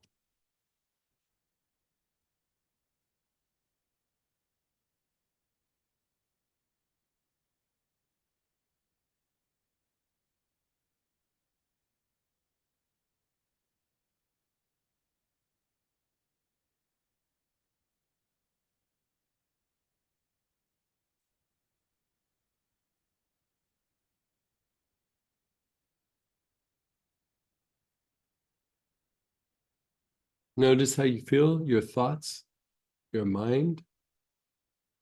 All we did is reversed it and it same oil, same everything, but it feels a bit different. Yeah. Feel awake. I mean, you still could lay down and take a nap. Let's not kid ourselves, but it's easier to stay awake than it was 20 minutes ago, right? So each of these steps in this particular segment helps to develop intuition and active clairvoyance. The three of them together amplify it substantially. Like they kind of play off each other, they augment each other. So when you're trying to increase or improve your intuitive processes, active clairvoyance, your innovative thinking, whatever that might be, all three together are stronger than a piece by itself. But if you're trying to calm down, like maybe some emotions that got riled up, that first piece, step number one, that will do it, right? This last piece, the part where we're going from the bottom up, is also purifying to the energy body somewhat, right? So before we jump into the last little piece of the day, this is when there's free classes, there's people who are here for the first time or maybe have only had a few times. And on the website with all the classes and all the information that we give out, there's a lot to kind of digest. And so we try to make it as easy as possible for you to access this information. But I'm going to kick this over to Sam to have her show you, like if you're trying to gather some piece of information, there's blogs. I'm just going to let her explain it, but there's different ways of trying to find things in some of your class kits and all these things. So,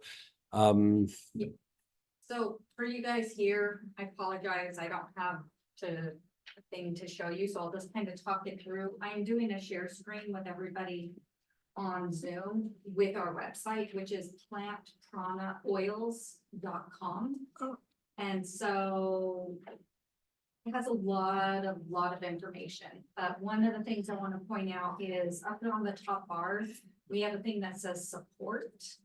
And support is our way of saying, here's a bunch of different things that we do to support you guys and are here for you guys. If you scroll down on the main Plant Prana support page, there's a thing that says to see specific student support, click here. So I'm going to click on that and I'm going to kind of go through some of the specific things now students have opportunities for. So when you sign up for these classes, you get the workbook PDF, you get the recordings, you get everything like that with this class. If Greg teaches a class, again, you get to take it for free. These free classes are a little of the exception because they're always free. But for other paid classes, it's the same. Anytime Greg teaches those again, you can retake those for free. And for you guys who maybe just came today, and if you're not getting the email that has these links, let me know. I want to make sure you guys get the recordings. So just to make sure you let me know. You'll also start getting our Monday Plant Prana weekly newsletter. These are great. This gives you the information of everything going on with Plant Prana, but also every week Greg gives an in-depth information about one specific oil, and then he also gives a protocol. So it's just a way to kind of learn more. And also we have our links for Tuesday practice sessions. So we have our practice sessions on Tuesday. We have a 6 to 7:30, technically, give or take some time for questions. So Greg opens up every Tuesday for people to ask one-on-one questions, whether it's about clients, themselves, families, whatever. And we put those links in our Plant Prana weekly newsletter, which goes out on Monday.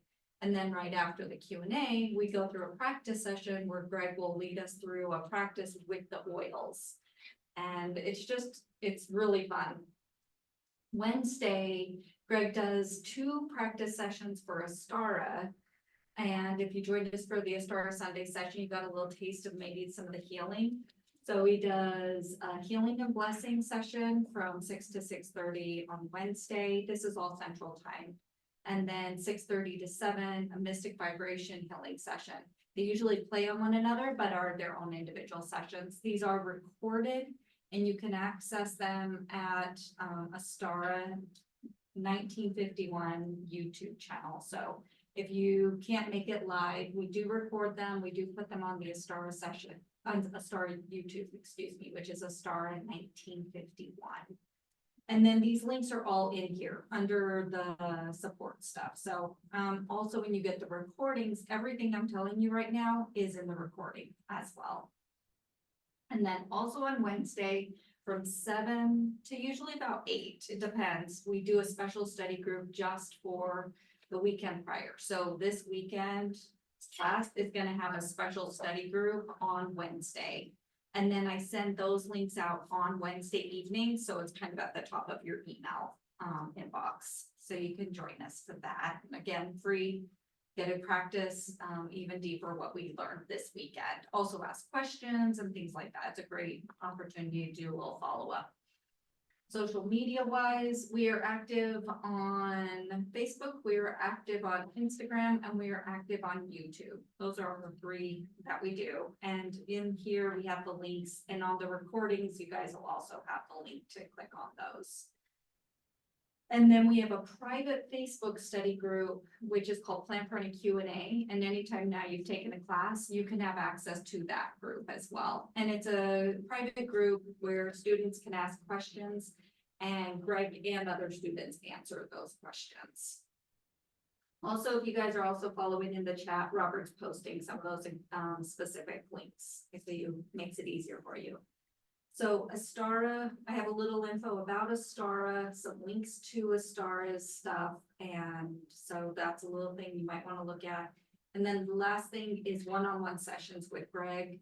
Greg is doing one-on-one healing sessions, consultations, functions for people for Astara. So we have the info, you can text this number.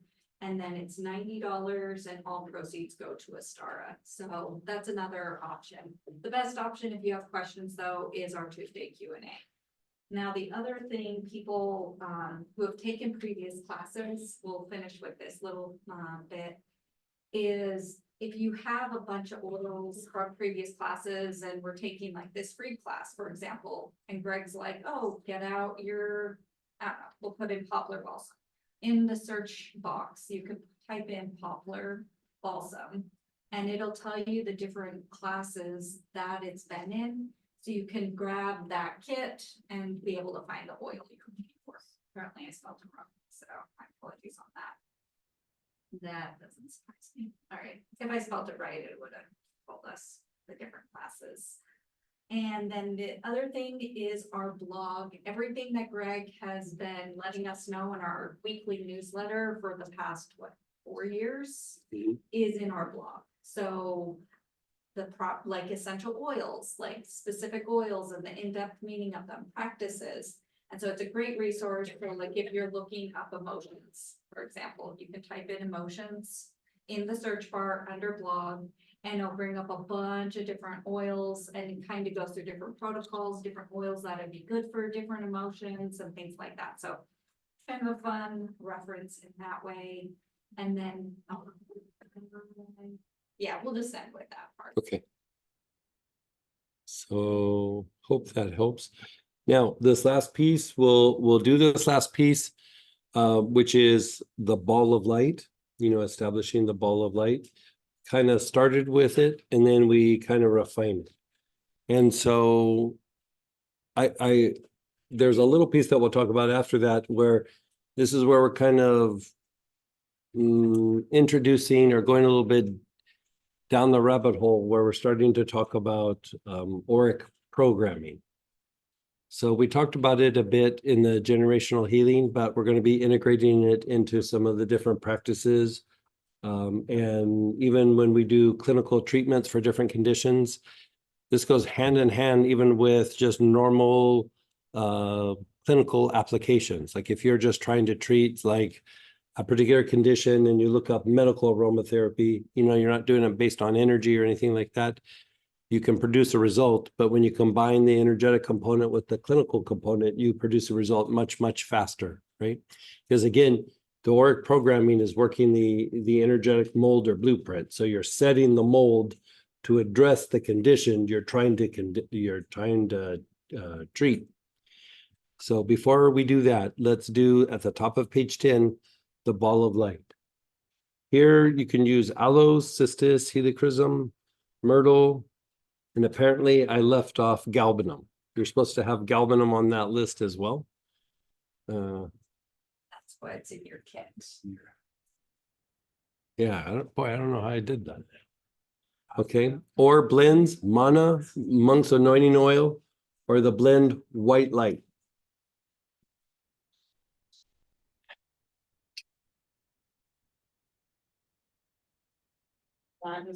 Energetic and medical essential oil for aromatherapy support,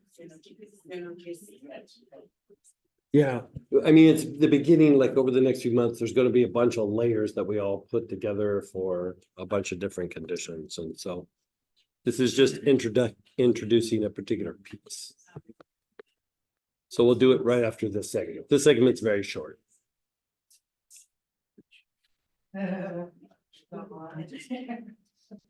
Okay, this piece will be very short, but it feels nice. It's a way to put little sprinkles on the icing.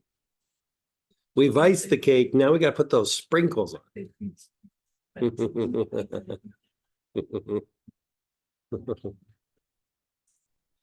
Okay, so here we're going to start with, before you even start inhaling the oils, just close your eyes. Close your eyes. Visualize yourself in a brilliant ball of white light. Visualize yourself in a brilliant ball of white light.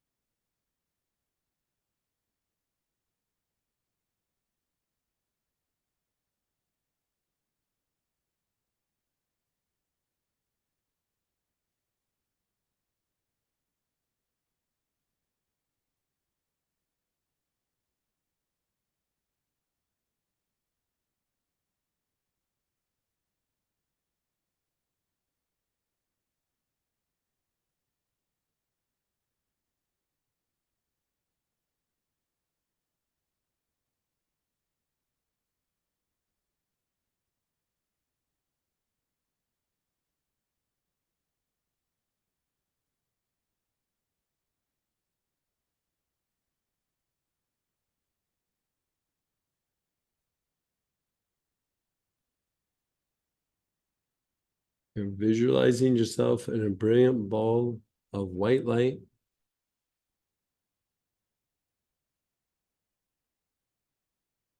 Now let's do it with oil. We're going to reinforce it by quadrants, right? We're going to work the aura. So whichever oil you're using,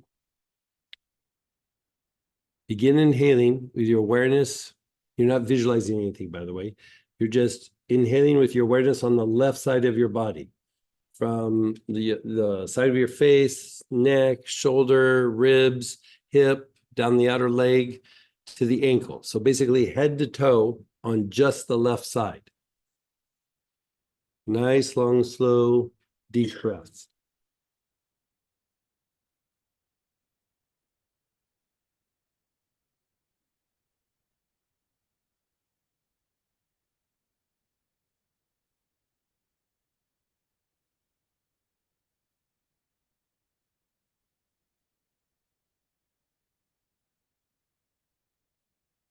Okay, pause and let go for a moment. Now, does your left side of your body feel different than the right side of your body? Okay, we're just going to stop there. No, I'm kidding. Let's also do a little experiment. Sometimes I can see this and sometimes I can't. Visualize the brilliant ball of white light. You're not inhaling, but you only did one quadrant. See if you're able to see the difference between the left side, the front, the back, the side. See what you can see. Do you?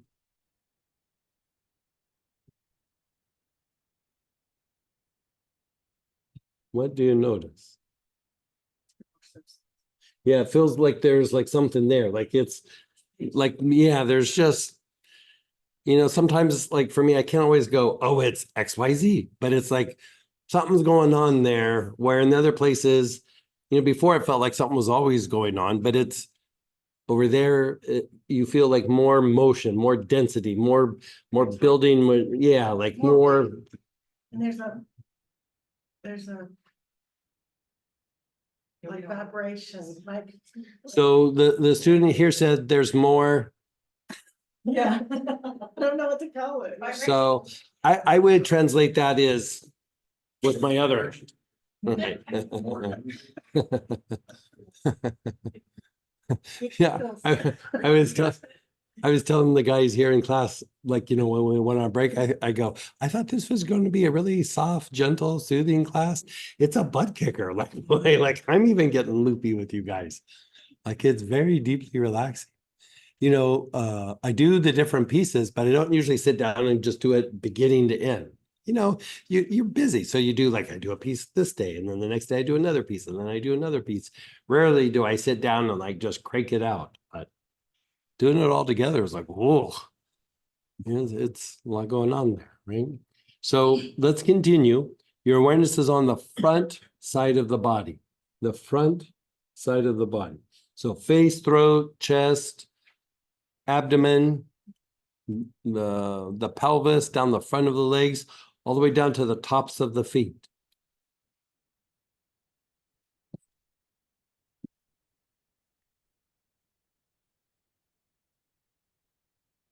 Nice, long, slow, deep breath.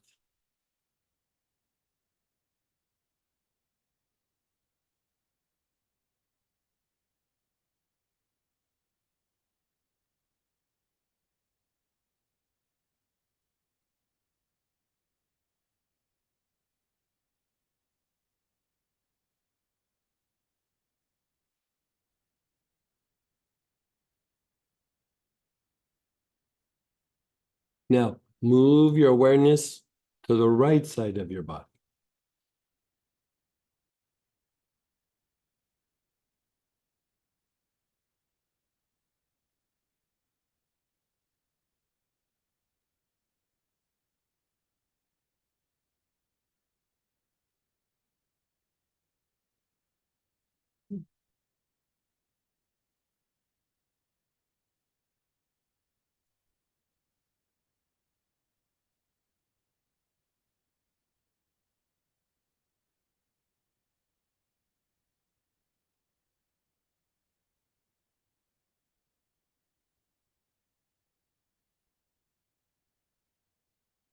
Now the back side of the body.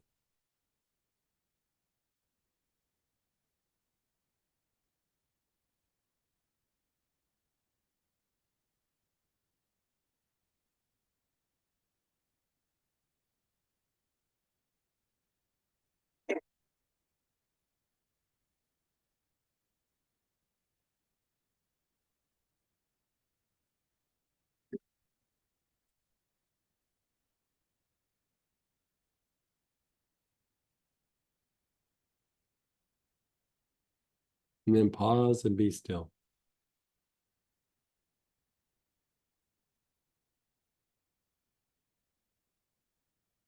Now, in your stillness, visualize yourself again in that brilliant ball of white light. You're just surrounded by white light.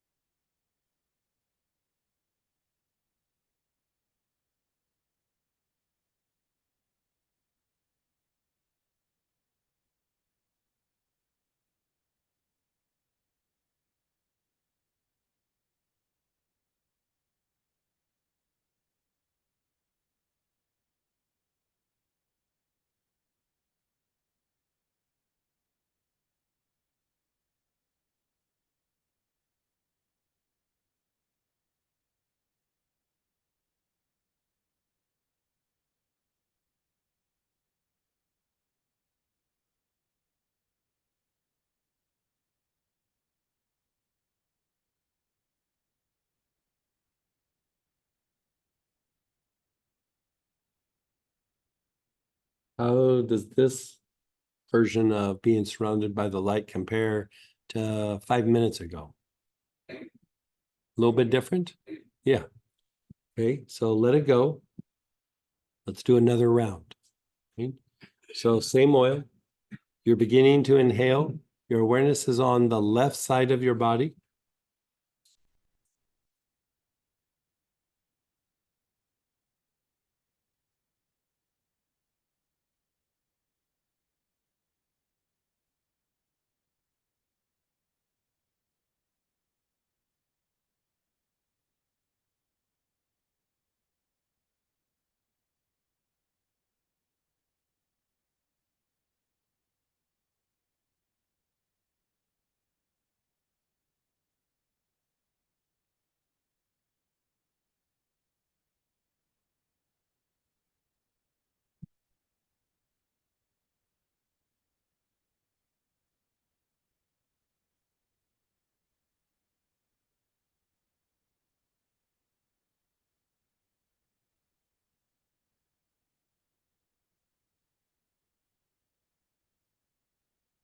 Front side of the body, head to toe.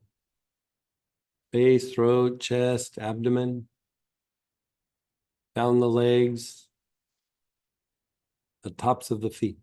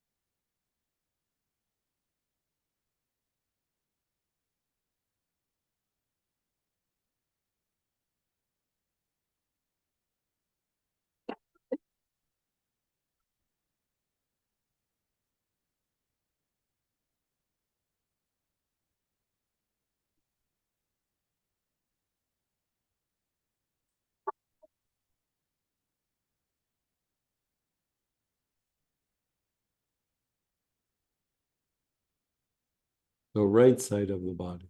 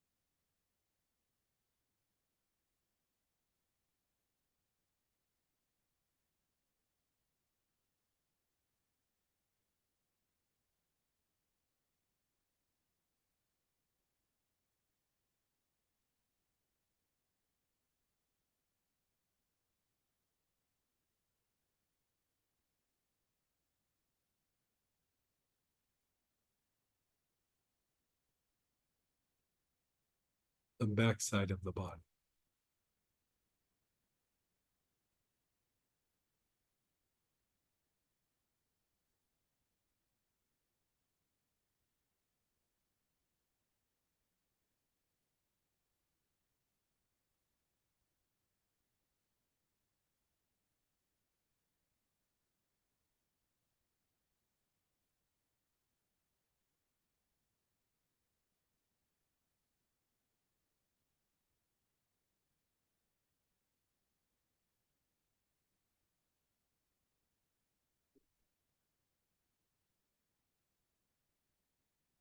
Let it go. Keep your eyes closed. Notice how that feels.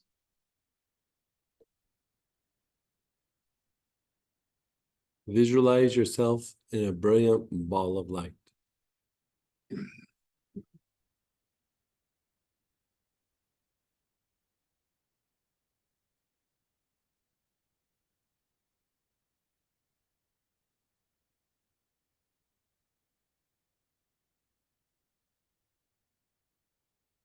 Keep your eyes closed. And with everything that we've been talking about through the weekend and the things we've been practicing, let's just affirm. So silently, I'm surrounded by the pure white light. Only good comes to me. Only good goes from me.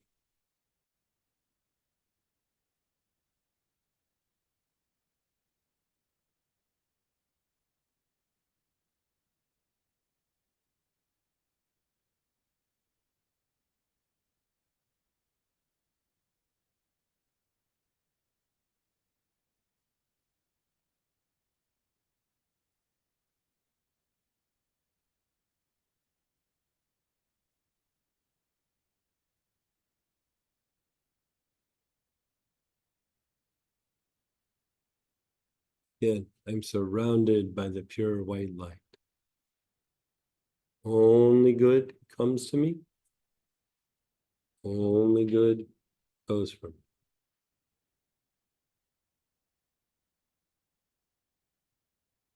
You've worked it mechanically through the whole weekend. All the things we've talked about is about building the ball of light, energy that's expanding out, the energies that we're bringing in, how we interact with the environment, all of these components. Basically, it boils down to this is an affirmation, but when the ball of light is established and you've established how you interact with the environment, when you do that affirmation, it almost turns into like a mantra. Like, you know, every time you say it, you like go, oh, like a little bit deeper, a little bit deeper. It gets a little more intense, right? So if you don't have all the things that we did this weekend, when you do it, it feels nice. But when you have the mechanics in place, it's literally like going just deeper and deeper and deeper and deeper, right? So there's still some mechanics of light, but this is a big, big chunk. Like the continuation of this is the thing that we're doing next weekend, where we'll be establishing a pillar of light and, you know, yada, yada, yada, right? But still, there's a lot to digest with just this weekend, right? So, I mean, there's a lot to digest with this. Now, really, in a way, we could say the class is done, but of course I can't do that, right? So I still wanted to take, like, if we refine the aura, right? Here we've even refined it somewhat. There's a lot more in-depth processes that you would do, not necessarily every day, but from time to time, you would go through and really deeply refine the energy body, the aura. Once that's been established, then you can start programming the aura to do something positive rather than just something negative. It's going to materialize things out and in regardless. So why not give it something specifically to like work outwardly and inwardly, right? So say if you're working a respiratory issue, we want to set the auric pattern, the auric program to improve respiratory function, right? As soon as you start to do that, what happens is it starts pumping in good energy into the whole respiratory tract, and it starts kicking out the diseased energy before you even start treating the respiratory tract. Right? If you're doing the endocrine system, it starts doing it to the endocrine system. If you're doing it for the lymphatic system, it's doing it for the lymphatic system. So, we spent all weekend doing light. One of the ways to kind of ground everything is we'll do it about prosperity, right? So, or at least here in person. There's a list of, on page 11, it says Auric programming. I gave you guys a list. Now, there's a good part and a bad part about this. With this, a lot of the oils that, that we've done over the years where they say support, like immune support, respiratory support, I never really talked about it, but all of that was tied to Auric programming. It was too soon, too early, right? Not everything got the support thing behind it, but most of the blends that you would use for this are going to be something support, right? But like lymphatic blend, I had in my notes lymphatic support, lymphatic blend, and then when we did the labels, I just wasn't paying attention. It ended up lymphatic blend, right? So there's things like that a little bit. So the downside of this, there's not really, like a single oil doesn't do the program, right? You have to have this kind of almost like this designer blend that really, sets a program within the energy body, right? So there's not like a single oil that would work. You need one of the things that's listed. And there, you notice there's not really a lot of choices. It's usually one, every once in a while, there might be two choices, but if you don't have something, you can still kind of practice with something that you have, but go through the list here for the ones on the Zoom, see what you have, each thing. We're not all going to be doing the same thing. So just pick something. Here, we're going all the way down to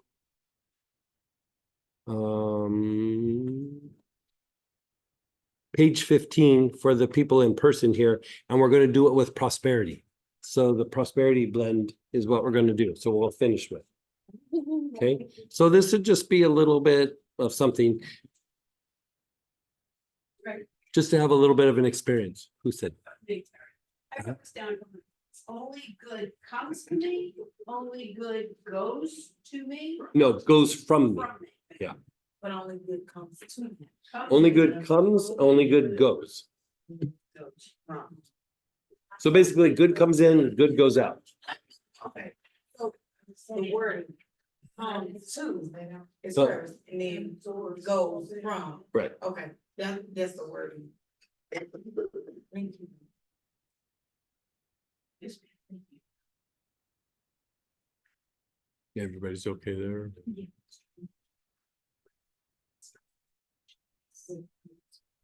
Oh, yeah.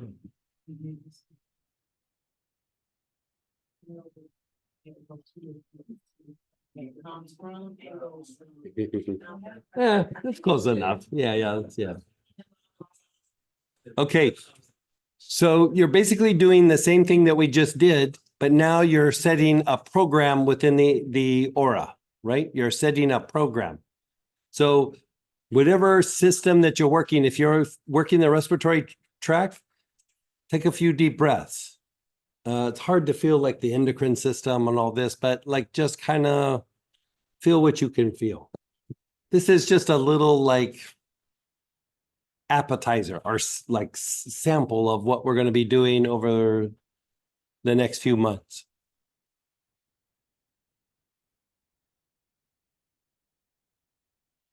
Okay, for the ones here, think about prosperity, achieving a goal, getting things done, making something happen, something manifestation, goal-oriented, prosperity-oriented.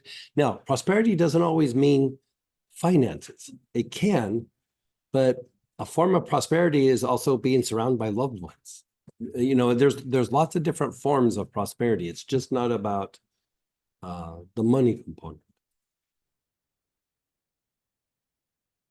Okay, so begin inhaling whatever oil you're using. Your awareness is on the left side of the body.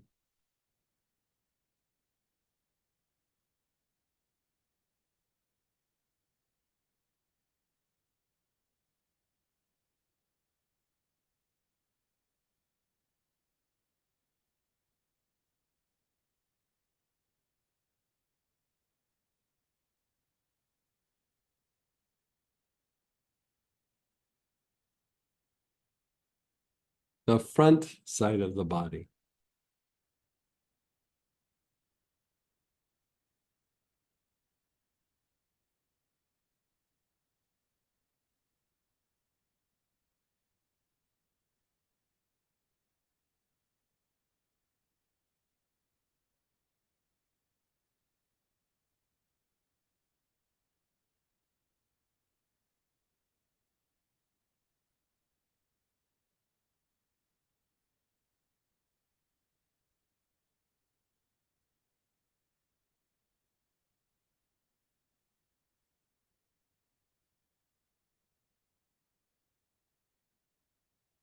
The right side of the body, head to toe, right side of the body.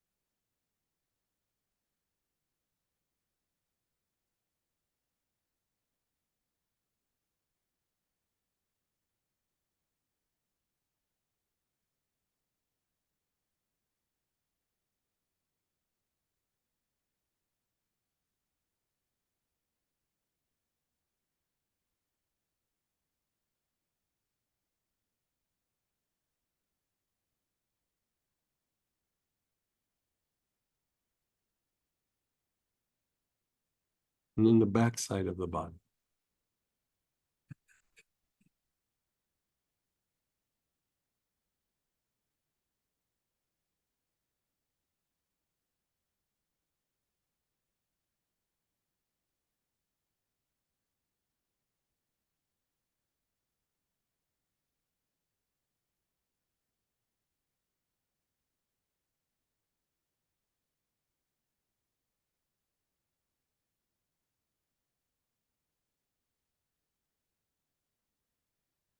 And then just let go.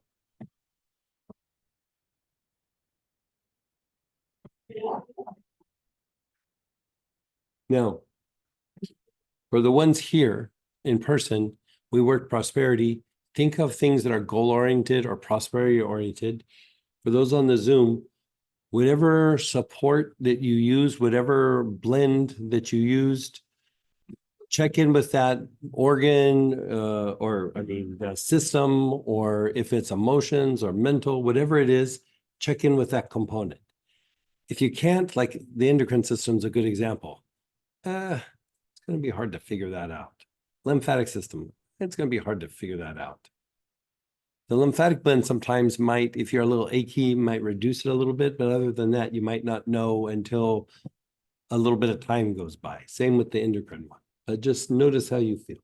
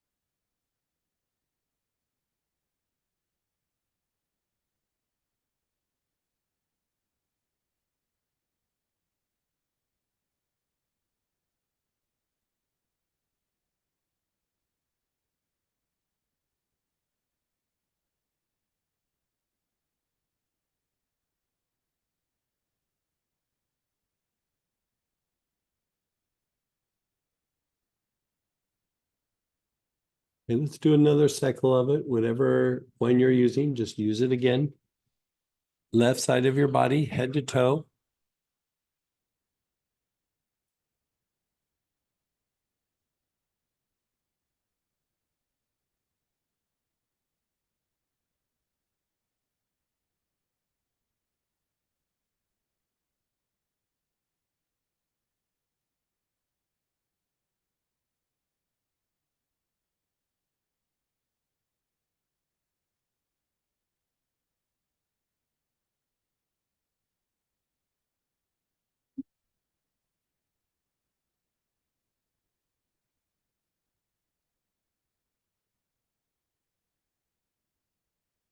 The front side of your body.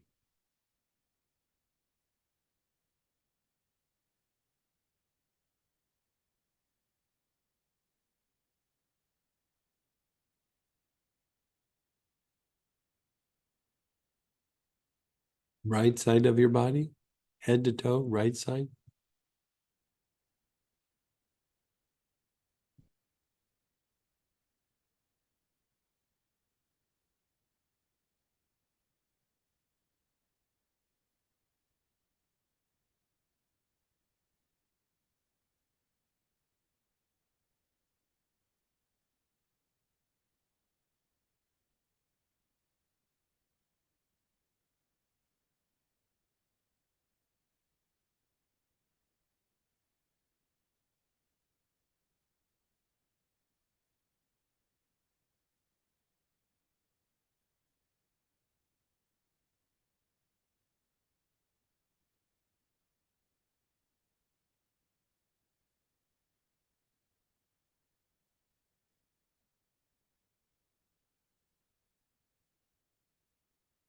Right side of the body.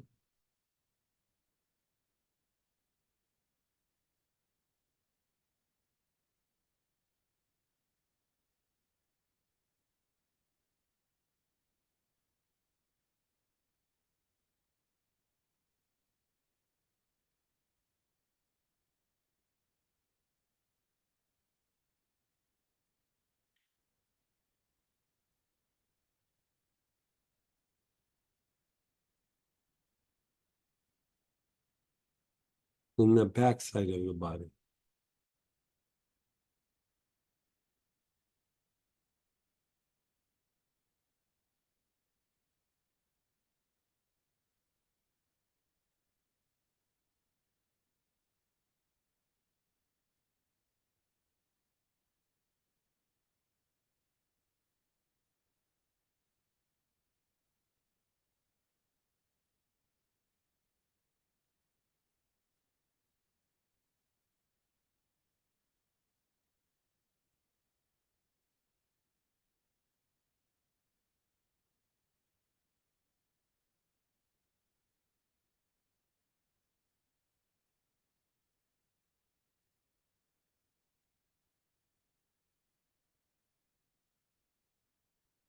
And then just be still. Attention. You know.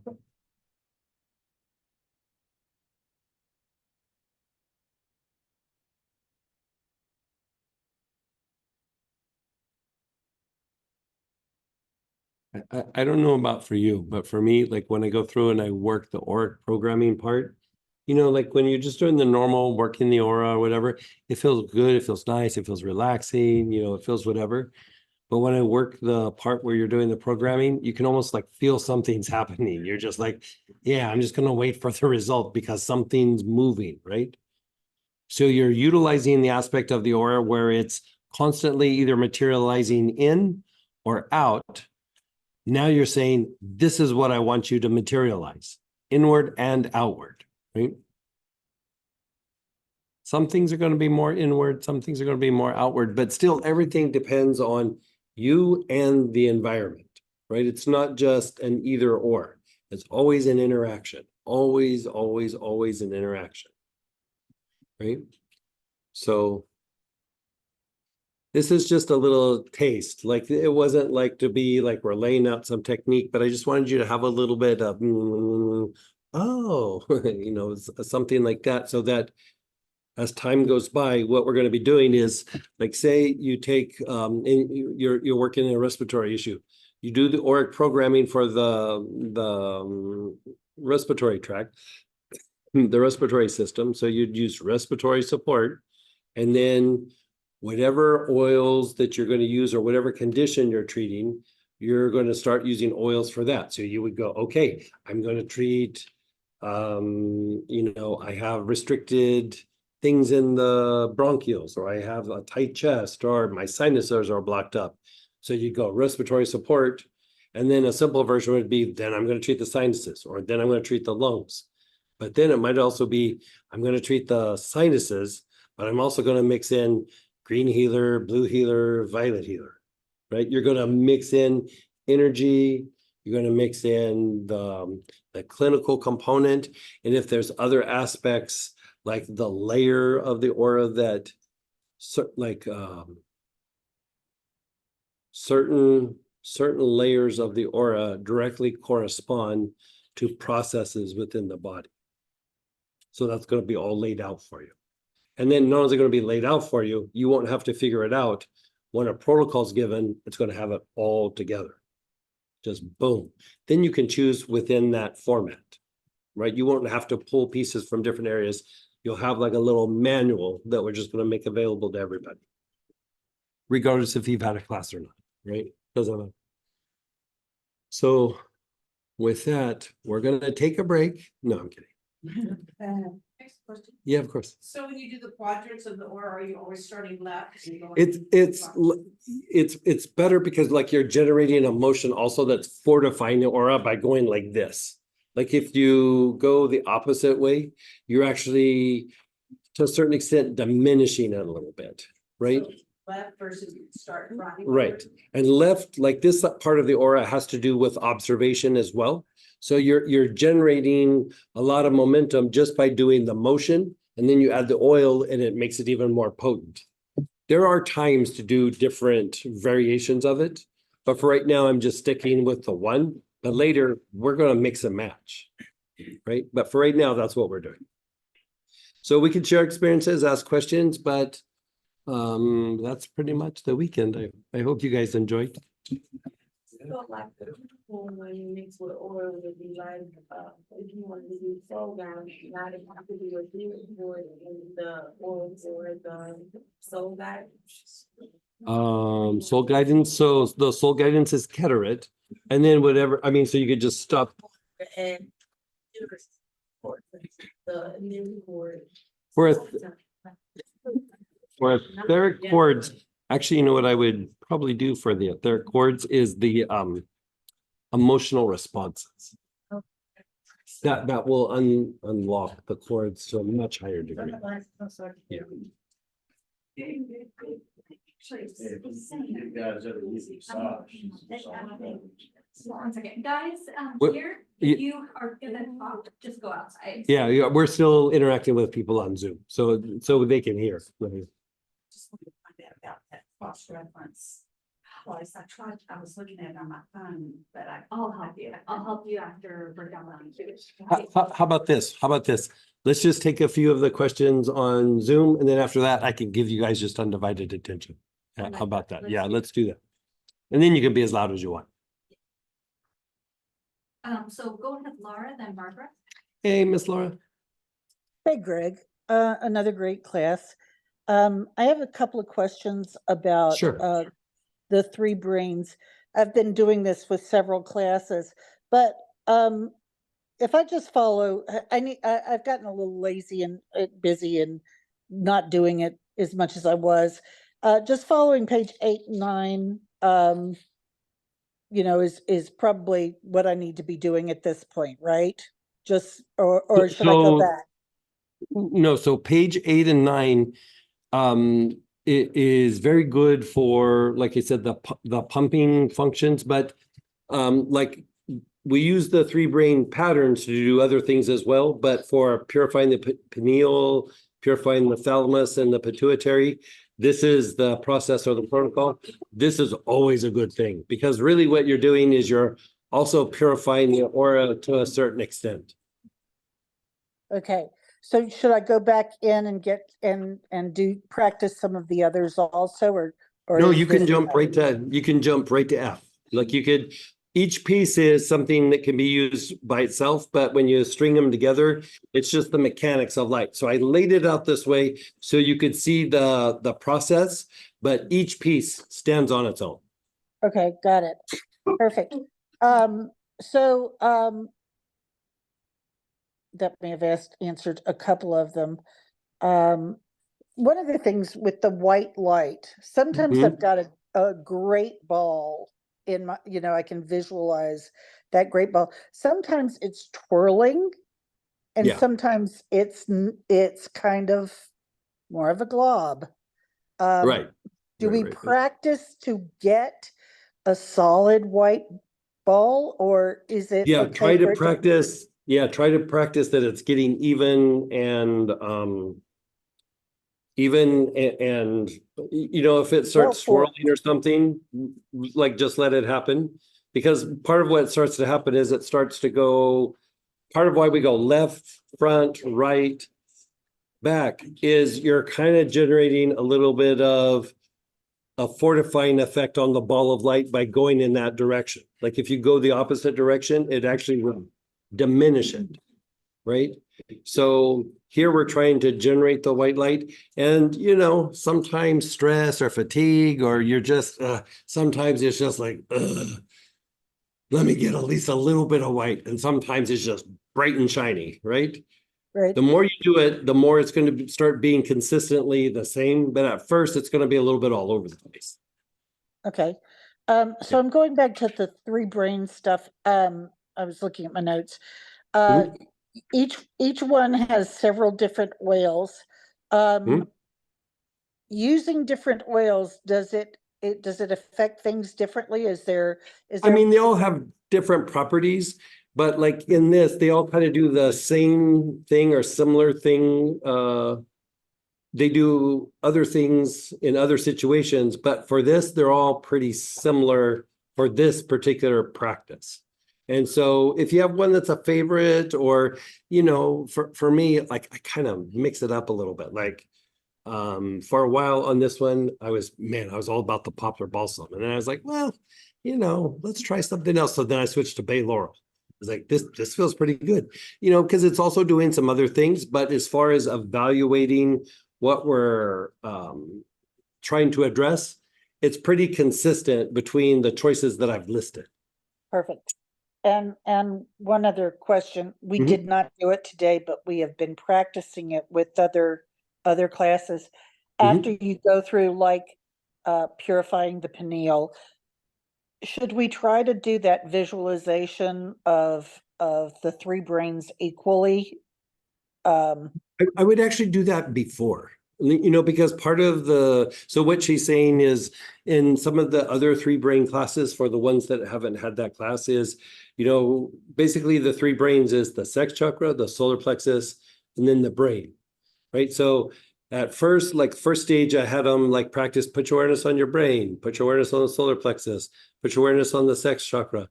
So you're getting used to, working those centers. Then to start stimulating greater levels of awareness, you put your awareness on all three at the same time, right? And then to even take it a step further, you put your awareness on all three at the same time, and you try to make your awareness 1/3 brain, 1/3 solar, 1/3 sex. And the reason why that's important is, for one, it's stimulating awareness versus intellect. You're basically stimulating intuition, but you're doing it by fatiguing the intellect. Like, I made this mostly for me in the beginning, because like my intellect, my detail-oriented mind, I couldn't shut it off. And so I tried all these different things to calm it down. This is many, many years ago. It's like, I can't calm it down. And so finally I was like, so what I did is, instead of trying to calm it down, I just fatigued it. You have I keep making dog references for some reason. Apparently my inner German Shepherd needed to go for a long, hard walk, right? So what I would do is I would practice awareness on each part, evenly. And that takes a little bit to like focus and maintain. And after doing that a few times, my intellect was like, oh, that was exhausting. Boom, I'm in intuition. Like I'm in awareness, almost like that. And so instead of wrestling with the intellect, I was like, okay, you want a task? Do this for a while. And then after a while, the intellect is like, okay, I'm tired. I need a break. Then you just pop right over into intuition. So that's always good to kind of practice, but you don't have to start with all this. But if the mind's a little bit overactive, like sometimes if I'm coming off of a bunch of detail work and been problem solving and having some meetings, and then I want to sit down and do something like this, it takes me a little bit to unwind. So I'll start with, okay, balance the 3. And after about 5 minutes, I go into the practice, it's boom, I'm good to go. So you would that can also- utilize it like that. Great. Would that also help with the ball of light, you think? Especially if the intellect is overstimulated. If the intellect's not overstimulated, it'll help, but this will help substantially more. Got it. Thank you very much. You know, so this is how I started using it. So at first I was trying to stimulate the intuition, but what I started noticing is when I started grinding on things, that balancing the 3, it's a way to stop grinding really quick.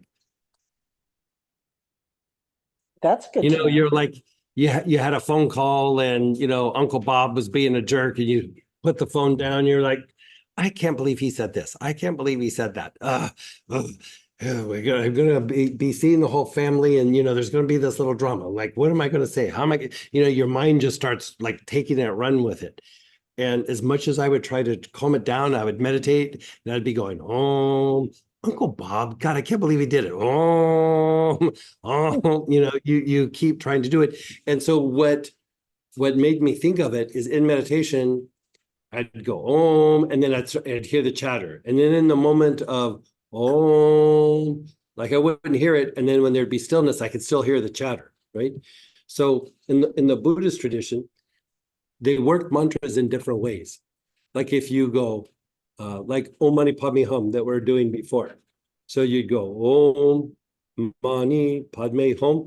The gap between the words increases the potency of the energy being generated by the mantra, right? So if you go Om Mani Padme Hum, it has strength, but if you go Om Mani Padme Hum, it gets even stronger. So even when I would try that, you know, I'd start making the gap longer, but when the gap got longer, I'd be, okay, I'm feeling peace. Uncle Bob, Mani, God, I can't believe he said that. Padme, you know, it would still be there. So in the Buddhist tradition, the way that you do it is they don't use this term, but you fatigue the mind, right? You fatigue, not the whole mind, the intellect. So what they would do is instead of going Om, Mani, Padme, Hum, they go Om Mani Padme Hum, Om Mani Padme Hum, Om Mani Padme Hum, Om Mani Padme Hum, Om Mani Padme Hum, Om Mani Padme Hum, Om Mani Padme Hum, Om Mani Padme Hum. If your intellect starts to kick in, you start fumbling the words, right? So then when you start getting that down, you go, okay, I've got that. It's doing good. Then it's like, do it faster. Om Mani Padme Hum, Om Mani Padme Hum, Om Mani Padme Hum, Om Mani Padme Hum, Om Mani Padme Hum, Om Mani Padme Hum, Om Mani Padme Hum. You keep doing it. Your intellect can't grab onto anything because it's staying busy. And then you go, be still. It's been fatigued. Like you kind of re-educated it to quiet down.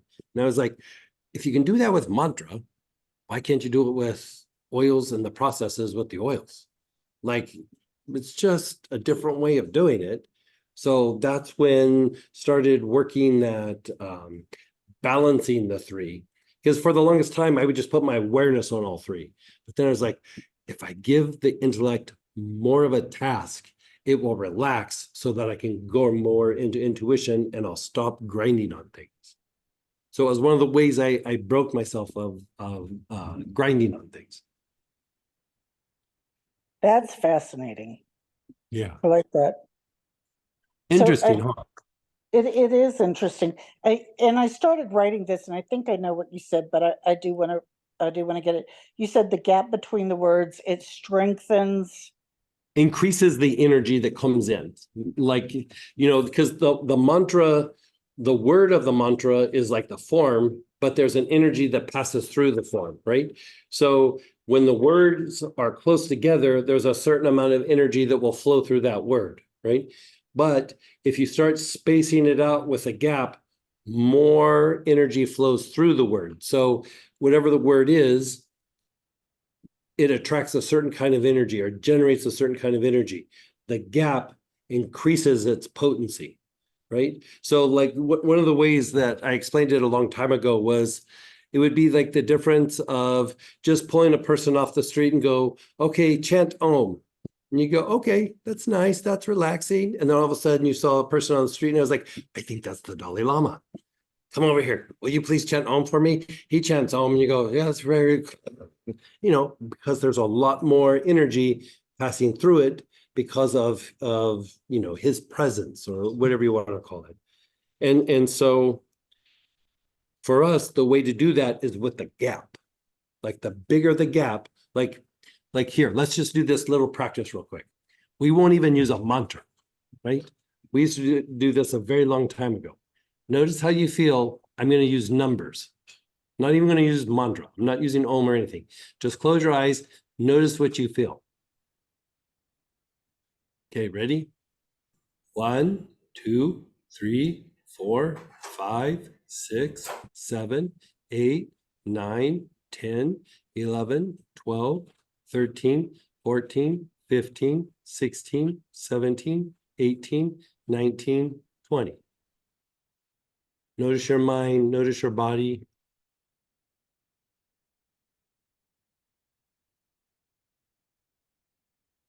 Now let's see the difference. 1, 2, 3,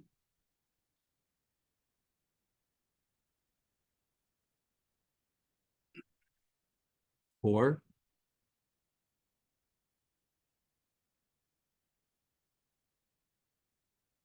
5,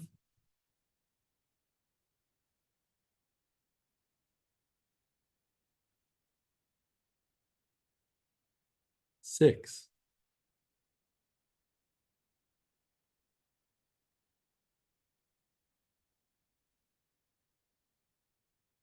7. We just got to 7. Can you notice a difference?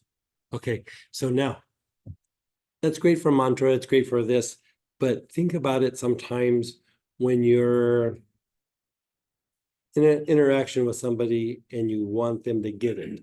What's the tendency? You talk fast, right?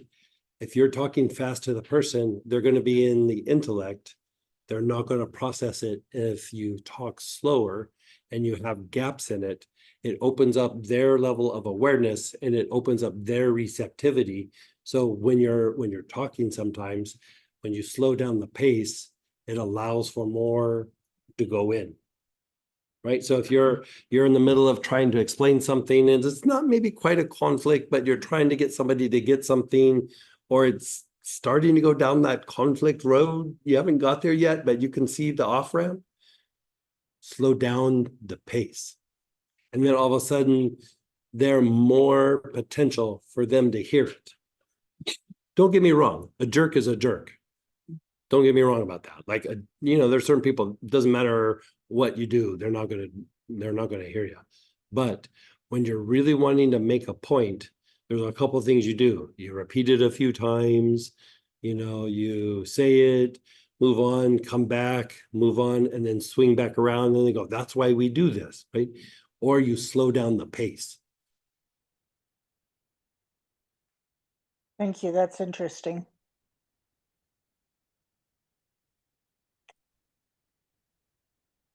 And then go ahead, Barbara, then Sonia. Hey, Miss Barbara. Hey there. Now I know why I never got into saying mantras super fast. Yeah. It's hard. Yeah. Yeah, I just never felt connected to the energy doing it that way. So I get it now. Well, it fatigues the intellect, but it doesn't really generate a lot of energy. You know, it's like there's something happening, but it's not quite like Doesn't doing feel it with the fruitful. cap. What's that? Doesn't feel fruitful. Mm-mm. No. But if the mind's not quieting down and is like being a little busybody or you're grinding on something, it helps. And then when it quiets down, you can go back to doing the mantra that generates the energy. So just a comment in that I'm still not seeing anything by intention. So the white light is just there, but I set an intention that I'm in a ball of light, and that's where I'm at with that piece. So I had a very similar issue, not with necessarily the ball, but like I really had a hard time in my younger years visualizing, right? Like I was just like, somebody would visualize green. And I was like, I'd start with green and it'd turn yellow and then it would be red. And like, it was just all over the place. And I was like, I can't visualize. So what I would do is I would look at images of the green for a while. And then instead of having to visualize, I could just remember.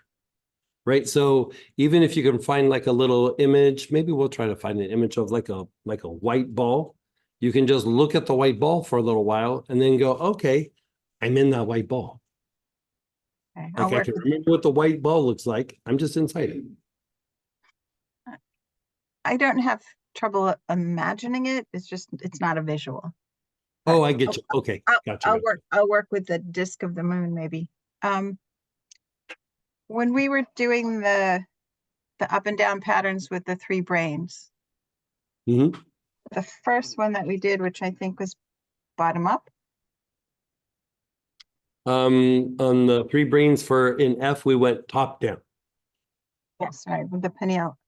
I had this sensation when we got down to the sex chakra that the basic wanted to play too. And I didn't have that with the pattern going in the other direction. I don't know if that means anything. Yeah, it's physicalizing energy into the form. So that would make a bit of sense with the basic. Okay. And the last thing is, what oil would you recommend for working, programming the aura to improve liver function? Or liver function.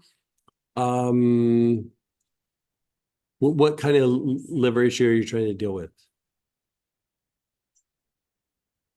Well, cholesterol partly, but just in general. Cholesterol support. Like the support part is like, if it has support in it, it's like it's for programming the aura. And for liver function in general, would it still be that? ANS? Trying to remember what I have in my notes for that.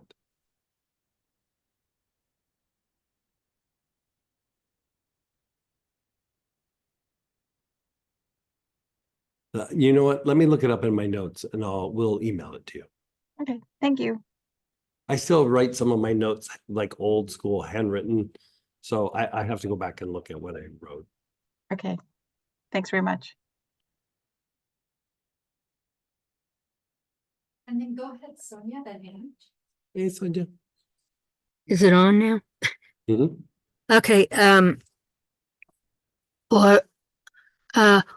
what did you say that the back of the head chakra does? It's for processing. Any processing? I mean, physical, emotional, mental. It does some emotional, mental, and a bunch of physical stuff. Yeah. Okay, and what cleans that back chakra? The back head. There's the back head blend. Also, you could use things like frankincense. You could use frankincense. You could use galbanum. You could use poplar. You could use aloes. But that backhead blend is specifically for that area. Yeah, I don't think I have that. Actually, you could even use hyssop. You could use hyssop for that. Okay. When we did the pineal thalamus pituitary, that's the first time in any class that I have come to full awake. I knew those were off, but I never know what to do. Wow, But it made you feel more awake? Is that what you extreme, said? yeah, because I never feel fully awake. And I Right. have a sleep disorder. I have a hard time. I think this staying awake might be all the your new time. best friend. I think this might be your new best friend. But yeah, and I think it's particularly the thalamus one. Because, Oh, interesting. I had extreme. Which oil did you use? I used, let me see, what did I use? I used Monk's anointing oil. Oh, very good. But see, like I had extreme. That's fancy. What? That's fancy. You used a fancy one. Yeah, I had extreme neural pain for like 25 years. Mhm. And I think Maybe keep rotating between some of the different ones, but if Monk's anointing oil was working for you, work it for a while. Like when you feel like you kind of hit a ceiling, like it's not working like it used to, rotate to one of the other ones. okay. Yeah, good for you. Yeah, even my eyes are, I have problems with my eyes. I mean, like I can feel that they're far more open and energized. I mean, that means that you just have had a lot of physical pain. And even, some of the stuff with the family, I'm sure some of that hits the pain of all that stuff hits the thalamus as well. So work that and work it well. Yeah, because the physical pain, it used to feel like my eyes were popping out of my head. It was just that meningitis pain was, Yeah. every nerve in my whole body hurt, and my whole body burned. So, well, good. You used to say, like there's a certain thing that was off in my brain, and you kept saying, well, come into the reality now. And, I've had so much pain that, I distance from that because but that one, it cleared it. Interesting. Very cool. I really feel 100% awake, and I haven't felt that very since good. I had meningitis. Yes, very good. Okay. Go ahead, Anne. Hey, Miss Ann. Oh, thank you, Greg. Thank you, Sam. This was great. Question. The ORIC programming, it feels like I need all of those oils. Do you have a kit for that? Don't we all? Do you have a kit for that? We were just talking about that yesterday. We'll make one and maybe post it. And there's going to be more that will unwind, but I didn't want to overwhelm.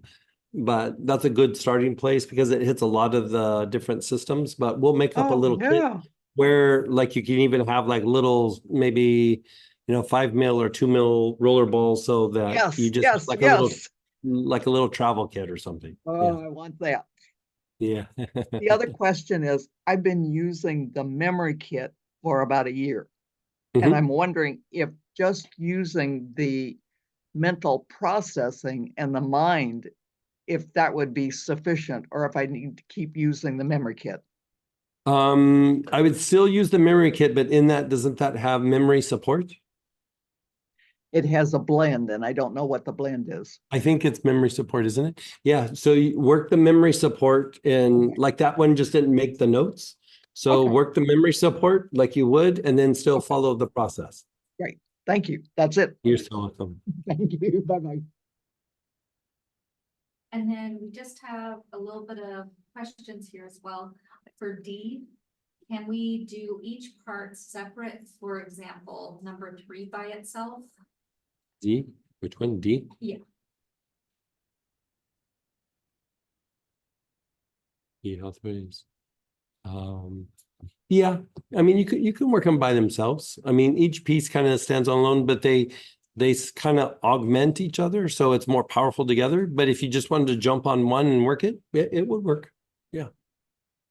Like even for me, like sometimes like the health rays, I might work like say I might work just number 2, application 2, and then I put some of the health rays in, or whatever you're using, in a salt bath, and then I jump in a bath rather than going through and doing the process, and then I just relax in the bath. So you can do different versions of that. Do we always have to do the whole class before doing the RF programming? No, it's actually a separate thing. I mean, the whole class makes the ORIC programming more potent, but so did the generational healing. And remember, like a few years ago or a year ago, I think it was a couple of years ago, the Sandalphon technique. The Sandalphon technique, we were starting to go down the rabbit hole. And so any time you go through and clean up the aura, even the blood oils, all these things kind of clean up the aura. So with that, it would make what you do here more potent, the ORIC programming. But right now, I just wanted to introduce the idea. Later, we'll be expanding on it. I just wanted to drop the idea so there was a little bit kind of stimulate the processes, like you kind of see where things are going a little bit. And go ahead, Letty. Hey, Miss Letty. Hi, Greg. Hi, Sam. Greg, I had a quick question on segment A, the very beginning with the front and back spleen. What's the difference between what are we doing with the spleen here in that section versus when we did it with the actual front and back spleen oil? Here you're stimulating light going into the inner aura, where just working the front and back spleen, you're increasing the potency and the function of the spleen. With the process that we did here, it's very specific for bringing more light into the inner aura. Okay. Like the very like super close part of the energy close to the body, like you're lighting it up when you do that. Okay. Thank you. Yeah.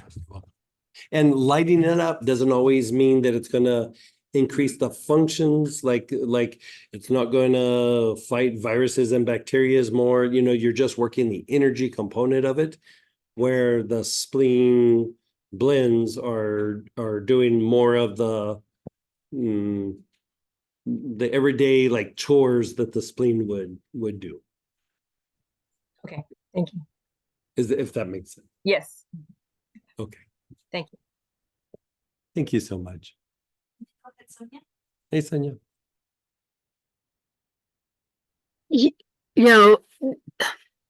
After the 3 glands, well, I also feel a lot more pain.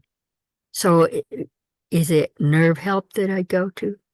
Yeah, I would use nerve help. Right. Nerve help would be good. Yeah. Okay. Yeah, I usually have chronic pain, but things don't make it go away. Yeah.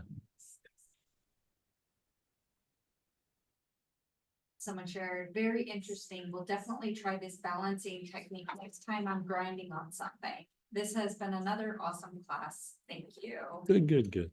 On page 2, can we do step 2 and 3 without doing step 1? Yeah. Oh, yeah. Yeah. In fact, this is the first time I taught it with the spleen. So yeah, you totally can do that. You got a thing in your hair. Any good oil for a salt bath tonight? Any good incense for after class? Frankincense or sage, I think, would be pretty good, solid choices.